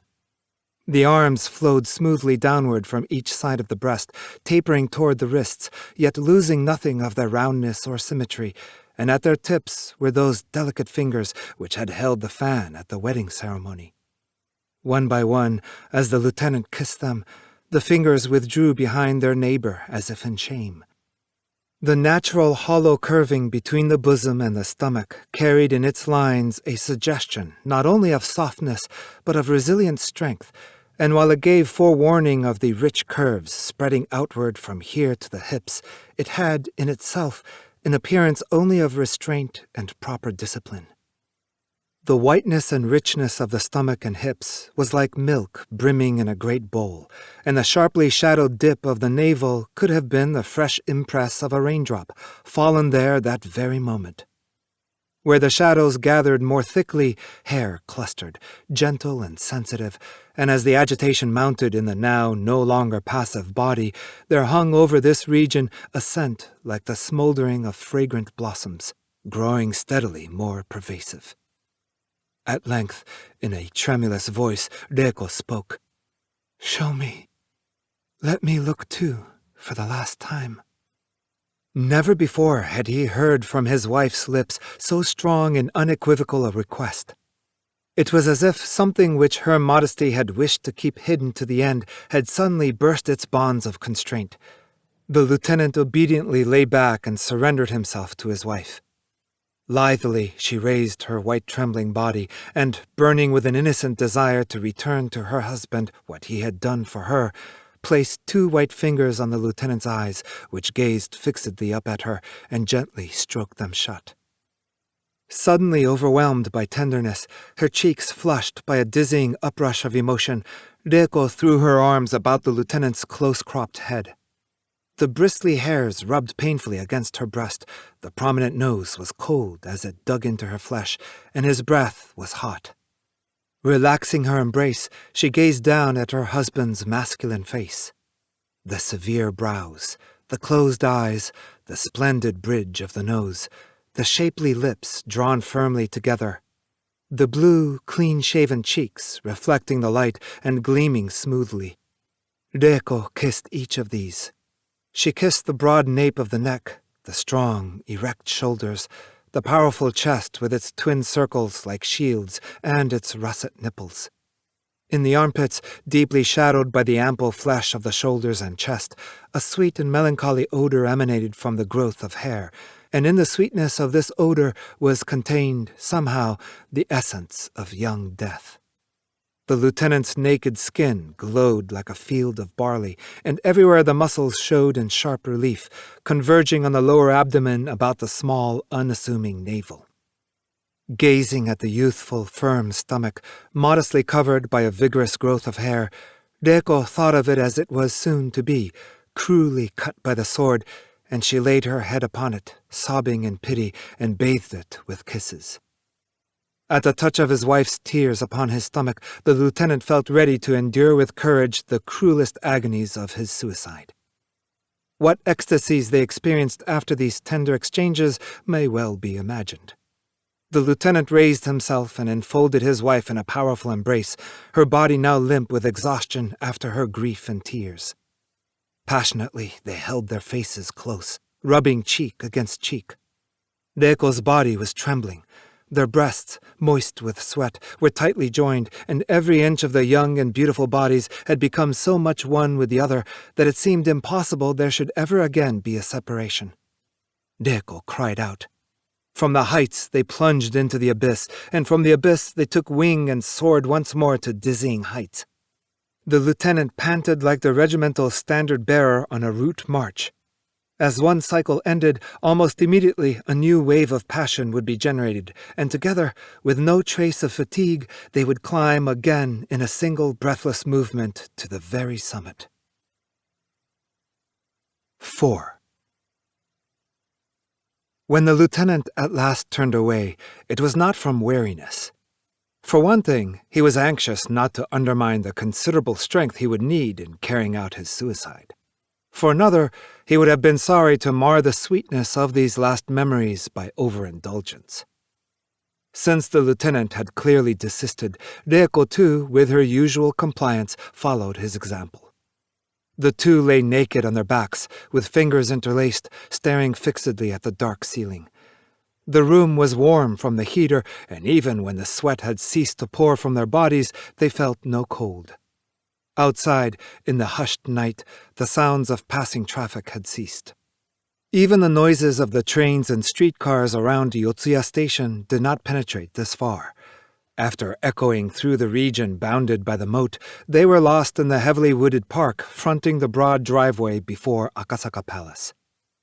It was hard to believe in the tension gripping this whole quarter, where the two factions of the bitterly divided imperial army now confronted each other, poised for battle.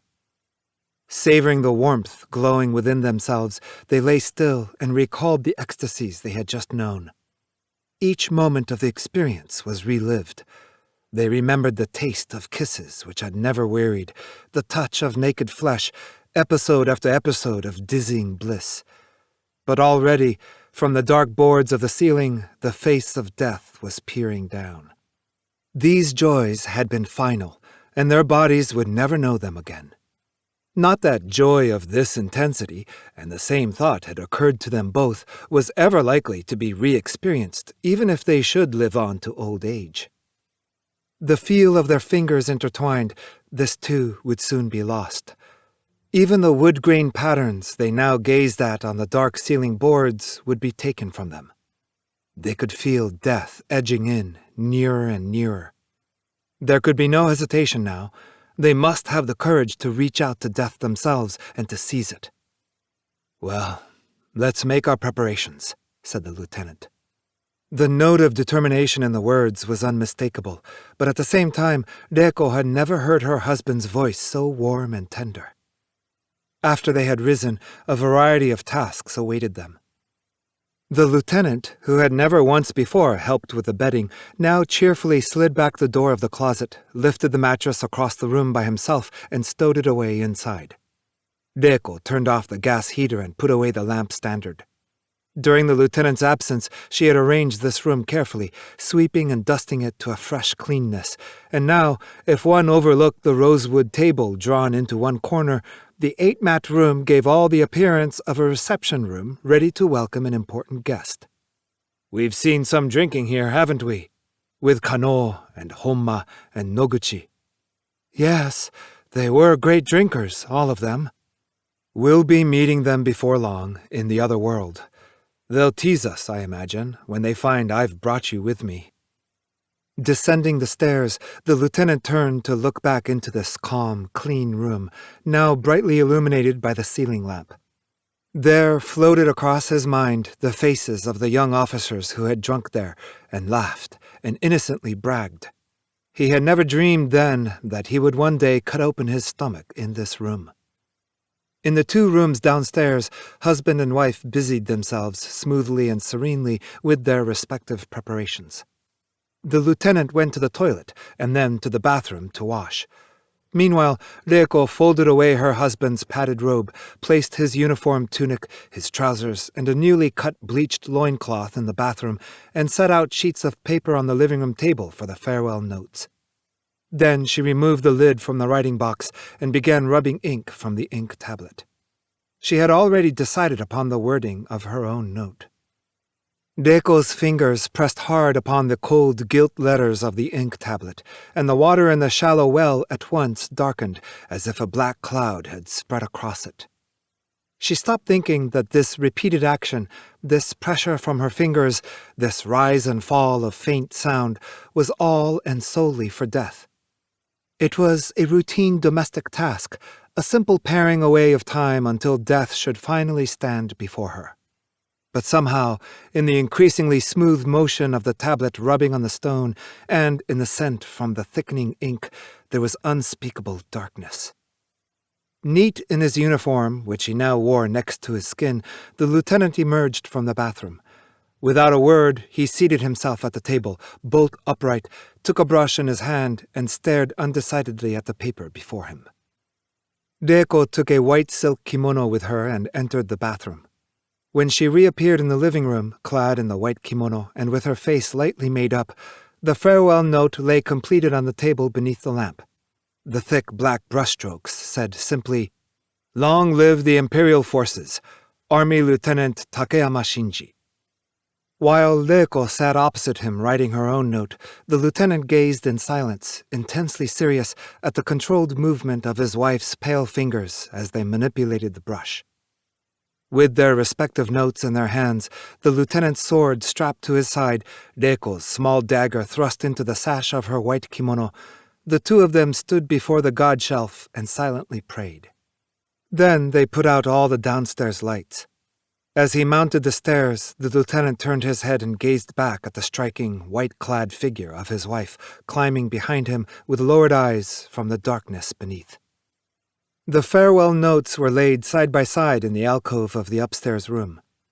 They wondered whether they ought not to remove the hanging scroll, but since it had been written by their go-between, Lieutenant General Ozeki, and consisted, moreover, of 2 Chinese characters signifying sincerity, they left it where it was. Even if it were to become stained with splashes of blood, they felt that the Lieutenant General would understand. The lieutenant, sitting erect with his back to the alcove, laid his sword on the floor before him. Reiko sat facing him, a mat's width away. With the rest of her so severely white, the touch of rouge on her lips seemed remarkably seductive. Across the dividing mat, they gazed intently into each other's eyes. The lieutenant's sword lay before his knees. Seeing it, Reiko recalled their first night and was overwhelmed with sadness. The lieutenant spoke in a hoarse voice. "As I have no second to help me, I shall cut deep. It may look unpleasant, but please do not panic. Death of any sort is a fearful thing to watch. You must not be discouraged by what you see. Is that all right?" "Yes." Reiko nodded deeply. Looking at the slender white figure of his wife, the lieutenant experienced a bizarre excitement.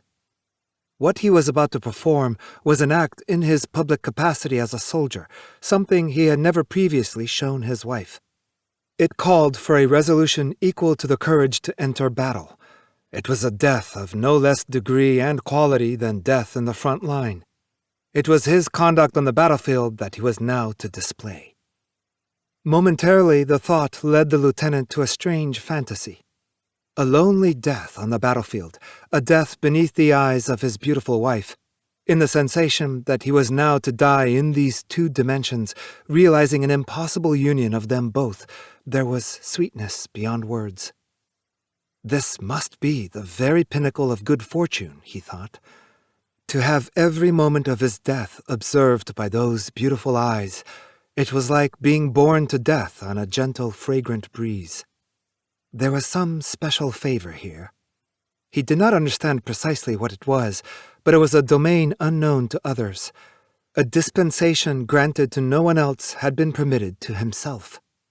In the radiant, bride-like figure of his white-robed wife, the lieutenant seemed to see a vision of all those things he had loved and for which he was to lay down his life. The imperial household, the nation, the army flag. All these, no less than the wife who sat before him, were presences observing him closely with clear and never-faltering eyes. Reiko, too, was gazing intently at her husband, so soon to die, and she thought that never in this world had she seen anything so beautiful. The lieutenant always looked well in uniform, but now, as he contemplated death with severe brows and firmly closed lips, he revealed what was perhaps masculine beauty at its most superb. "It's time to go," the lieutenant said at last. Reiko bent her body low to the mat in a deep bow. She could not raise her face. She did not wish to spoil her makeup with tears, but the tears could not be held back. When at length she looked up, she saw hazily through the tears that her husband had wound a white bandage around the blade of his now unsheathed sword, leaving 5 or 6 inches of naked steel showing at the point. Resting the sword in its cloth wrapping on the mat before him, the lieutenant rose from his knees, resettled himself cross-legged, and unfastened the hooks of his uniform collar. His eyes no longer saw his wife. Slowly, one by one, he undid the flat brass buttons. The dusky brown chest was revealed, and then the stomach. He unclasped his belt and undid the buttons of his trousers. The pure whiteness of the thickly coiled loincloth showed itself. The lieutenant pushed the cloth down with both hands, further to ease his stomach, and then reached for the white bandaged blade of his sword. With his left hand, he massaged his abdomen, glancing downward as he did so.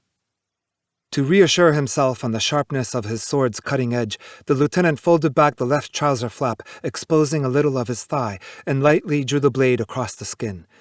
Blood welled up in the wound at once, and several streaks of red trickled downward, glistening in the strong light.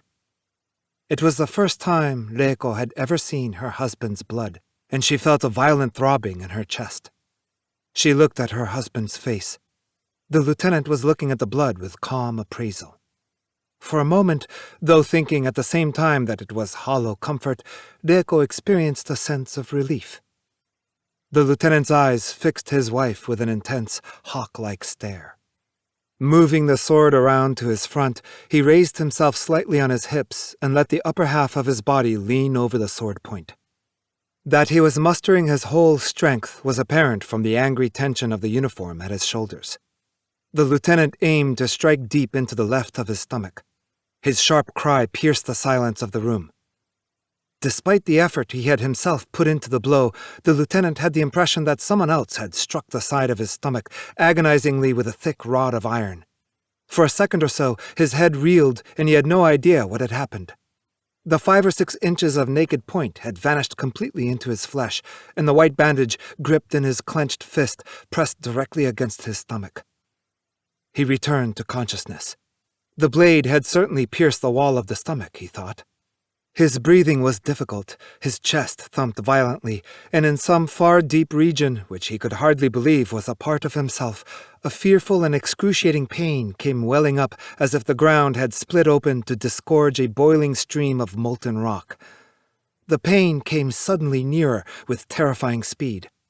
The lieutenant bit his lower lip and stifled an instinctive moan. Was this seppuku? He was thinking.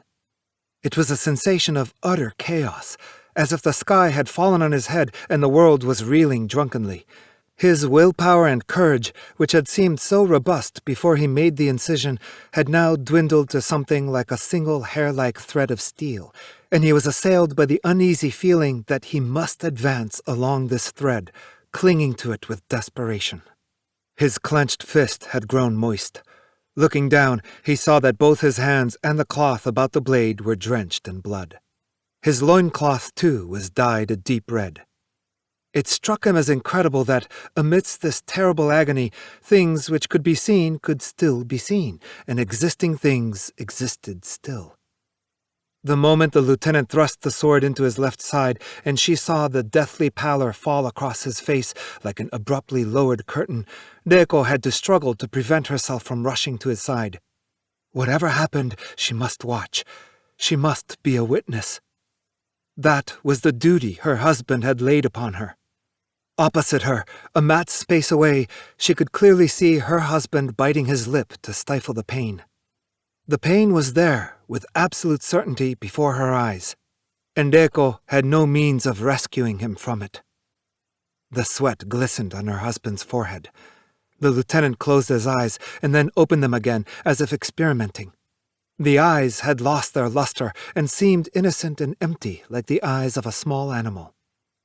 The agony before Reiko's eyes burned as strong as the summer sun, utterly remote from the grief which seemed to be tearing herself apart within. The pain grew steadily in stature, stretching upward.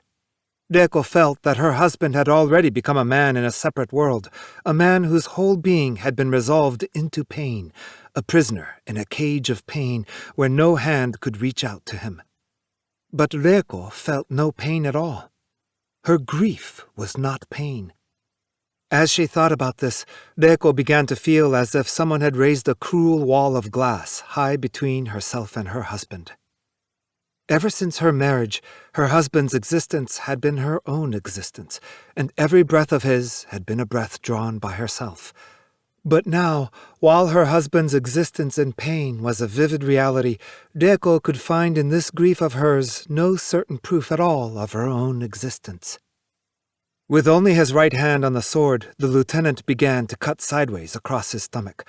But as the blade became entangled with the entrails, it was pushed constantly outward by their soft resilience, and the lieutenant realized that it would be necessary, as he cut, to use both hands to keep the point pressed deep into his stomach. He pulled the blade across. It did not cut as easily as he had expected. He directed the strength of his whole body into his right hand and pulled again. There was a cut of 3 or 4 inches. The pain spread slowly outward from the inner depths until the whole stomach reverberated.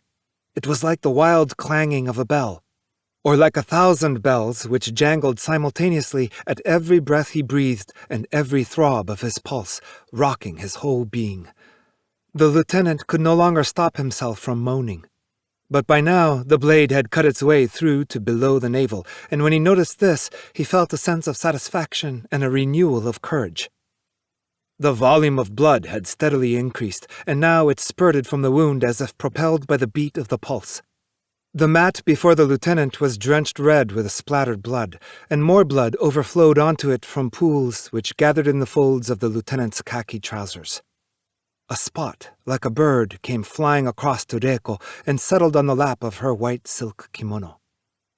By the time the lieutenant had at last drawn the sword across to the right side of his stomach, the blade was already cutting shallow and had revealed its naked tip, slippery with blood and grease. But, suddenly stricken by a fit of vomiting, the lieutenant cried out hoarsely.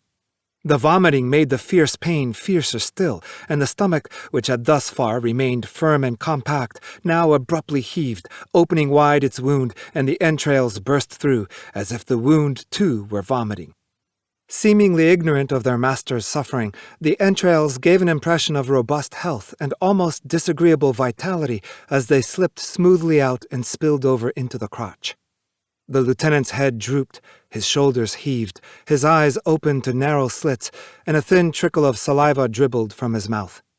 The gold markings on his epaulets caught the light and glinted. Blood was scattered everywhere. The lieutenant was soaked in it to his knees, and he sat now in a crumpled and listless posture, one hand on the floor. A raw smell filled the room. The lieutenant, his head drooping, retched repeatedly, and the movement showed vividly in his shoulders. The blade of the sword, now pushed back by the entrails and exposed to its tip, was still in the lieutenant's right hand. It would be difficult to imagine a more heroic sight than that of the lieutenant at this moment, as he mustered his strength and flung back his head. The movement was performed with sudden violence, and the back of his head struck with a sharp crack against the alcove pillar. Reiko had been sitting until now with her face lowered, gazing in fascination at the tide of blood advancing toward her knees, but the sound took her by surprise, and she looked up. The lieutenant's face was not the face of a living man.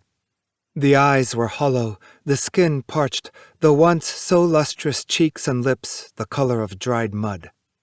The right hand alone was moving. Laboriously gripping the sword, it hovered shakily in the air like the hand of a marionette and strove to direct the point at the base of the lieutenant's throat. Reiko watched her husband make this last, most heart-rending, futile exertion. Glistening with blood and grease, the point was thrust at the throat again and again, and each time it missed its aim. The strength to guide it was no longer there. The straying point struck the collar and the collar badges. Although its hooks had been unfastened, the stiff military collar had closed together again and was protecting the throat. Reiko could bear the sight no longer. She tried to go to her husband's help, but she could not stand. She moved through the blood on her knees, and her white skirts grew deep red. Moving to the rear of her husband, she helped no more than by loosening the collar. The quivering blade at last contacted the naked flesh of the throat. At that moment, Reiko's impression was that she herself had propelled her husband forward, but that was not the case. It was a movement planned by the lieutenant himself, his last exertion of strength. Abruptly, he threw his body at the blade, and the blade pierced his neck, emerging at the nape. There was a tremendous spurt of blood, and the lieutenant lay still, cold blue-tinged steel protruding from his neck at the back. 5. Slowly, her socks slippery with blood, Reiko descended the stairway. The upstairs room was now completely still. Switching on the ground floor lights, she checked the gas jet and the main gas plug and poured water over the smoldering, half-buried charcoal in the brazier.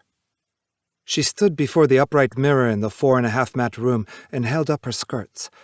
The blood stains made it seem as if a bold, vivid pattern was printed across the lower half of her white kimono.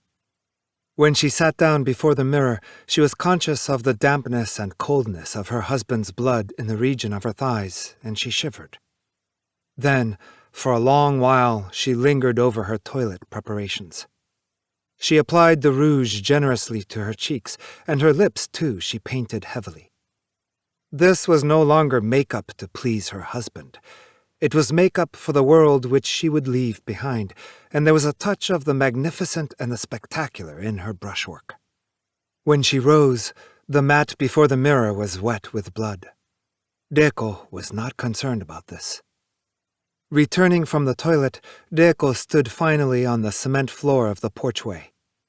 When her husband had bolted the door here last night, it had been in preparation for death. For a while, she stood immersed in the consideration of a simple problem.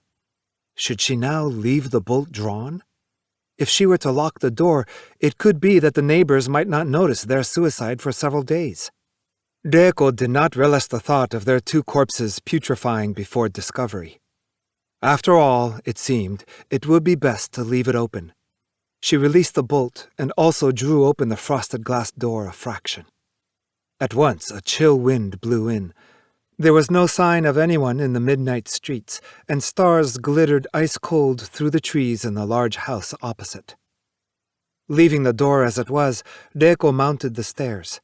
She had walked here and there for some time, and her socks were no longer slippery. About halfway up, her nostrils were already assailed by a peculiar smell. The lieutenant was lying on his face in a sea of blood. The point protruding from his neck seemed to have grown even more prominent than before. Reiko walked heedlessly across the blood. Sitting beside the lieutenant's corpse, she stared intently at the face, which lay on one cheek on the mat. The eyes were opened wide, as if the lieutenant's attention had been attracted by something. She raised the head, folding it in her sleeve, wiped the blood from the lips, and bestowed a last kiss. Then she rose and took from the closet a new white blanket and a waistcord. To prevent any derangement of her skirts, she wrapped the blanket about her waist and bound it there firmly with the cord. Reiko sat herself on a spot about 1 foot distant from the lieutenant's body. Drawing the dagger from her sash, she examined its dully gleaming blade intently and held it to her tongue. The taste of the polished steel was slightly sweet. Reiko did not linger. When she thought how the pain, which had previously opened such a gulf between herself and her dying husband, was now to become a part of her own experience, she saw before her only the joy of herself entering a realm her husband had already made his own. In her husband's agonized face, there had been something inexplicable which she was seeing for the first time. Now she would solve that riddle. Reiko sensed that at last she too would be able to taste the true bitterness and sweetness of that great moral principle in which her husband believed. What had until now been tasted only faintly through her husband's example, she was about to savor directly with her own tongue. Reiko rested the point of the blade against the base of her throat. She thrust hard. The wound was only shallow. Her head blazed, and her hands shook uncontrollably. She gave the blade a strong pull sideways. A warm substance flooded into her mouth, and everything before her eyes reddened in a vision of spouting blood. She gathered her strength and plunged the point of the blade deep into her throat. Translated by Jeffrey W. Sargent. Dojoji. Characters: Kyoko, a dancer. Dealer in antiques. Superintendent of apartment house. Men A, C, E. Women B, D. A room in what is in fact a second-hand furniture shop, though it is so filled with antiques, both Oriental and Occidental, that it might more properly be called a museum. In the center, a little to stage left, an immense wardrobe hulks like a ghostly apparition, big enough, one might suppose, to swallow up the whole world. The outline of a bell is carved into the huge doors, and the wardrobe itself is covered with a profusion of Baroque ornamentation. Not surprisingly, the other objects in the shop are quite eclipsed by such a prodigy. They may therefore be represented merely on a backdrop. 5 chairs are placed here and there on the stage. On each sits a prosperous-looking man or woman who is listening to the dealer describe the wardrobe before which he stands. These 5 distinguished clients have come to today's auction by invitation. Dealer: Would you kindly look this way? We have here an item absolutely unique in East or West, in ancient or modern times, a wardrobe which transcends all normal practical use. The objects which we offer here are without exception the creations of artists who despised base considerations of utility, and their significance comes from the fact that you, ladies and gentlemen, are able to turn them to practical use. The average person is satisfied with standardized merchandise. When he buys a piece of furniture, it is just the same as when he buys a pet. He invariably chooses one which suits his social position and which is perfectly familiar. This accounts for his taste in mass-produced tables and chairs, in television sets, and in electric washing machines. You, ladies and gentlemen, on the other hand, with your refined sensibilities and your aloofness from popular tastes, would not, I am sure, deign even to glance at a household pet. I dare say you would infinitely prefer to buy a wild beast. You have before you an article utterly beyond the average man's comprehension, an article which, were it not for the elegance and boldness of your tastes, could never be appreciated. He points at the wardrobe. Here, indeed, is the wild beast to which I referred. Man A: What's it made of? Dealer: Pardon me? Man A: What kind of wood is it? Dealer, knocking on the wardrobe: The genuine and indisputable, you can tell by the sound, the genuine and indisputable mahogany. Please excuse the abruptness of the question, but just for my information, could you kindly tell me approximately how many suits of clothes you own? Man A: 150. Woman B: 300. Oh, perhaps 370. Man C: I've never counted.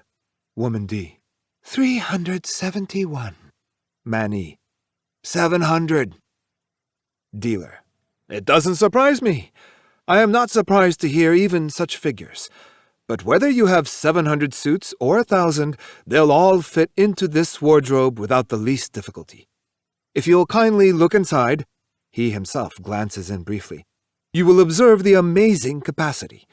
It's not quite a tennis court, but it's certainly large enough for setting up exercises. It is lined on all 4 sides with mirrors, and there is also an electric light inside. You may go in, select the costume you desire, and attire yourself all without leaving the wardrobe. Step up, please. Don't be bashful. Yes, look right in. Everyone will have a turn. No pushing, please. One line, if you please. The 5 clients form a line, and one after another look inside the wardrobe. Man A, nothing surprises him, turns to proprietor after looking. Whose is it? Dealer. Pardon me? Man A. I mean, where did you get it? Dealer. I'm not at liberty to disclose more than that it comes from a certain private collection. A very important family. Before the war, a family of the kind you could count on the fingers of one hand. Of late, it has rather... We all know many such examples, don't we? Yes, there are quite a few such cases, and it's certainly a great shame. But this family has gone down a bit in the world, and they've been obliged... Manet. I see. You needn't say any more. He returns to his seat. Woman B looks inside and shrieks. Good heavens! You could put a double bed inside. Dealer. Yes, you're quite right. A double bed. Very aptly put. Man C looks inside. It looks like my family crypt. I could easily put 100, maybe 200 urns in here. Dealer with an expression of distaste. Very amusing. Woman D looking in. What's the key for? Dealer. The key? You can lock the wardrobe from the outside or the inside, whichever you please. Woman D. From the inside? Dealer, flustered. I don't know why it was made that way, but there you have it. Woman D. Why should anyone want to lock it from the inside? Dealer. Well, he smiles meaningfully.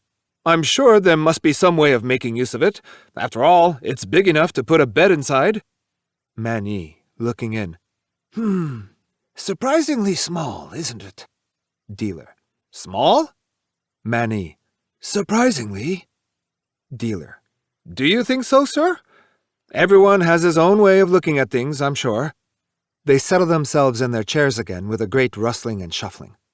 Well, then, ladies and gentlemen, now you've seen it. I hate to hurry you, but I propose to offer it now at auction. What am I bid for it? Speak up, please. Anyone? Please? They are all silent. Come, come. Does no one wish to bid for it? Man A. 50,000 yen. Dealer. I have 50,000 yen. Woman B. 51,000 yen. Dealer. The lady bids 51,000 yen. Man C. 100,000 yen. Dealer. 100,000 yen here. Woman D. 150,000 yen. Dealer. I'm bid 150,000 yen. Man E. 180,000 yen. Dealer. Yes, 180,000 yen. Voice. A woman's voice from stage right. 3,000 yen. They all turn around. Man A. 3,500 yen. Dealer. The bid is 3,500 yen. Huh? What was that? I'm afraid you must have heard wrong, sir. The bid stood at 180,000 yen. The last bid was 180,000 yen.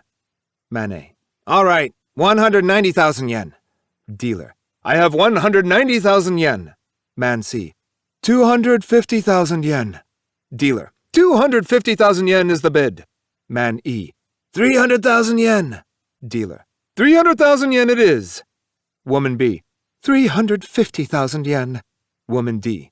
360,000 yen. Woman B. Annoyed. Really? 500,000 yen. Woman D. 510,000 yen. Woman B. Again! 1,000,000 yen. Woman D. 1,010,000 yen. Woman B.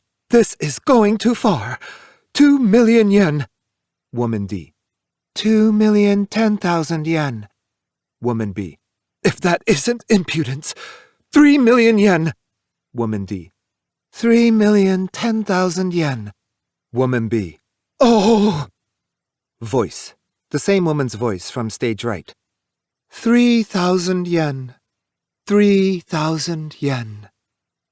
They all look to the right with various exclamations of surprise. A beautiful young woman quietly enters. She is Kyoko, a dancer. Dealer. Who are you?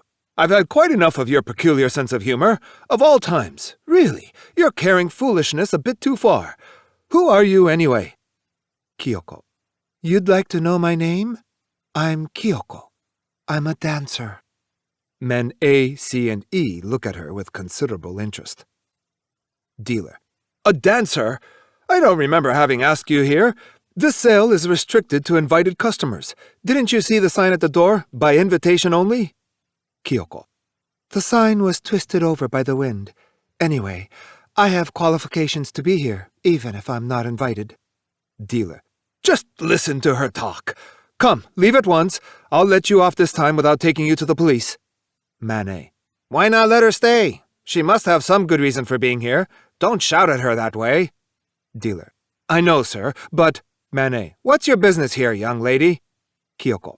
I'm not a young lady. I'm only a dancer. Man C. That's fine. A dancer, she says. Man E. A dancer. An admirable profession. Bringing comfort to us all. A blessing money can't buy. Woman B. What do you mean by offering 3,000 yen? Woman D. 3,001 yen. Woman B. Of all the infuriating people! To Kyoko in honeyed tones. You said your name was Kyoko, didn't you? What did you mean by offering 3,000 yen? Do come here and talk to us. Kyoko. 3,000 yen.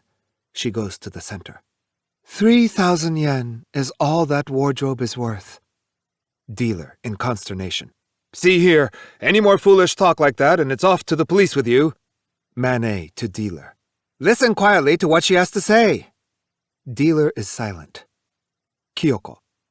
Once you've heard the history of this enormous, strange wardrobe, I don't think any of you will want to buy it.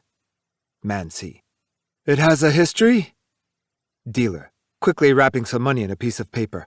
Here, take this and leave. We've had quite enough. Come, at once. Man A. Let her talk. If you don't let her talk, we'll know that you're also familiar with its history. Are you trying to pass off a defective article? Kyoko, spurning the money. I'll tell you then. This wardrobe belonged to the Sakurayama family. General stir. Mrs. Sakurayama used to hide her young lover inside the wardrobe. The lover's name was Yasushi. One day, her jealous husband, he was a terrifying man, heard a noise inside the wardrobe. He took out his pistol and without a word fired from the outside. He fired and fired until the horrible screams finally died away and the blood came gushing through the crack under the wardrobe door. Look, she points at the door. You can't see very well because of the carving, but this is where the bullet holes were. Here and here. Look. They've repaired the holes very cleverly and filled them in with wood of the same color, but you can still see them. They've washed away every trace of the blood from inside the door. They've planed the door down and then repainted it. You've all read about what happened in the newspapers, haven't you? They are absolutely quiet. Do you still want to buy it for all that money? No. I'm sure you wouldn't want the wardrobe, even if it were offered to you as a gift. 3,000 yen is a good price. Even at 3,000 yen, there can't be many people besides myself who'd buy it. Woman B. Ugh, how gruesome. I really appreciate your having told us. If you hadn't, I'd have spent a fortune acquiring a horrible jinx. Did you say your name was Hisako? Kyoko. It's Kyoko. Woman B. That's right. Hisako's my daughter's name. Kyoko, thank you very much indeed. Under the circumstances, the best thing to do is to leave as quickly as possible. I wonder if my chauffeur is still waiting. I told him to. She suddenly notices that woman D has already disappeared. Oh, can you imagine anyone being so ill-mannered? Leaving that way without a word. She's always trying to outdo me, even when it comes to leaving a place. Unspeakable creature. So saying, she exits to write. Men A, C, and E variously approach Kyoko and offer their cards. Man A. You've saved me a bit of money. Thanks very much. I'd like to take you to dinner. Nothing special, of course, just to show my appreciation. Man C. Miss, I'll take you to a really good French restaurant. Man E. How about a dance, eh? After dinner together. Kyoko. Thank you all, but I have something to discuss with the proprietor.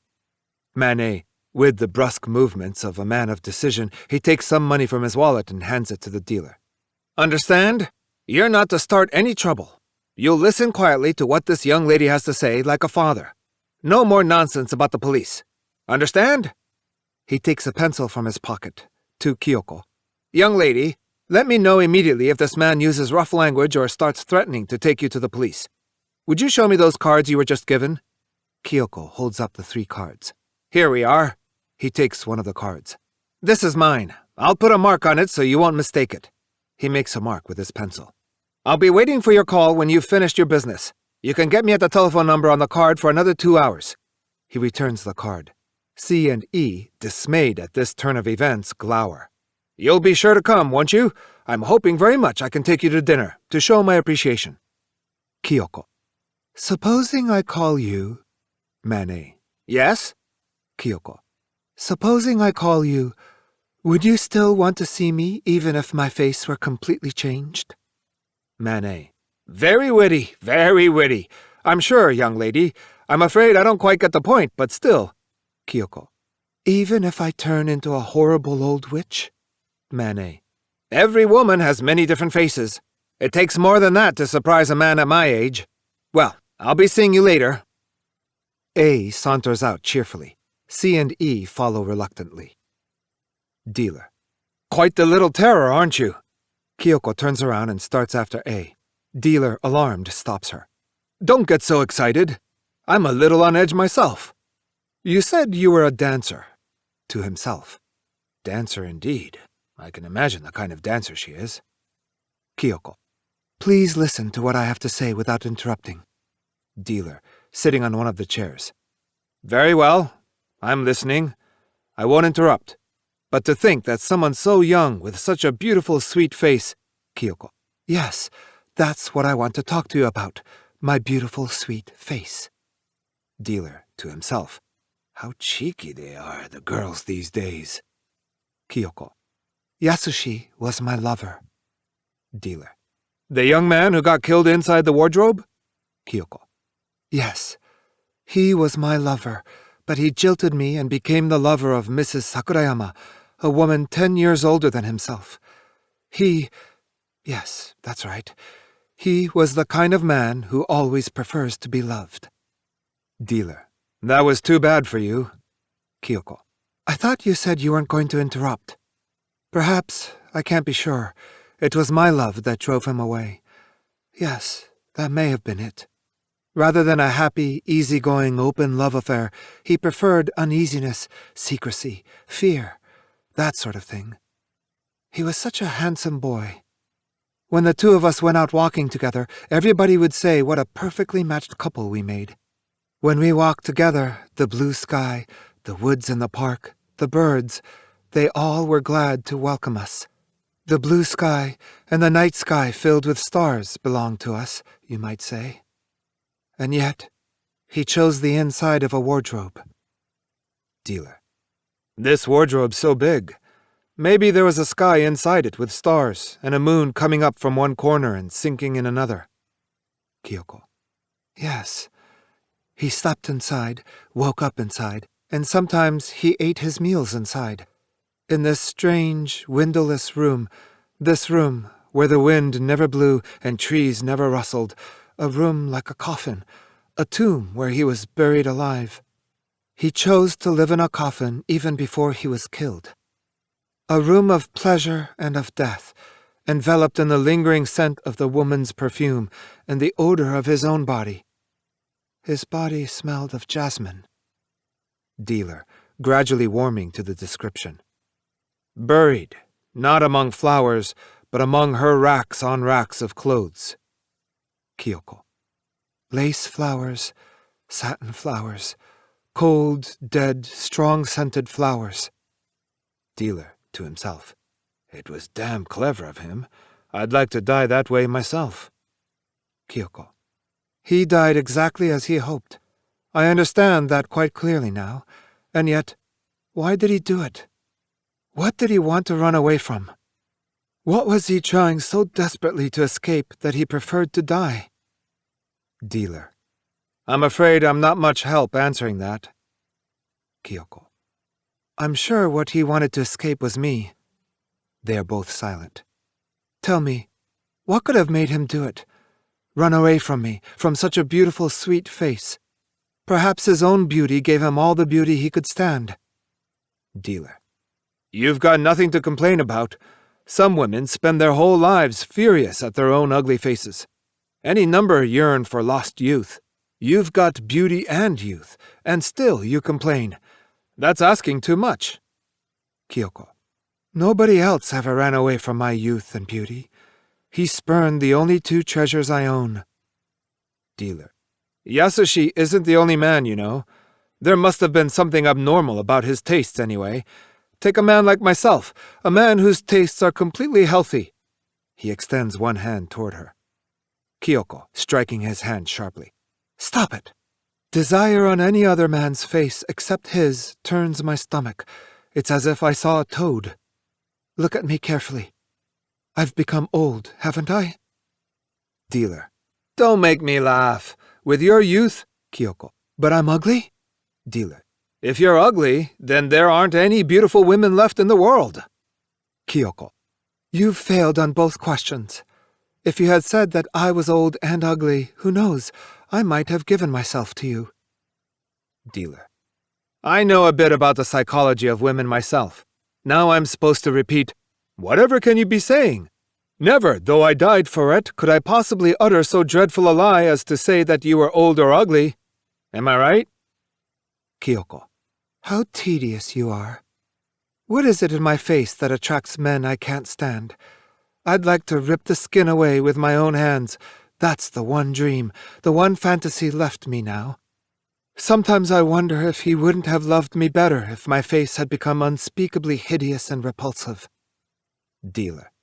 The crazy dreams that young beautiful people have. I long ago became immune to such illogical dreams. Discontent, young lady, is a poison which upsets all the sane principles of the world and makes a mess of your own happiness. Kyoko. Discontent? You think you can sum me up with that little word? That's not the kind of world I live in. Something was missing somewhere, a cogwheel, that could have made it possible for him and myself to love each other forever, for the machine to run smoothly. I've discovered what the missing cogwheel was. It was my face turned hideous. Dealer. The world is full of missing cogwheels. I don't know about your machine, but it seems to me, at least as far as this globe is concerned, that the one thing that keeps it spinning smoothly is the cogwheels missing here and there. Kyoko. Still, if my dream were to come true, Dealer. Surely he wouldn't come back to life. Kyoko. You're wrong. I think he might. Dealer. You keep asking for more and more impossible things. Now you've thought up something really horrible. You're trying to deny nature. Kyoko.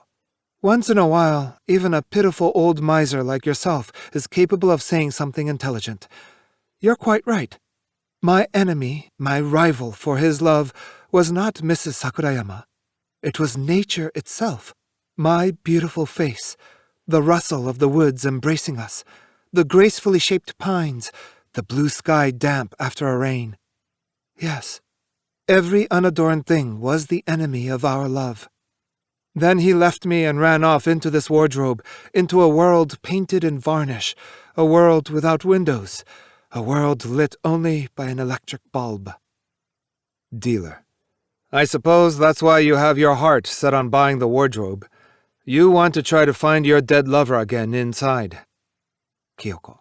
Yes, I'll spread the word. I'll tell the history of this wardrobe to everybody who might conceivably buy it. I'll disillusion them.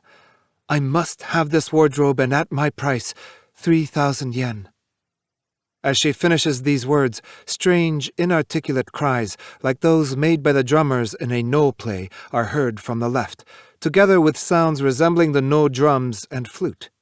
These accompany the dialogue in the following scene as the two dispute the price of the wardrobe, producing the effect of the rhythms of the no. Dealer. Damn it! Those crazy shouts and that pounding noise have started again in the factory.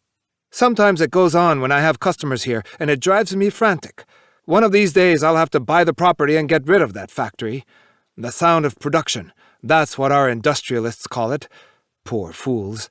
As long as they live, they'll never grasp the simple fact that an article only acquires value as it gradually becomes old, obsolete, and useless. They turn out their cheap gadgets as quickly as they can, and after a life haunted by poverty, they die. And that's that. Kyoko. I've told you again and again, I'll buy it for 3,000 yen. Dealer. 3 million yen. Kyoko. No, 3,000 yen. Dealer. 2 million yen. Kyoko, stamping her feet to the no rhythm. No, 3,000 yen. Dealer. 1 million yen. Kyoko. No, 3,000 yen. Dealer. 500,000 yen. Kyoko. 3,000 yen. 3,000 yen. 3,000 yen. Dealer. 400,000 yen. Kyoko. When I say 3,000 yen, I mean 3,000 yen. Dealer. 300,000 yen. Kyoko. Make an effort. One great effort. Come down to my level, all the way down. You'll feel wonderful once you've made the plunge, all the way down to 3,000 yen. Come. It takes only one word from you. 3,000 yen. Dealer. 200,000 yen. Kyoko. No, 3,000 yen. Dealer. 100,000 yen. Kyoko. No, 3,000 yen. Dealer. 50,000 yen. Kyoko. No, 3,000 yen. 3,000 yen. 3,000 yen. Dealer. 50,000 yen. I won't come down another penny. Kyoko. 3,000 yen. Dealer. 50,000 yen. 50,000 yen. 50,000 yen. Kyoko, somewhat weaker. 3,000 yen. Dealer. 50,000 yen is my rock-bottom price. I won't come down a penny more. Kyoko. You're sure? Dealer. I said 50,000 yen and I mean 50,000 yen. Kyoko, weakening. I haven't got that much money. Dealer. I'm offering it to you at the price it cost me. If you haven't got the money, it's not my fault. The noise to left stops completely. Kyoko. Nothing will change your mind? Dealer. 50,000 yen. That's my final offer. 50,000 yen. Kyoko. I can't afford it. I wanted to buy it and cram it into my tiny apartment and sit inside thinking of him till I felt my face become hideous. That was my dream. But if I can't have it, that's all right. She slowly edges backward toward the wardrobe. Yes, if I can't have it, it's quite all right. It's not really necessary to take this wardrobe all the way back to my apartment in order for my jealousy and my dreams and my pains and my anguish to destroy my face. I can leave it here without moving it. Dealer. What are you doing? Kyoko. It's all right. The next time you see me, you'll drop dead of fright. Kyoko wheels around and slips into the wardrobe. The doors slam shut with a terrible finality. The dealer frantically tries to open the doors, but he is unsuccessful. Dealer. Damn it! She's locked it from the inside! He bangs furiously on the door. There is no answer. The inside is absolutely still. The shameless hussy! She caught me off my guard, and now she's finally managed. She wasn't satisfied with interfering with my business and making me lose a fortune. Now, on top of everything else, she's trying to ruin the wardrobe, and it's defective as it is. What have I ever done to deserve this? Damn her! There's no telling what she may be up to inside this wardrobe. He puts his ear to the door. What can she be doing in there? This is certainly a black day for me. I can't hear a thing. There's not a sound. It's like putting your ear to a bell. Thick iron walls absolutely silent, though sometimes they can deafen you with reverberations. It doesn't make a sound. She couldn't, I'm sure, be disfiguring herself. No, that was nothing but a threat, a trick to take advantage of my weakness. He puts his ear to the wardrobe again. Still, what can she be doing? It gives me the eeriest feeling. Oh, she switched on the light. Her face is reflected in the mirrors all around her, silent, not saying a word. Ah, there's something weird about it. No, it was just a threat. As if he has a premonition. It was only a threat. There's no reason to suppose she would actually go through with such a thing. The superintendent of Kyoko's apartment building rushes in from right. Superintendent. Has a dancer named Kyoko come here? A young, beautiful girl? Kyoko's her name. Dealer. Kyoko? Who are you? Super. I'm the superintendent of the apartment house she lives in. Are you sure she hasn't been here? If she comes... Dealer. Steady, steady. Don't get so excited. If she comes, what then? Super. Her friend tells me she just stole a bottle of sulfuric acid from his shop. He's a pharmacist. Dealer. Sulfuric acid? Super. He says she dashed out with a bottle in her hand. I've been looking everywhere for her. A man I met on the way said he saw her go into your shop. Dealer. Acid, you say? Super. It wasn't so long ago her lover got killed. With a high-strung girl like that, there's no telling what she might do. That's what worries me. Just supposing she threw it in somebody's face. Dealer. You think she would? He recoils and puts his hands to his face in fright. No, that's not what she's planning. She's going to throw the acid in her own face.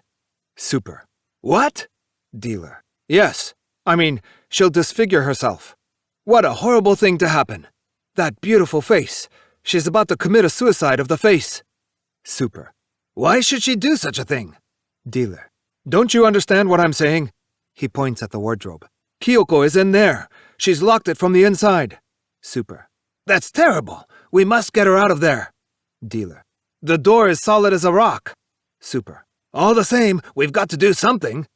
He bangs on the door. Kyoko! Kyoko! Dealer. A face like that will turn into a witch's. What a black day this has been. He joins in banging on the door. Come out! Don't cause us any trouble! Come out! Super. Kyoko! Miss Kyoko! A horrible scream is heard from inside the wardrobe. The two men wilt abjectly. A terrible silence. The dealer at length brings his hands together in an unconscious attitude of prayer. He rings out his words. Dealer. Come out! I beg you. The wardrobe is useless to me now. You can have it for 3,000 yen. 3,000 yen, that's all. I'm letting you have it. Please, come out. The door finally opens with a heart-rending, screeching noise. The dealer and the superintendent automatically fall back. Kyoko emerges, the vial held in her hand. Her face is not in the least altered. Your face! Nothing's happened! Super. Thank heavens! Dealer. Thank heavens my eye! I didn't bargain on that. You're a cheat. Frightening people this way. You might have caused me apoplexy. It's no laughing matter. Kyoko, calmly. I haven't cheated you. I really intended to throw the acid in my face. Dealer. Then what was that scream? Kyoko. I switched on the light inside the wardrobe. I saw my face reflected in the mirrors all around me, and the reflections of my face in the mirror by the mirror behind it, and these reflections reflected again. Mirrors, reflecting my profile, and the mirrors reflected again. An endless, infinite number of my faces stretching on and on. It was so cold inside the wardrobe. I was waiting, wondering if among all those faces of mine, his might not suddenly appear. Dealer, shuddering again. And did it? Kyoko. No, it didn't. To the ends of the earth, to the ends of the sea, to the ends of the whole world, my face and only my face. I removed the cap from the bottle and I stared at my face in the mirror. I thought, supposing my face, disfigured by this acid, were repeated to the ends of the earth. Suddenly I had a vision of my face after I had disfigured it, the horrible face of a witch, scared and festering. Dealer. And then you screamed? Kyoko. Yes. Dealer. That was when you lost the courage to throw the acid in your face, wasn't it? Kyoko. No. I came back to my senses and screwed the cap on the bottle again, not because I had lost my nerve, but because I realized that even the terrible suffering, jealousy, anger, torment, and pain I had gone through had not been enough to change a human face, that no matter what happened, my face was my face. Dealer. You see? You can't win when you fight with nature. Kyoko. I wasn't beaten. I became reconciled to nature. Dealer. A convenient way of looking at it. Kyoko. I have become reconciled. She drops the bottle onto the floor. The dealer hastens to kick it aside. It's spring now, isn't it? I've realized it for the first time. The seasons have meant nothing to me for such a long, long time, ever since he disappeared into this wardrobe. She sniffs the air around her. It's the height of spring. Even in this musty old shop, I can smell it. Where is it coming from? A fragrance of spring earth, of plants and trees, of flowers. The cherry blossoms must be in full glory. Clouds of blossoms, and apart from them only the pines. The strong green of the branches amidst the smoky blossoms, the outlines sharp because they've never had any dreams. The birds are singing. A twittering of birds is heard. A singing of birds passing like sunlight through the thickest walls. Even as we stand here, the spring relentlessly presses in on us, with such a multitude of cherry blossoms, such a multitude of singing birds. Every last branch holds as many as it can and shuts its eyes in rapture under the delicious weight. And the wind, I can smell the fragrance of his living body in this wind. I had forgotten. It was spring. Dealer. Will you kindly purchase the wardrobe and leave? Kyoko. You were saying a while ago that you'd let me have it for 3,000 yen, weren't you? Dealer. Don't be silly. That was only in case your face was disfigured. The price is still 500,000 yen. No, 600,000. Kyoko. I don't want it. Dealer. You don't? Kyoko. That's right. I really don't want it anymore. Sell it to some foolish rich man. Don't worry, I won't make any more trouble for you. Dealer. Thank heavens for that. Super. Let's go back together to the apartment. You'll have to apologize to your friend in the pharmacy for making him worry. Then you should get a good night's sleep. You must be exhausted. Kyoko, taking a card from her handbag and examining it. No, I have an engagement now. Super. Where? Dealer, noticing the card Kyoko holds. With that gentleman? Now? Kyoko. Yes, with that gentleman, now. Dealer. If you go, you can be sure he'll give you quite a time. Kyoko. I'm not worried. Nothing can bother me, no matter what happens. Who do you suppose can wound me now? Super. Spring is a dangerous season. Dealer. You'll be ruined. Your heart will be torn to shreds. You'll end up no longer able to feel anything. Kyoko. Still, nothing that happens can ever change my face. Kyoko takes a lipstick from her bag, applies it to her lips, then turning her back on the two men, who watch her blankly, she suddenly rushes off to write, fast as the wind. Curtain. Translated by Donald Keene. Onnagata. Masayama had been overwhelmed by Mangeku's artistry. That was how it happened that, after getting a degree in classical Japanese literature, he had chosen to join the kabuki theater staff. He had been entranced by seeing Mangeku Sanokawa perform. Masayama's addiction to kabuki began when he was a high school student. At the time, Mangeku, still a fledgling onnagata, was appearing in such minor roles as the ghost butterfly in Kagami Jishi, or, at best, the waiting maid Chidori in The Disowning of Genta. Mangeku's acting was unassertive and orthodox. Nobody suspected he would achieve his present eminence. But even in those days, Masayama sensed the icy flames given off by this actor's aloof beauty. The general public, needless to say, noticed nothing. For that matter, none of the drama critics had ever called attention to the peculiar quality of Mangeku, like shoots of flame visible through the snow, which illuminated his performances from very early in his career. Now everyone spoke as if Mangeku had been a personal discovery. Mangeku Sanokawa was a true onnagata, a species seldom encountered nowadays. Unlike most contemporary onnagata, he was quite incapable of performing successfully in male roles. His stage presence was colorful, but with dark overtones. His every gesture was the essence of delicacy. Mangeku never expressed anything, not even strength, authority, endurance, or courage, except through the single medium open to him, feminine expression. But through this medium, he could filter every variety of human emotion. That is the way of the true onnagata, but in recent years this breed has become rare indeed.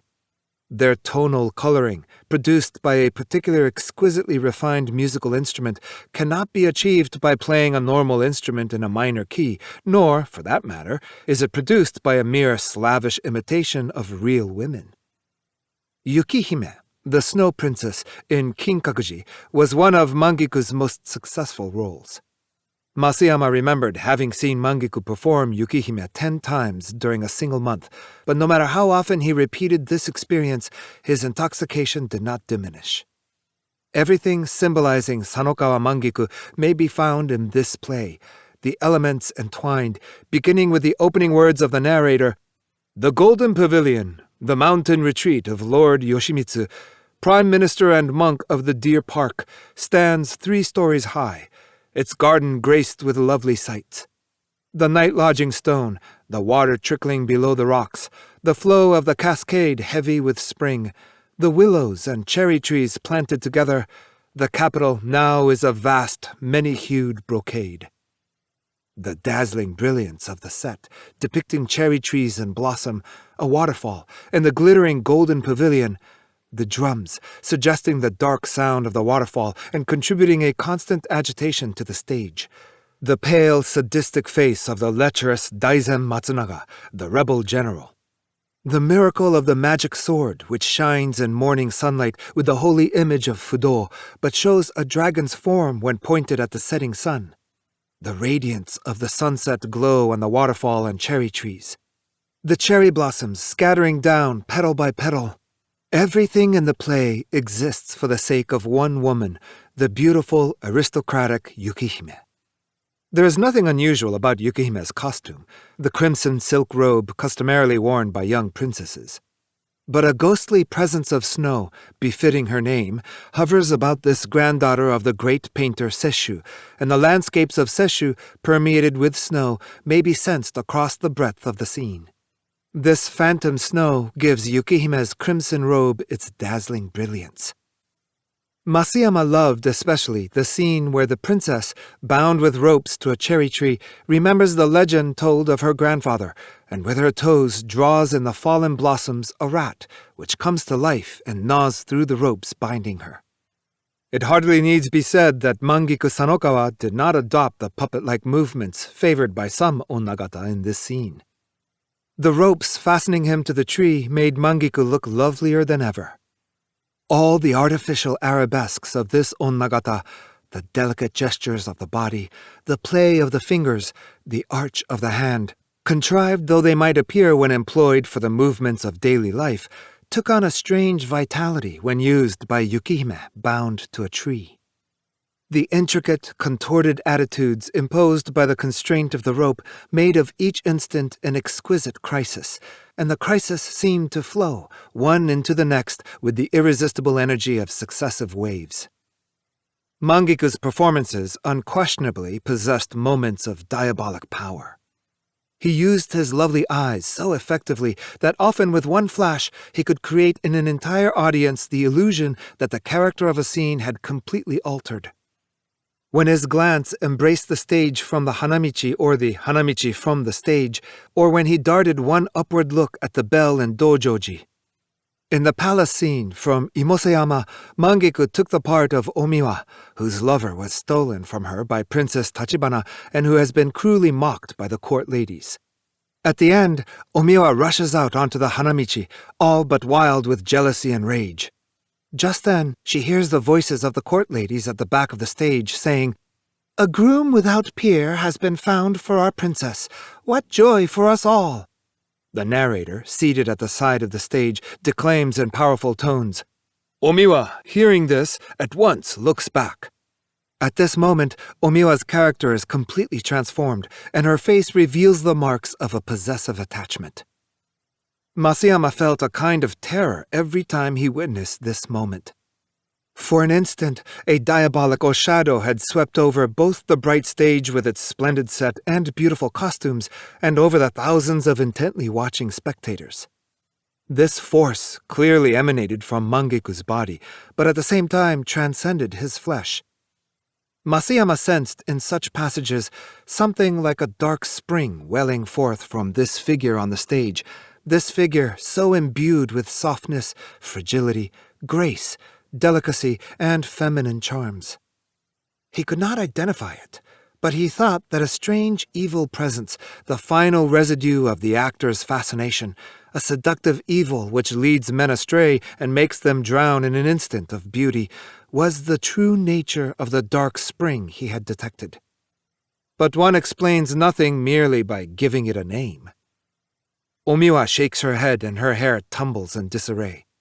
On the stage, to which she now returns from the Hanamichi, Funashichi's blade is waiting to kill her. "The house is full of music, an autumn sadness in its tone," declaims the narrator. There is something terrifying about the way Omiwa's feet hurry forward to her doom. The bare white feet, rushing ahead toward disaster and death, kicking the lines of her kimono askew, seem to know precisely when and where on the stage the violent emotions now urging her forward will end, and to be pressing toward the spot, rejoicing and triumphant even amidst the tortures of jealousy. The pain she reveals outwardly is backed with joy like her robe, on the outside dark and shot with gold thread, but bright with variegated silken strands within. 2. Masayama's original decision to take employment at the theater had been inspired by his absorption with kabuki, and especially with mangiku. He realized also he could never escape his bondage unless he became thoroughly familiar with the world behind the scenes. He knew from what others had told him of the disenchantment to be found backstage, and he wanted to plunge into that world and taste for himself genuine disillusion. But the disenchantment he expected somehow never came. Mangiku himself made this impossible. Mangiku faithfully maintained the injunctions of the 18th century onnagata's manual, Ayamegusa.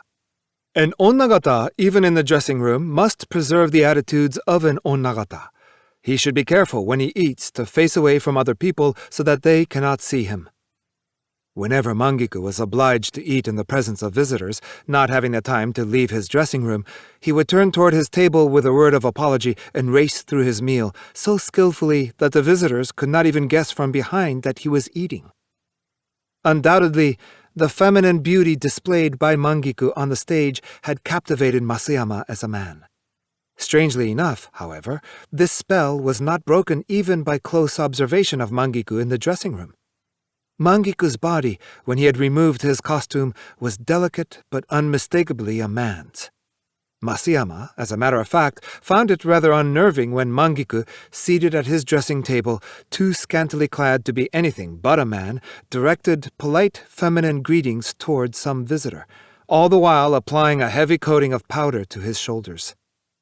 If even Masayama, long a devotee of kabuki, experienced eerie sensations on his first visits to the dressing room, what would have been the reactions of people who dislike kabuki because the onnagata make them uncomfortable if shown such a sight? Masayama, however, felt relief rather than disenchantment when he saw Mangiku after a performance, naked except for the gauzy underclothes he wore in order to absorb perspiration. The sight in itself may have been grotesque, but the nature of Masayama's fascination, its intrinsic quality, one might say, did not reside in any surface illusion, and there was accordingly no danger that such a revelation would destroy it. Even after Mangiku had disrobed, it was apparent that he was still wearing several layers of splendid costumes beneath his skin. His nakedness was a passing manifestation. Something which could account for his exquisite appearance on stage surely lay concealed within him. Masayama enjoyed seeing Mangiku when he returned to the dressing room after performing a major role. The flush of the emotions of the part he had been enacting still hovered over his entire body, like sunset glow or the moon in the sky at dawn. The grand emotions of classical tragedy, emotions quite unrelated to our mundane lives, may seem to be guided, at least nominally, by historical facts. The world of disputed successions, campaigns of pacification, civil warfare, and the like. But in reality, they belong to no period. They are the emotions appropriate to a stylized, grotesquely tragic world, luridly colored in the manner of a late woodblock print. Grief that goes beyond human bounds, superhuman passions, searing love, terrifying joy, the brief cries of people trapped by circumstances too tragic for human beings to endure. Such were the emotions which a moment before had lodged in Mangeku's body. It was amazing that Mangeku's slender frame could hold them, and that they did not break from that delicate vessel. Be that as it may, Mangeku a moment before had been living amidst these grandiose feelings, and he had radiated light on the stage precisely because the emotions he portrayed transcended any known to his audience. Perhaps this is true of all characters on the stage, but among present-day actors, none seem to be so honestly living stage emotions so far removed from daily life. A passage in Ayamegusa states, "Charm is the essence of the onnagata. But even the onnagata who is naturally beautiful will lose his charm if he strains to impress by his movements. If he consciously attempts to appear graceful, he will seem thoroughly corrupt instead. For this reason, unless the onnagata lives as a woman in his daily life, he is unlikely ever to be considered an accomplished onnagata. When he appears on stage, the more he concentrates on performing this or that essentially feminine action, the more masculine he will seem. I am convinced that the essential thing is how the actor behaves in real life." How the actor behaves in real life. Yes. Mangeku was utterly feminine in both the speech and bodily movements of his real life. If Mangeku had been more masculine in his daily life, those moments when the flush from the onnagata role he had been performing gradually dissolved like the high water mark on a beach into the femininity of his daily life, itself an extension of the same make-believe, would have become an absolute division between sea and land, a bleak door shut between dream and reality. The make-believe of his daily life supported the make-believe of his stage performances. This, Masayama was convinced, marked the true onnagata. An onnagata is the child born of the illicit union between dream and reality. 3. Once the celebrated veteran actors of the previous generation had all passed away, one on the heels of the other, Mangeku's authority backstage became absolute. His onnagata disciples waited on him like personal servants. Indeed, the order of seniority they observed when following Mangeku on stage as maids in the wake of his princess or great lady was exactly the same they observed in the dressing room. Anyone pushing apart the door curtains dyed with the crest of the Sanokawa family and entering Mangeku's dressing room was certain to be struck by a strange sensation. This charming sanctuary contained not a single man. Even members of the same troupe felt inside this room that they were in the presence of the opposite sex. Whenever Masayama went to Mangeku's dressing room on some errand, he had only to brush apart the door curtains to feel, even before setting foot inside, a curiously vivid, carnal sensation of being a male. Sometimes Masayama had gone on company business to the dressing rooms of chorus girls backstage at reviews. The rooms were filled with an almost suffocating femininity, and the rough-skinned girls, sprawled about like animals in the zoo, threw bored glances at him. But he never felt so distinctly alien as in Mangeku's dressing room. Nothing in these real women made Masayama feel particularly masculine. The members of Mangeku's entourage exhibited no special friendliness toward Masayama.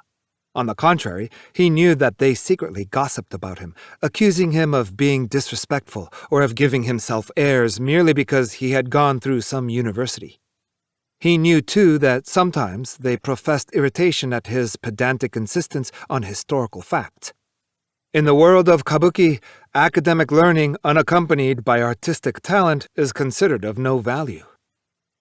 Masayama's work had its compensations, too. It would happen when Mangeku had a favor to ask of someone, only, of course, when he was in a good mood, that he twisted his body diagonally from his dressing table and gave a little nod and a smile. The indescribable charm in his eyes at such moments made Masayama feel that he wished for nothing more than to slave like a dog for this man. Mangiku himself never forgot his dignity. He never failed to maintain a certain distance, though he obviously was aware of his charms. If he had been a real woman, his whole body would have been filled with the allure in his eyes. The allure of an onnagata is only a momentary glimmer, but that is enough for it to exist independently and to display the eternal feminine. Mangiku sat before the mirror after the performance of The Castle of the Lord Protector of Hachijin, the first item of the program. He had removed the costume and wig he wore as Lady Hinaginu and changed to a bathrobe, not being obliged to appear in the middle work of the program.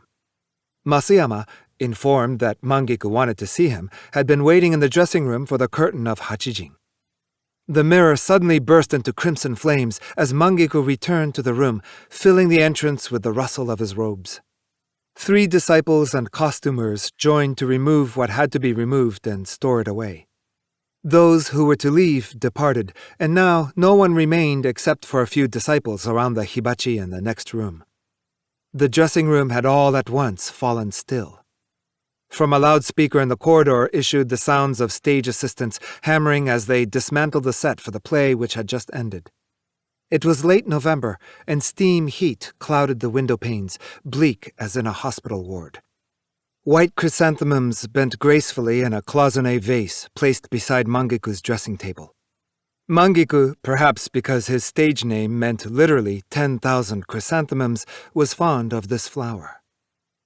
Mangiku sat on a bulky cushion of purple silk, facing his dressing table. "I wonder if you'd mind telling the gentleman from Sakuragi Street?" Mangiku, in the old-fashioned manner, referred to his dancing and singing teachers by the names of the streets where they lived. "It'll be hard for me to tell him." He gazed directly into the mirror as he spoke. Masayama could see from where he sat by the wall the nape of Mangiku's neck and the reflections in the mirror of his face still made up for the part of Hinaginu. The eyes were not on Masayama.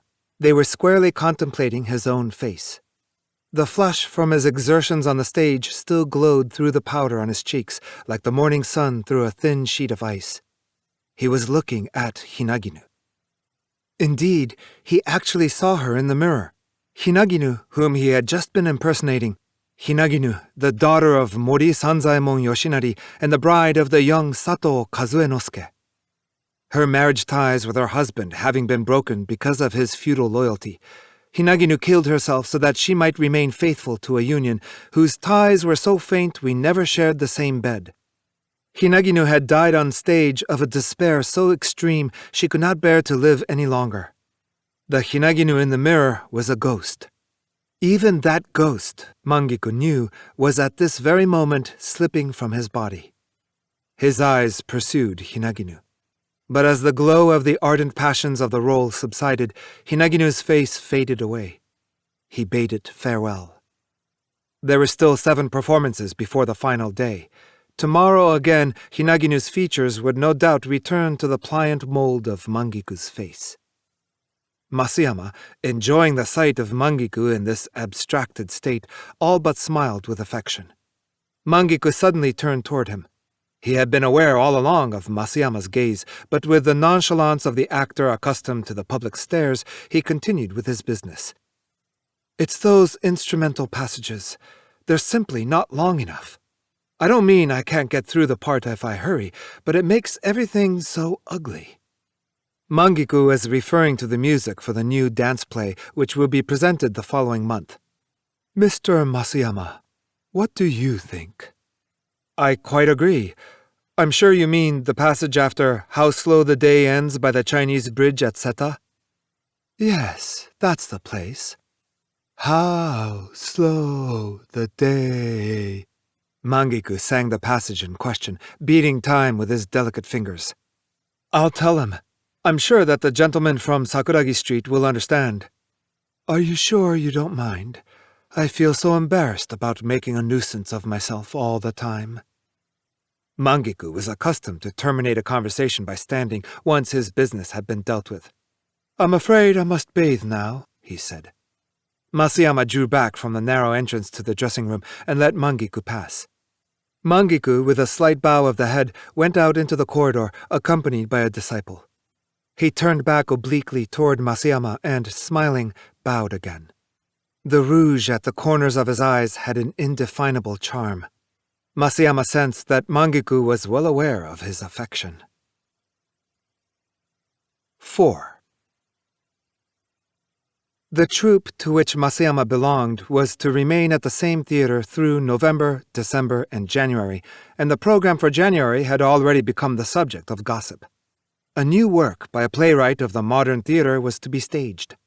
The man, whose sense of his own importance accorded poorly with his youth, had imposed innumerable conditions, and Masayama was kept frantically busy with complicated negotiations intended to bring together not only the dramatist and the actors, but the management of the theater as well.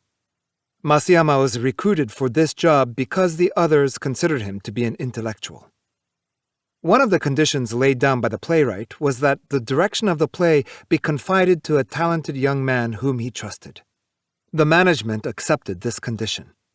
Mangiku also agreed, but without enthusiasm. He conveyed his doubts in this manner. "I don't really know, of course, but if this young man doesn't understand kabuki very well and makes unreasonable demands on us, it will be so hard explaining." Mangiku was hoping for an older, more mature, by which he meant a more compliant, director. The new play was a dramatization in modern language of the 12th century novel, If Only I Could Change Them. The managing director of the company, deciding not to leave the production of this new work to the regular staff, announced it would be in Masayama's hands. Masayama grew tense at the thought of the work ahead of him, but convinced that the play was first-rate, he felt that it would be worth the trouble. As soon as the scripts were ready and the parts assigned, a preliminary meeting was held one mid-December morning in the reception room adjoining the office of the theater owner. The meeting was attended by the executive in charge of production, the playwright, the director, the stage designer, the actors, and Masayama. The room was warmly heated and sunlight poured through the windows. Masayama always felt happiest at preliminary meetings. It was like spreading out a map and discussing a projected outing. Where do we board the bus, and where do we start walking? Is there drinking water where we're going? Where are we going to eat lunch? Where is the best view? Shall we take the train back, or would it be better to allow enough time to return by boat? Kawasaki, the director, was late. Masayama had never seen a play directed by Kawasaki, but he knew of him by reputation.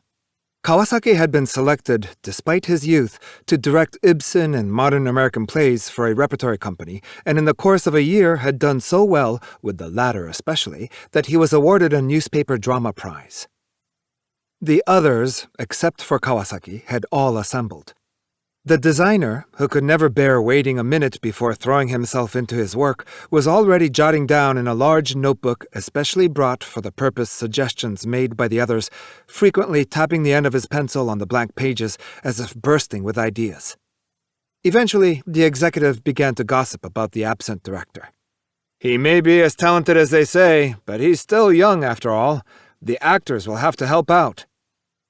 At this moment, there was a knock at the door, and a secretary showed in Kawasaki. He entered the room with a dazed look, as if the light were too strong for him, and, without uttering a word, stiffly bowed toward the others. He was rather tall, almost 6 feet, with deeply etched masculine but highly sensitive features. It was a cold winter day, but Kawasaki wore a rumpled, thin raincoat. Underneath, as he presently disclosed, he had on a brick-colored corduroy jacket. His long, straight hair hung down so far to the tip of his nose that he was frequently obliged to push it back. Masayama was rather disappointed by his first impression. He had supposed that a man who had been singled out for his abilities would have attempted to distinguish himself somehow from the stereotypes of society, but this man dressed and acted exactly in the way one would expect of the typical young man of the modern theater. Kawasaki took the place offered him at the head of the table. He did not make the usual polite protests against the honor. He kept his eyes on the playwright, his close friend, and when introduced to each of the actors, he uttered a word of greeting, only to turn back at once to the playwright. Masayama could remember similar experiences. It is not easy for a man trained in the modern theater, where most of the actors are young, to establish himself on easy terms with the kabuki actors, who are likely to prove to be imposing old gentlemen when encountered offstage. The actors assembled for this preliminary meeting managed, in fact, to convey somehow their contempt for Kawasaki, all with a show of the greatest politeness and without an unfriendly word. Masayama happened to glance at Mangiku's face. He modestly kept to himself, refraining from any demonstration of self-importance. He displayed no trace of the other's contempt. Masayama felt greater admiration and affection than ever for Mangiku. Now that everyone was present, the author described the play in outline. Mangiku, probably for the first time in his career, leaving aside parts he took as a child, was to play a male role. The plot told of a certain grand minister with 2 children, a boy and a girl. By nature, they are quite unsuited to their sexes and are therefore reared accordingly. The boy, actually the girl, eventually becomes general of the left, and the girl, actually the boy, becomes chief lady-in-waiting in the Sengyoden, the palace of the imperial concubines. Later, when the truth is revealed, they revert to lives more appropriate to the sex of their birth. The brother marries the 4th daughter of the minister of the right, the sister a middle counselor, and all ends happily. Mangiku's part was that of the girl who is in reality a man. Although this was a male role, Mangiku would appear as a man only in the few moments of the final scene. Up to that point, he was to act throughout as a true onnagata in the part of a chief lady-in-waiting at the Sengyoden. The author and director were agreed in urging Mangiku not to make any special attempt, even in the last scene, to suggest that he was in fact a man.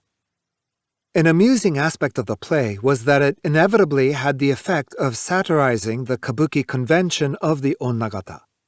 The lady-in-waiting was actually a man, so in precisely the same manner was Mangiku in the role. That was not all.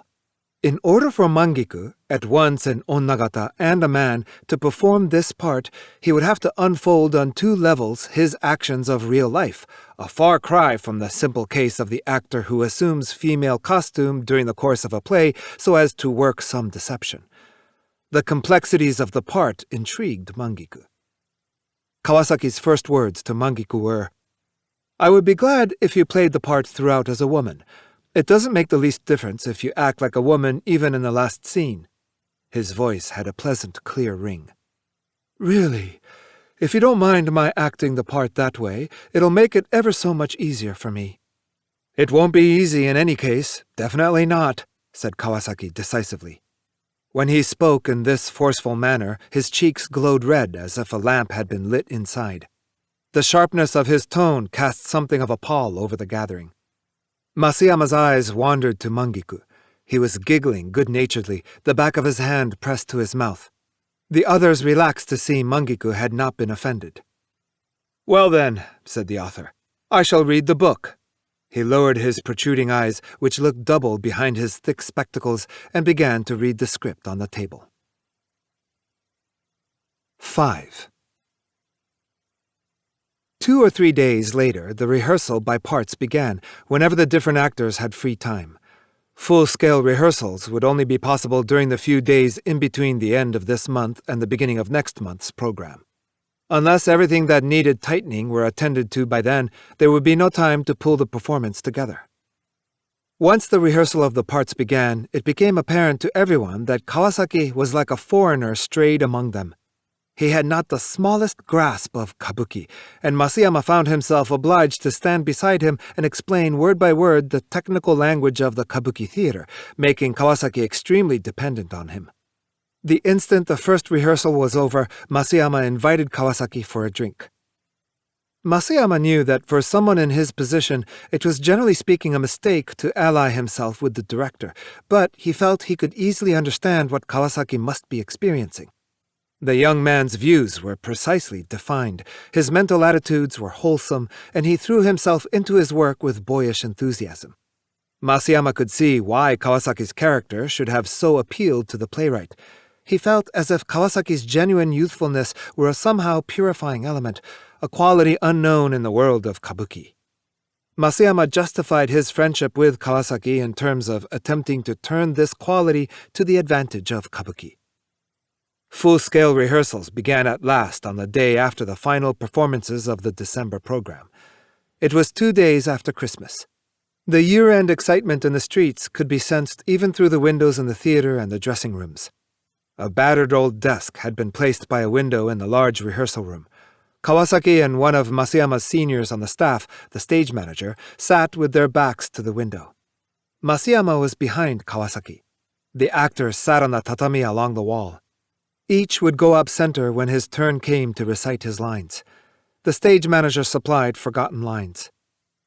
Sparks flew repeatedly between Kawasaki and the actors. "At this point," Kawasaki would say, "I'd like you to stand as you say, 'I wish I could go to Kawachi and have done with it.' Then you're to walk up to the pillar at stage right." "That's one place I simply can't stand up." "Please try doing it my way." Kawasaki forced a smile, but his face visibly paled with wounded pride. "You can ask me to stand up from now until next Christmas, but I still can't do it. I'm supposed at this place to be mulling over something. How can I walk across stage when I'm thinking?" Kawasaki did not answer, but he betrayed his extreme irritation at being addressed in such terms.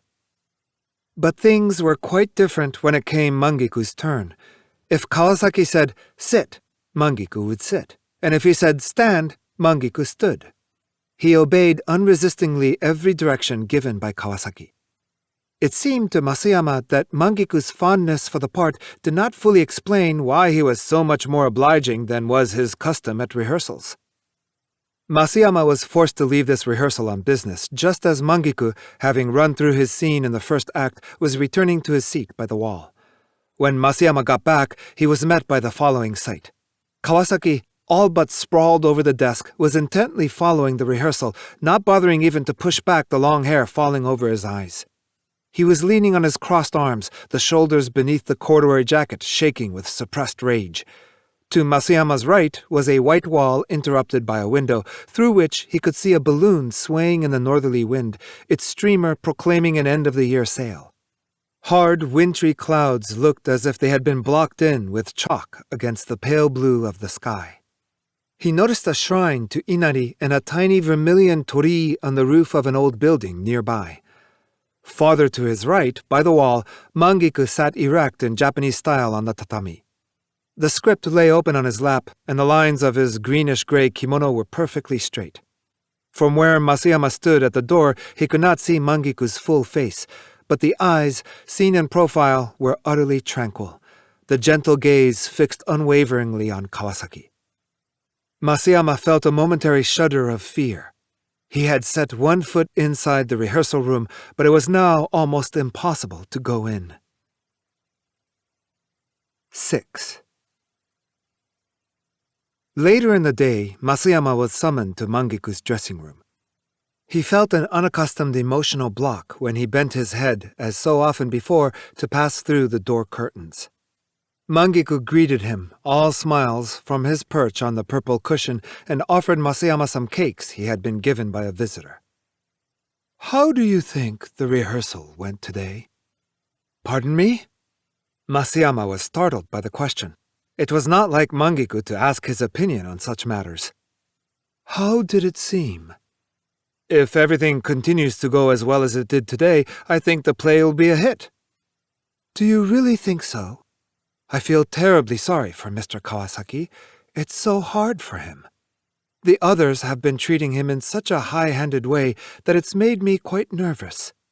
I'm sure you could tell from the rehearsal that I've made up my mind to play the part exactly as Mr. Kawasaki says.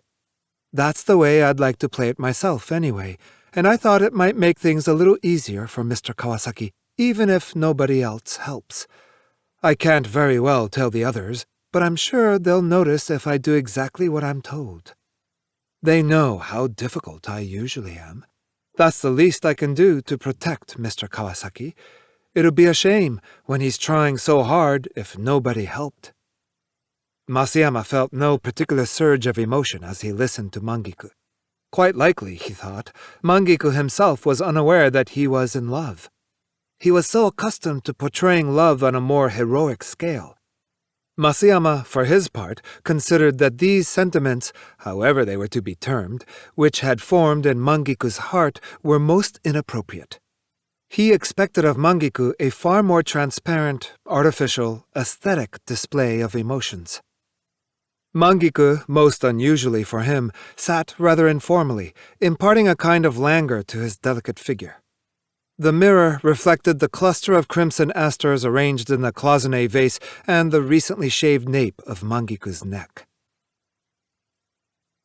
Kawasaki's exasperation had become pathetic by the day before stage rehearsals began. As soon as the last private rehearsal ended, he invited Masayama for a drink, looking as if he had reached the end of his tether. Masayama was busy at the moment, but 2 hours later he found Kawasaki in the bar where they had arranged to meet, still waiting for him. The bar was crowded, though it was the night before New Year's Eve, when bars are usually deserted. Kawasaki's face looked pale as he sat drinking alone. He was the kind who only gets paler the more he has had to drink. Masayama, catching sight of Kawasaki's ashen face as soon as he entered the bar, felt that the young man had saddled him with an unfairly heavy spiritual burden. They lived in different worlds. There was no reason why courtesy should demand that Kawasaki's uncertainties and anguish should fall so squarely on his shoulders. Kawasaki, as he rather expected, immediately engaged him with a good-natured taunt, accusing him of being a double agent. Masayama took the charge with a smile. He was only 5 or 6 years older than Kawasaki, but he possessed the self-confidence of a man who had dwelt among people who knew the score. At the same time, he felt a kind of envy of this man who had never known hardship, or at any rate, enough hardship. It was not exactly a lack of moral integrity which had made Masayama indifferent to most of the backstage gossip directed against him, now that he was securely placed in the kabuki hierarchy. His indifference demonstrated that he had nothing to do with the kind of sincerity which might destroy him. Kawasaki spoke. "I'm fed up with the whole thing. Once the curtain goes up on opening night, I'll be only too glad to disappear from the picture. Stage rehearsals beginning tomorrow. That's more than I can take when I'm feeling so disgusted. This is the worst assignment I've ever had. I've reached my limit. Never again will I barge into a world that's not my own." "But isn't that what you more or less expected from the outset? Kabuki's not the same as the modern theater, after all." Masayama's voice was cold. Kawasaki's next words came as a surprise. "Mangiku's the hardest to take. I really dislike him. I'll never stage another play with him." Kawasaki stared at the curling wisps of smoke under the low ceiling, as if into the face of an invisible enemy. "I wouldn't have guessed it. It seems to me he's doing his best to be cooperative." "What makes you think so? What's so good about him? It doesn't bother me too much when the other actors don't listen to me during rehearsals or try to intimidate me, or even when they sabotage the whole works, but Mangiku's more than I can figure out. All he does is stare at me with that sneer on his face. At bottom, he's absolutely uncompromising, and he treats me like an ignorant little squirt. That's why he does everything exactly as I say. He's the only one of them who obeys my directions, and that burns me up all the more. I can tell just what he's thinking. If that's the way you want it, that's the way I'll do it, but don't expect me to take any responsibility for what happens in the performance. That's what he keeps flashing at me, without saying a word, and it's the worst sabotage I know. He's the nastiest of the lot." Masayama listened in astonishment, but he shrank from revealing the truth to Kawasaki now. He hesitated even to let Kawasaki know that Mangiku was intending to be friendly, much less the whole truth. Kawasaki was baffled as to how he should respond to the entirely unfamiliar emotions of this world into which he had suddenly plunged. If he were informed of Mangiku's feelings, he might easily suppose they represented just one more snare laid for him. His eyes were too clear. For all his grasp of the principles of theater, he could not detect the dark, aesthetic presence lurking behind the texts. 7. The new year came, and with it the first night of the new program. Mangiku was in love. His sharp-eyed disciples were the first to gossip about it. Masayama, a frequent visitor to Mangiku's dressing room, sensed it in the atmosphere almost immediately. Mangiku was wrapped in his love like a silkworm in its cocoon, soon to emerge as a butterfly. His dressing room was the cocoon of his love. Mangiku was of a retiring disposition in any case, but the contrast with the New Year's excitement elsewhere gave his dressing room a peculiarly solemn hush. Opening night, Masayama, noticing as he passed Mangiku's dressing room that the door was wide open, decided to take a look inside. He saw Mangiku from behind, seated before the mirror in full costume, waiting for his signal to go on. His eyes took in the pale lavender of Mangiku's robe, the gentle slope of the powdered and half-exposed shoulders, the glossy lacquer-black wig. Mangiku at such moments in the deserted dressing room looked like a woman absorbed in her spinning. She was spinning her love, and would continue spinning forever, her mind elsewhere. Masayama intuitively understood that the mold for this Onnagata's love had been provided by the stage alone. The stage was present all day long, the stage where love was incessantly shouting, grieving, shedding blood. Music celebrating the sublime heights of love sounded perpetually in Mangiku's ears, and each exquisite gesture of his body was constantly employed on stage for the purposes of love. To the tips of his fingers, nothing about Mangiku was alien to love. His toes encased in white tabi, the seductive colors of his under-kimono barely glimpsed through the openings in his sleeves, the long, swan-like nape of his neck were all in the service of love. Masayama did not doubt but that Mangiku would obtain guidance in pursuing his love from the grandiose emotions of his stage roles. The ordinary actor is apt to enrich his performances by infusing them with the emotions of his real life, but not Mangiku. The instant that Mangiku fell in love, the loves of Yukihime, Omiwa, Hinaginu, and the other tragic heroines came to his support. The thought of Mangiku in love took Masayama aback, however. Those tragic emotions for which he had yearned so fervently since his days as a high school student, those sublime emotions which Mangiku always evoked through his corporal presence on stage, encasing his sensual faculties in icy flames, Mangiku was now visibly nurturing in real life.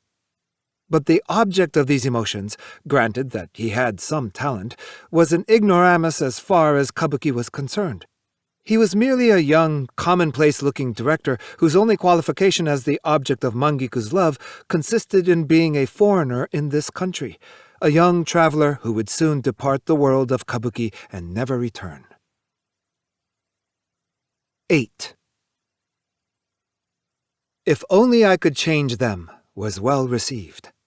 Kawasaki, despite his announced intention of disappearing after opening night, came to the theater every day to complain of the performance, to rush back and forth incessantly through the subterranean passages under the stage, to finger with curiosity the mechanisms of the trap door or the hanamichi.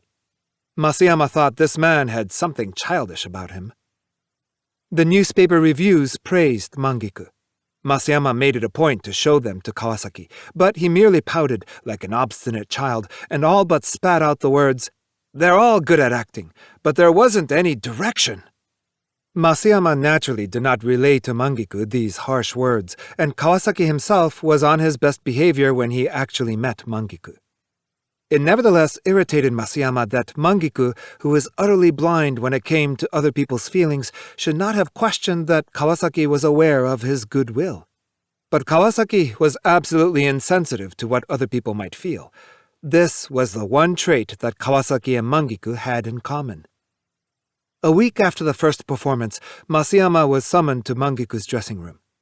Mangiku displayed on his table amulets and charms from the shrine where he regularly worshipped, as well as some small New Year's cakes. The cakes would no doubt be distributed later among his disciples. Mangiku pressed some sweets on Masayama, a sign that he was in a good mood. "Mr. Kawasaki was here a little while ago," he said. "Yes, I saw him out front. I wonder if he's still in the theater. I imagine he'll stay until If Only is over. Did he say anything about being busy afterward?" "No, nothing particular." "Then I have a little favor I'd like to ask you." Masayama assumed as businesslike an expression as he could muster. "What might it be?" "Tonight, you see, when the performance is over, tonight." The color had mounted in Mangiku's cheeks. His voice was clearer and higher pitched than usual. "Tonight, when the performance is over, I thought I'd like to have dinner with him. Would you mind asking if he's free? I'll ask him. It's dreadful of me, isn't it, to ask you such a thing? That's quite all right. Masayama sensed that Mangiku's eyes at that moment had stopped roving and were trying to read his expression. He seemed to expect, and even to desire, some perturbation on Masayama's part. Very well, Masayama said, rising at once. I'll inform him. Hardly had Masayama gone into the lobby than he ran into Kawasaki, coming from the opposite direction. This chance meeting amidst the crowd thronging the lobby during intermission seemed like a stroke of fate. Kawasaki's manner poorly accorded with the festive air pervading the lobby. The somehow haughty airs which the young man always adopted seemed rather comic when set amidst a buzzing crowd of solid citizens dressed in holiday finery and attending the theater merely for the pleasure of seeing a play. Masayama led Kawasaki to a corner of the lobby and informed him of Mangiku's request. I wonder what he wants with me now. Dinner together. That's funny.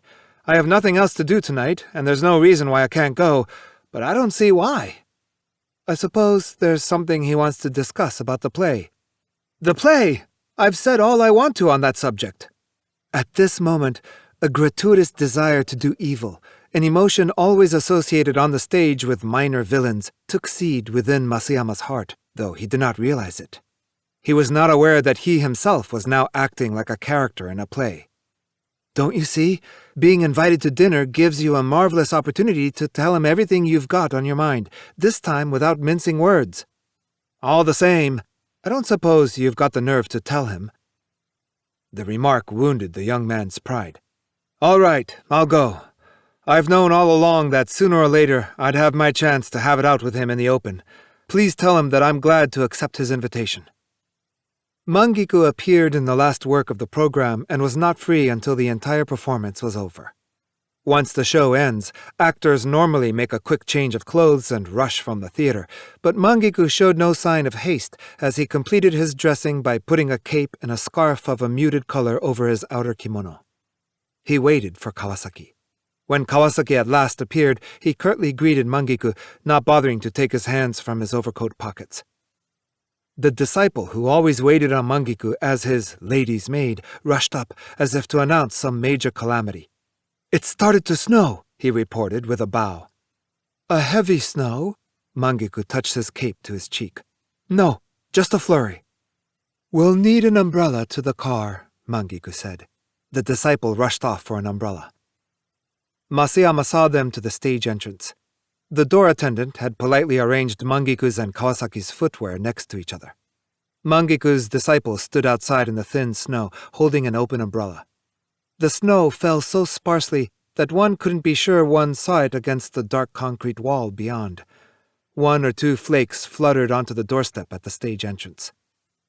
Mangiku bowed to Masayama. We'll be leaving now, he said. The smile on his lips could be seen indistinctly behind his scarf. He turned to the disciple. That's all right. I'll carry the umbrella. I'd like you to go instead and tell the driver we're ready. Mangiku held the umbrella over Kawasaki's head. As Kawasaki in his overcoat and Mangiku in his cape walked off side by side under the umbrella, a few flakes suddenly flew, all but bounced from the umbrella. Masayama watched them go.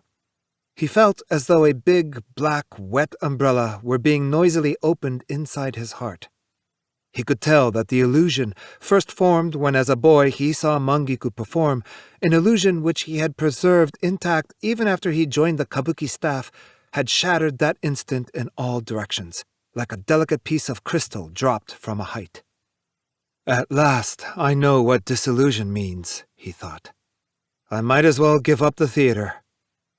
But Masayama knew that along with disillusion, a new sensation was assaulting him, jealousy.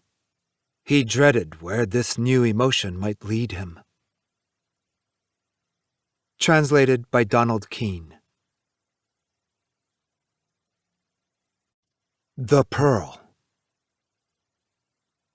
December 10th was Mrs. Sasaki's birthday, but since it was Mrs. Sasaki's wish to celebrate the occasion with the minimum of fuss, she had invited to her house for afternoon tea only her closest friends.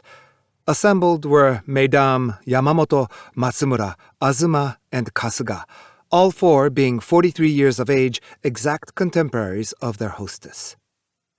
These ladies were thus members, as it were, of a Keep Our Ages Secret society, and could be trusted implicitly not to divulge to outsiders the number of candles on today's cake. In inviting to her birthday party only guests of this nature, Mrs. Sasaki was showing her customary prudence. On this occasion, Mrs. Sasaki wore a pearl ring.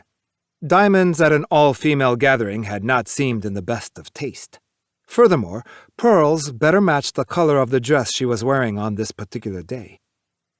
Shortly after the party had begun, Mrs. Sasaki was moving across for one last inspection of the cake when the pearl in her ring, already a little loose, finally fell from its socket. It seemed a most inauspicious event for this happy occasion, but it would have been no less embarrassing to have everyone aware of the misfortune, so Mrs. Sasaki simply left the pearl close by the rim of the large cake dish and resolved to do something about it later. Around the cake were set out the plates, forks, and paper napkins for herself and the four guests. It now occurred to Mrs. Sasaki that she had no wish to be seen wearing a ring with no stone while cutting this cake, and accordingly she removed the ring from her finger and very deftly, without turning around, slipped it into a recess in the wall behind her back. Amid the general excitement of the exchange of gossip and Mrs. Sasaki's surprise and pleasure at the thoughtful presents brought by her guests, the matter of the pearl was very quickly forgotten. Before long, it was time for the customary ceremony of lighting and extinguishing the candles on the cake. Everyone crowded excitedly about the table, lending a hand in the not untroublesome task of lighting 43 candles. Mrs. Sasaki, with her limited lung capacity, could hardly be expected to blow out all that number at one puff, and her appearance of utter helplessness gave rise to a great deal of hilarious comment. The procedure followed in serving the cake was that, after the first bold cut, Mrs. Sasaki carved for each guest individually a slice of whatever thickness was requested and transferred this to a small plate, which the guest then carried back with her to her own seat. With everyone stretching out hands at the same time, the crush and confusion around the table was considerable. On top of the cake was a floral design executed in pink icing and liberally interspersed with small silver balls. These were silver-painted crystals of sugar, a common enough decoration on birthday cakes. In the struggle to secure helpings, moreover, flakes of icing, crumbs of cake, and a number of these silver balls came to be scattered all over the white tablecloth. Some of the guests gathered these stray particles between their fingers and put them on their plates. Others popped them straight into their mouths. In time, all returned to their seats and ate their portions of cake at their leisure, laughing. It was not a homemade cake, having been ordered by Mrs. Sasaki from a certain high-class confectioner's, but the guests were unanimous in praising its excellence. Mrs. Sasaki was bathed in happiness.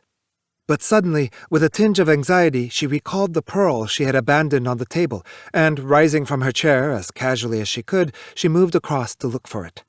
At the spot where she was sure she had left it, the pearl was no longer to be seen. Mrs. Sasaki abhorred losing things.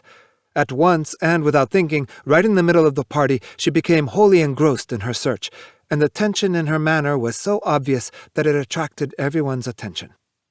"Is there something the matter?" someone asked. "No, not at all. Just a moment." Mrs. Sasaki's reply was ambiguous, but before she had time to decide to return to her chair, first one, then another, and finally every one of her guests had risen and was turning back the tablecloth or groping about on the floor. Mrs. Azuma, seeing this commotion, felt that the whole thing was just too deplorable for words. She was incensed at a hostess who could create such an impossible situation over the loss of a solitary pearl. Mrs. Azuma resolved to offer herself as a sacrifice and to save the day. With a heroic smile, she declared, "That's it, then. It must have been a pearl I ate just now. A silver ball dropped on the tablecloth when I was given my cake, and I just picked it up and swallowed it without thinking. It did seem to stick in my throat a little. Had it been a diamond now, I would naturally return it, by an operation if necessary, but as it's a pearl, I must simply beg your forgiveness."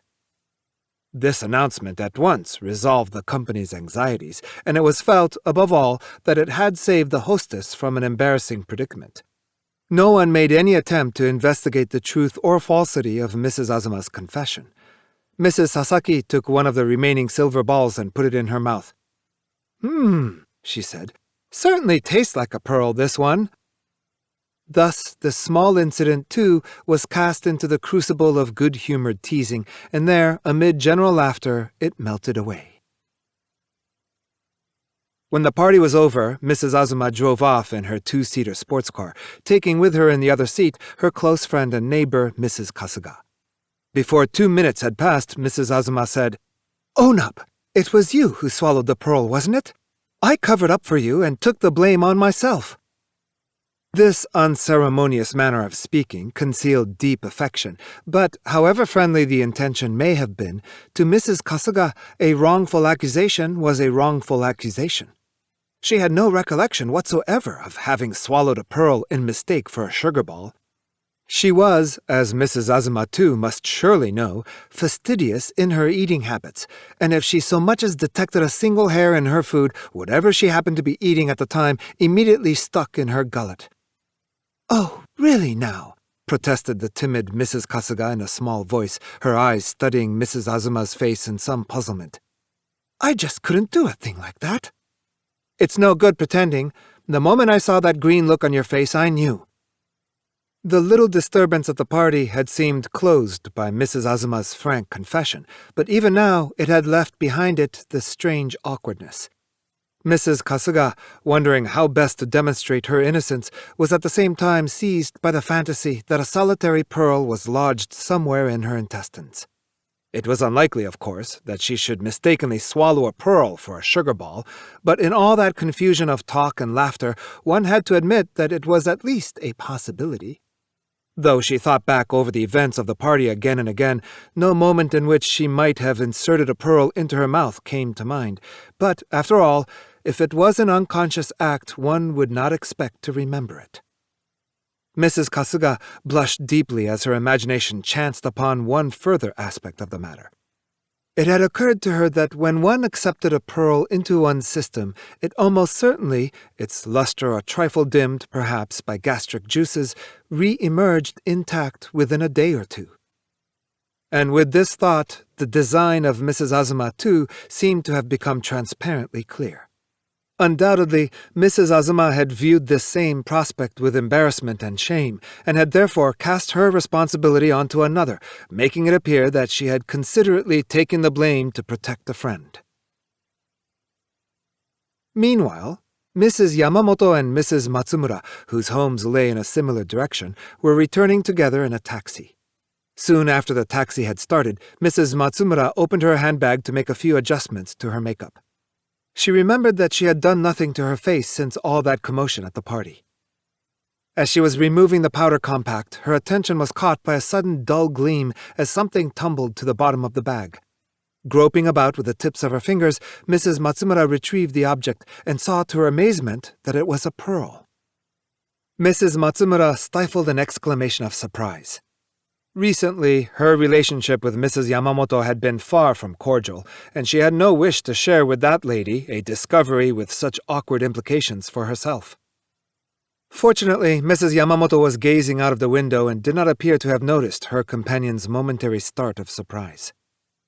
Caught off balance by this sudden turn of events, Mrs. Matsumura did not pause to consider how the pearl had found its way into her bag, but immediately became a prisoner of her own private brand of school captain morality.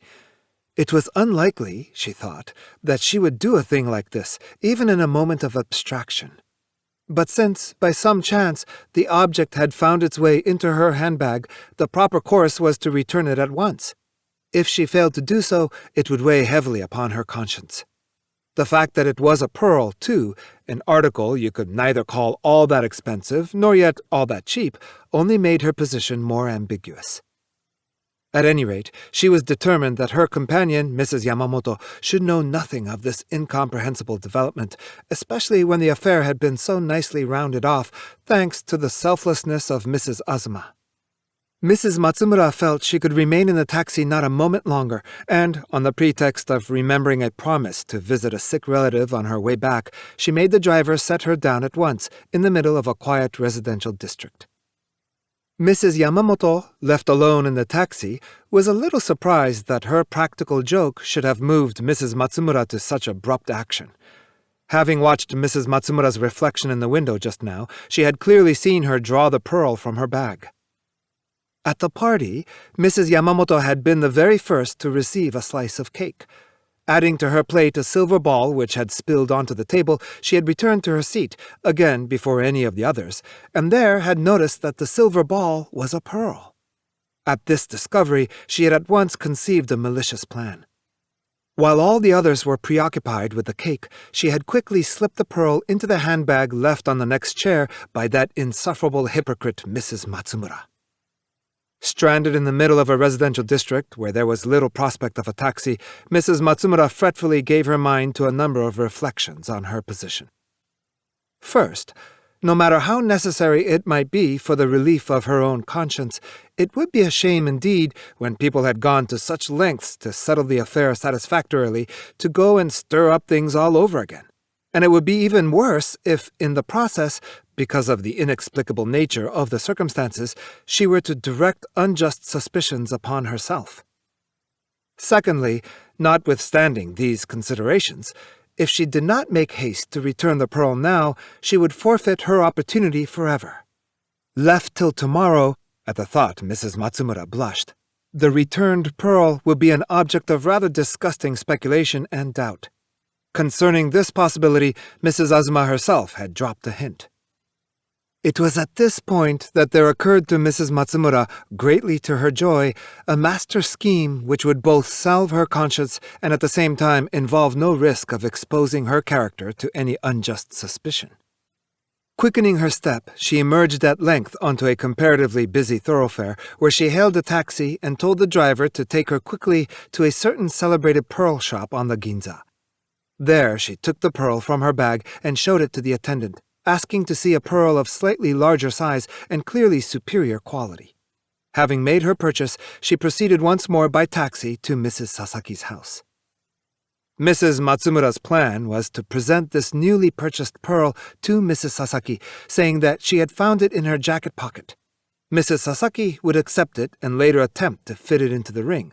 However, being a pearl of a different size, it would not fit into the ring, and Mrs. Sasaki, puzzled, would try to return it to Mrs. Matsumura. But Mrs. Matsumura would refuse to have it returned. Thereupon, Mrs. Sasaki would have no choice but to reflect as follows. The woman has behaved in this way in order to protect someone else. Such being the case, it is perhaps safest simply to accept the pearl and forget the matter. Mrs. Matsumura has doubtless observed one of the three ladies in the act of stealing the pearl, but at least of my four guests, I can now be sure that Mrs. Matsumura, if no one else, is completely without guilt. Who ever heard of a thief stealing something and then replacing it with a similar article of greater value? By this device, Mrs. Matsumura proposed to escape forever the infamy of suspicion, and equally, by a small outlay of cash, the pricks of an uneasy conscience. To return to the other ladies, after reaching home, Mrs. Kasuga continued to feel painfully upset by Mrs. Azuma's cruel teasing. To clear herself of even a ridiculous charge like this, she knew, she must act before tomorrow or it would be too late. That is to say, in order to offer positive proof that she had not eaten the pearl, it was above all necessary for the pearl itself to be somehow produced. And, briefly, if she could show the pearl to Mrs. Azuma immediately, her innocence on the gastronomic count, if not on any other, would be firmly established. But if she waited until tomorrow, even though she managed to produce the pearl, the shameful and hardly mentionable suspicion would inevitably have intervened. The normally timid Mrs. Kasuga, inspired with the courage of impetuous action, burst from the house to which she had so recently returned, sped to a pearl shop in the Ginza, and selected and bought a pearl which, to her eye, seemed of roughly the same size as those silver balls on the cake. She then telephoned Mrs. Azuma. On returning home, she explained she had discovered in the folds of the bow of her sash the pearl which Mrs. Sasaki had lost. But since she felt too ashamed to return it by herself, she wondered if Mrs. Azuma would be so kind as to go with her as soon as possible. Inwardly, Mrs. Azuma considered the story a little unlikely, but since it was the request of a good friend, she agreed to go. Mrs. Sasaki accepted the pearl brought to her by Mrs. Matsumura, and, puzzled at its failure to fit the ring, fell obligingly into that very train of thought for which Mrs. Matsumura had prayed. But it was a surprise to her when Mrs. Kasuga arrived about an hour later, accompanied by Mrs. Azuma, and returned another pearl. Mrs. Sasaki hovered perilously on the brink of discussing Mrs. Matsumura's prior visit, but checked herself at the last moment and accepted the second pearl as unconcernedly as she could. She felt sure that this one, at any rate, would fit, and as soon as the two visitors had taken their leave, she hurried to try it in the ring. But it was too small, and wobbled loosely in the socket. At this discovery, Mrs. Sasaki was not so much surprised as dumbfounded. On the way back in the car, both ladies found it impossible to guess what the other might be thinking, and, though normally relaxed and loquacious in each other's company, they now lapsed into a long silence. Mrs. Azuma, who believed she could do nothing without her own full knowledge, knew for certain that she had not swallowed the pearl herself. It was simply to save everyone from embarrassment that she had cast shame aside and made that declaration at the party. More particularly, it was to save the situation for her friend, who had been fidgeting about and looking conspicuously guilty. But what was she to think now? Beneath the peculiarity of Mrs. Kasuga's whole attitude, and beneath this elaborate procedure of having herself accompany her as she returned the pearl, she sensed that there lay something much deeper. Could it be that Mrs. Azuma's intuition had touched upon a weakness in her friend's makeup which it was forbidden to touch upon, and that by thus driving her friend into a corner she had transformed an unconscious, impulsive kleptomania into a deep mental derangement beyond all cure? Mrs. Kasuga, for her part, still retained the suspicion that Mrs. Azuma had genuinely swallowed the pearl and that her confession at the party had been the truth. If that was so, it had been unforgivable of Mrs. Azuma, when everything was smoothly settled, to tease her so cruelly on the way back from the party, shifting the guilt onto herself. As a result, timid creature that she was, she had been panic-stricken, and besides spending good money, had felt obliged to act out that little play. And was it not exceedingly ill-natured of Mrs. Azuma that, even after all this, she still refused to confess it was she who had eaten the pearl? And if Mrs. Azuma's innocence was all pretense, she herself, acting her part so painstakingly, must appear in Mrs. Azuma's eyes as the most ridiculous of third-rate comedians. To return to Mrs. Matsumura. That lady, on her way back from obliging Mrs. Sasaki to accept the pearl, was feeling now more at ease in her mind and had the notion to make a leisurely re-investigation, detail by detail, of the events of the recent incident. When going to collect her portion of cake, she had most certainly left her handbag on the chair. Then, while eating the cake, she had made liberal use of the paper napkin, so there could have been no necessity to take a handkerchief from her bag. The more she thought about it, the less she could remember having opened her bag until she touched up her face in the taxi on the way home. How was it, then, that a pearl had rolled into a handbag which was always shut? She realized now how stupid she had been not to have remarked this simple fact before, instead of flying into a panic at the mere sight of the pearl. Having progressed this far, Mrs. Matsumura was struck by an amazing thought. Someone must purposely have placed the pearl in her bag in order to incriminate her. And of the 4 guests at the party, the only one who would do such a thing was, without doubt, the detestable Mrs. Yamamoto. Her eyes glinting with rage, Mrs. Matsumura hurried toward the house of Mrs. Yamamoto. From her first glimpse of Mrs. Matsumura standing in the doorway, Mrs. Yamamoto knew at once what had brought her. She had already prepared her line of defense. However, Mrs. Matsumura's cross-examination was unexpectedly severe, and from the start it was clear that she would accept no evasions. "It was you, I know. No one but you could do such a thing," began Mrs. Matsumura deductively. "Why choose me? What proof have you? If you can say a thing like that to my face, I suppose you've come with pretty conclusive proof, have you?" Mrs. Yamamoto was at first icily composed. To this, Mrs. Matsumura replied that Mrs. Azuma, having so nobly taken the blame on herself, clearly stood in an incompatible relationship with mean and despicable behavior of this nature. And as for Mrs. Kasuga, she was much too weak-kneed for such dangerous work, and that left only one person, yourself. Mrs. Yamamoto kept silent, her mouth shut tight like a clamshell. On the table before her gleamed the pearl which Mrs. Matsumura had set there. In the excitement, she had not even had time to raise a teaspoon, and the Ceylon tea she had so thoughtfully provided was beginning to get cold. "I had no idea that you hated me so." As she said this, Mrs. Yamamoto dabbed at the corners of her eyes, but it was plain that Mrs. Matsumura's resolve not to be deceived by tears was as firm as ever. "Well then," Mrs. Yamamoto continued, "I shall say what I had thought I must never say. I shall mention no names, but one of the guests— by that, I suppose you can only mean Mrs. Azuma or Mrs. Kasuga. Please, I beg at least that you allow me to omit the name. As I say, one of the guests had just opened your bag and was dropping something inside when I happened to glance in her direction. You can imagine my amazement. Even if I had felt able to warn you, there would have been no chance. My heart just throbbed, and on the way back in the taxi, oh, how awful not to be able to speak even then. If we had been good friends, of course, I could have told you quite frankly, but since I knew of your apparent dislike for me— I see. You have been very considerate, I'm sure. Which means, doesn't it, that you have now cleverly shifted the blame onto Mrs. Azuma and Mrs. Kasuga. Shifted the blame? Oh, how can I get you to understand my feelings? I only wanted to avoid hurting anyone. Quite. But you didn't mind hurting me, did you? You might at least have mentioned this in the taxi. And if you had been frank with me when you found the pearl in your bag, I would probably have told you, at that moment, everything I had seen. But no, you chose to leave the taxi at once without saying a word. For the first time, as she listened to this, Mrs. Matsumura was at a loss for a reply. Well then, can I get you to understand? I wanted no one to be hurt. Mrs. Matsumura was filled with an even more intense rage. If you are going to tell a string of lies like that, she said, I must ask you to repeat them, tonight, if you wish, in my presence, before Mrs. Azuma and Mrs. Kasuga. At this, Mrs. Yamamoto started to weep. And thanks to you, she sobbed reprovingly, all my efforts to avoid hurting anyone will have come to nothing.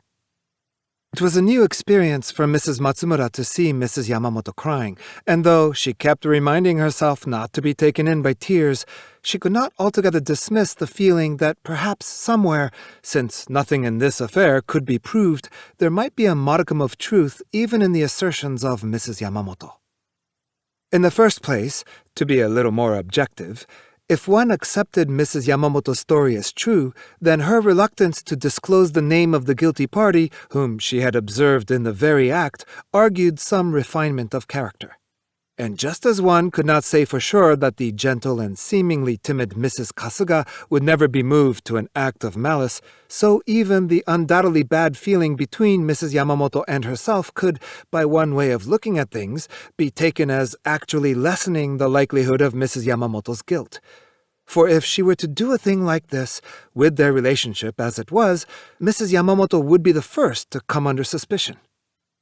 We have differences in our natures, Mrs. Yamamoto continued tearfully, and I cannot deny that there are things about yourself which I dislike. But for all that, it is really too bad that you should suspect me of such a petty trick to get the better of you. Still, on thinking it over, to submit quietly to your accusations might well be the course most consistent with what I have felt in this matter all along. In this way, I alone shall bear the guilt, and no other will be hurt. After this pathetic pronouncement, Mrs. Yamamoto lowered her face to the table and abandoned herself to uncontrolled weeping. Watching her, Mrs. Matsumura came by degrees to reflect upon the impulsiveness of her own behavior. Detesting Mrs. Yamamoto as she had, there had been times in her castigation of that lady when she had allowed herself to be blinded by emotion. When Mrs. Yamamoto raised her head again after this prolonged bout of weeping, the look of resolution on her face, somehow remote and pure, was apparent even to her visitor. Mrs. Matsumura, a little frightened, drew herself upright in her chair. This thing should never have been. When it is gone, everything will be as before." Speaking in riddles, Mrs. Yamamoto pushed back her disheveled hair and fixed a terrible yet hauntingly beautiful gaze upon the top of the table.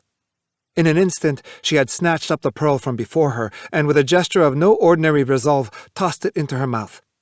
Raising her cup by the handle, her little finger elegantly extended, she washed the pearl down her throat with one gulp of cold Ceylon tea. Mrs. Matsumura watched in horrified fascination. The affair was over before she had time to protest. This was the first time in her life she had seen a person swallow a pearl, and there was in Mrs. Yamamoto's manner something of that desperate finality one might expect to see in a person who had just drunk poison. However, heroic though the action was, it was above all a touching incident, and not only did Mrs. Matsumura find her anger vanished into thin air, but so impressed was she by Mrs. Yamamoto's simplicity and purity that she could only think of that lady as a saint. And now Mrs. Matsumura's eyes, too, began to fill with tears, and she took Mrs. Yamamoto by the hand.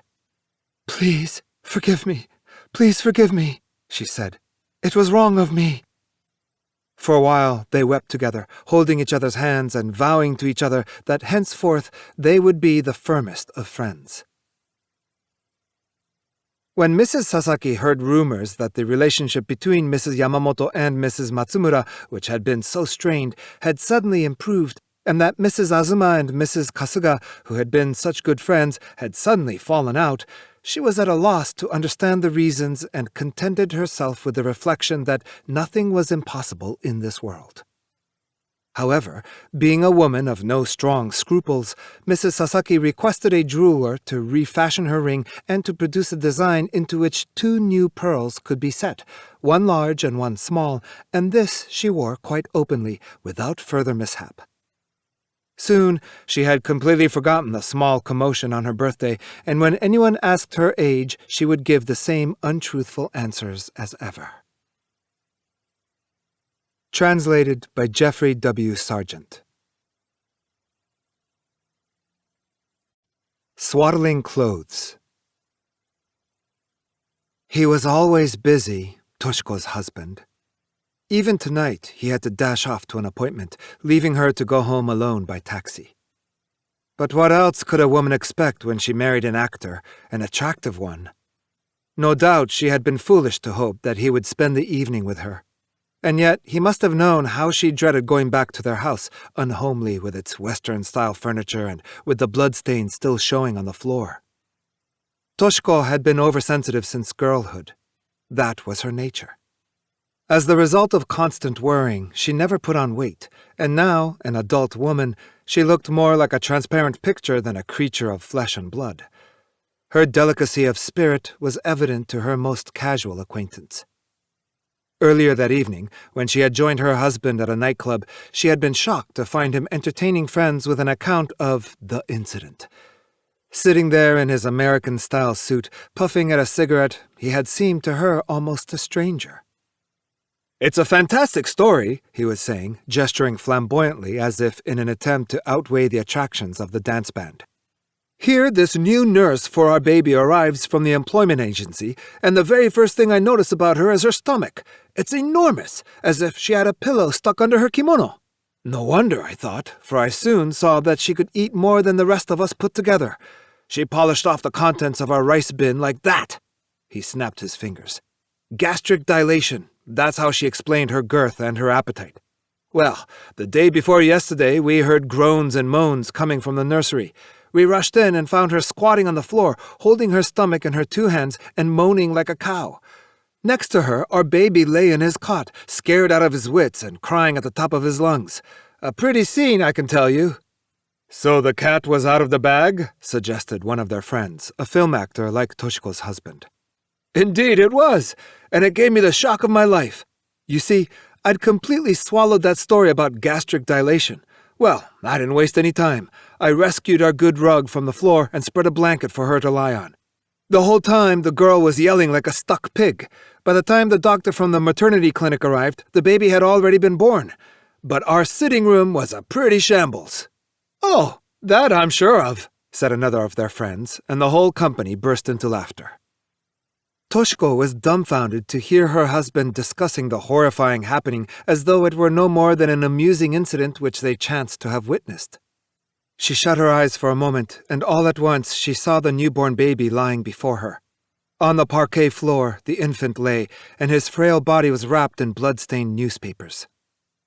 Toshiko was sure that the doctor had done the whole thing out of spite, as if to emphasize his scorn for this mother who had given birth to a bastard under such sordid conditions. He had told his assistant to wrap the baby in some loose newspapers rather than proper swaddling. This callous treatment of the newborn child had offended Toshiko. Overcoming her disgust at the entire scene, she had fetched a brand-new piece of flannel from her cupboard and, having swaddled the baby in it, had laid him carefully in an armchair. This all had taken place in the evening after her husband had left the house. Toshiko had told him nothing of it, fearing that he would think her over-soft, over-sentimental. Yet the scene had engraved itself deeply in her mind. Tonight she sat silently thinking back on it, while the jazz orchestra brayed and her husband chatted cheerfully with his friends. She knew that she would never forget the sight of the baby, wrapped in stained newspapers and lying on the floor. It was a scene fit for a butcher shop. Toshiko, whose own life had been spent in solid comfort, poignantly felt the wretchedness of the illegitimate baby. I am the only person to have witnessed its shame, the thought occurred to her. The mother never saw her child lying there in its newspaper wrappings, and the baby itself, of course, didn't know. I alone shall have to preserve that terrible scene in my memory. When the baby grows up and wants to find out about his birth, there will be no one to tell him, so long as I preserve silence. How strange that I should have this feeling of guilt. After all, it was I who took him up from the floor, swathed him properly in flannel, and laid him down to sleep in the armchair. They left the nightclub, and Toshiko stepped into the taxi that her husband had called for her. "Take this lady to Shigome," he told the driver, and shut the door from the outside. Toshiko gazed through the window at her husband's smiling face and noticed his strong white teeth. Then she leaned back in the seat, oppressed by the knowledge that their life together was in some way too easy, too painless. It would have been difficult for her to put her thoughts into words. Through the rear window of the taxi, she took a last look at her husband. He was striding along the street toward his Nash car, and soon the back of his rather garish tweed coat had blended with the figures of the passers-by. The taxi drove off, passed down a street dotted with bars, and then by a theater, in front of which the throngs of people jostled each other on the pavement. Although the performance had only just ended, the lights had already been turned out, and in the half-dark outside it was depressingly obvious that the cherry blossoms decorating the front of the theater were merely scraps of white paper. Even if that baby should grow up in ignorance of the secret of his birth, he can never become a respectable citizen, reflected Toshiko, pursuing the same train of thoughts. Those soiled newspaper swaddling clothes will be the symbol of his entire life. But why should I keep worrying about him so much? Is it because I feel uneasy about the future of my own child? Say 20 years from now, when our boy will have grown up into a fine, carefully educated young man, one day by a quirk of fate he meets that other boy who then will also have turned 20. And say that the other boy, who has been sinned against, savagely stabs him with a knife. It was a warm, overcast April night, but thoughts of the future made Toshiko feel cold and miserable. She shivered on the back seat of the car. No. When the time comes, I shall take my son's place, she told herself suddenly. 20 years from now, I shall be 43. I shall go to that young man and tell him straight out about everything, about his newspaper swaddling clothes, and about how I went and wrapped him in flannel. The taxi ran along the dark wide road that was bordered by the park and by the Imperial Palace moat. In the distance, Toshiko noticed the pinpricks of light which came from the blocks of tall office buildings. 20 years from now, that wretched child will be in utter misery. He will be living a desolate, hopeless, poverty-stricken existence, a lonely rat. What else could happen to a baby who has had such a birth? He'll be wandering through the streets by himself, cursing his father, loathing his mother. No doubt, Toshiko derived a certain satisfaction from her somber thoughts. She tortured herself with them without cease. The taxi approached Hanzomon and drove past the compound of the British Embassy. At that point, the famous rows of cherry trees were spread out before Toshiko in all their purity. On the spur of the moment, she decided to go and view the blossoms by herself in the dark night. It was a strange decision for a timid and unadventurous young woman, but then she was in a strange state of mind, and she dreaded the return home. That evening, all sorts of unsettling fancies had burst open in her mind. She crossed the wide street, a slim, solitary figure in the darkness. As a rule, when she walked in the traffic, Toshiko used to cling fearfully to her companion, but tonight she darted alone between the cars and a moment later had reached the long, narrow park that borders the palace moat. Chidorigafuchi, it is called, the abyss of the 1,000 birds. Tonight, the whole park had become a grove of blossoming cherry trees. Under the calm, cloudy sky, the blossoms formed a mass of solid whiteness. The paper lanterns that hung from wires between the trees had been put out. In their place, electric light bulbs, red, yellow, and green, shone dully beneath the blossoms. It was well past 10 o'clock, and most of the flower viewers had gone home. As the occasional passers-by strolled through the park, they would automatically kick aside the empty bottles or crush the waste paper beneath their feet. Newspapers, thought Toshiko, her mind going back once again to those happenings. Blood-stained newspapers. If a man were ever to hear of that piteous birth and know that it was he who had lain there, it would ruin his entire life. To think that I, a perfect stranger, should from now on have to keep such a secret, the secret of a man's whole existence. Lost in these thoughts, Toshiko walked on through the park. Most of the people still remaining there were quiet couples. No one paid her any attention.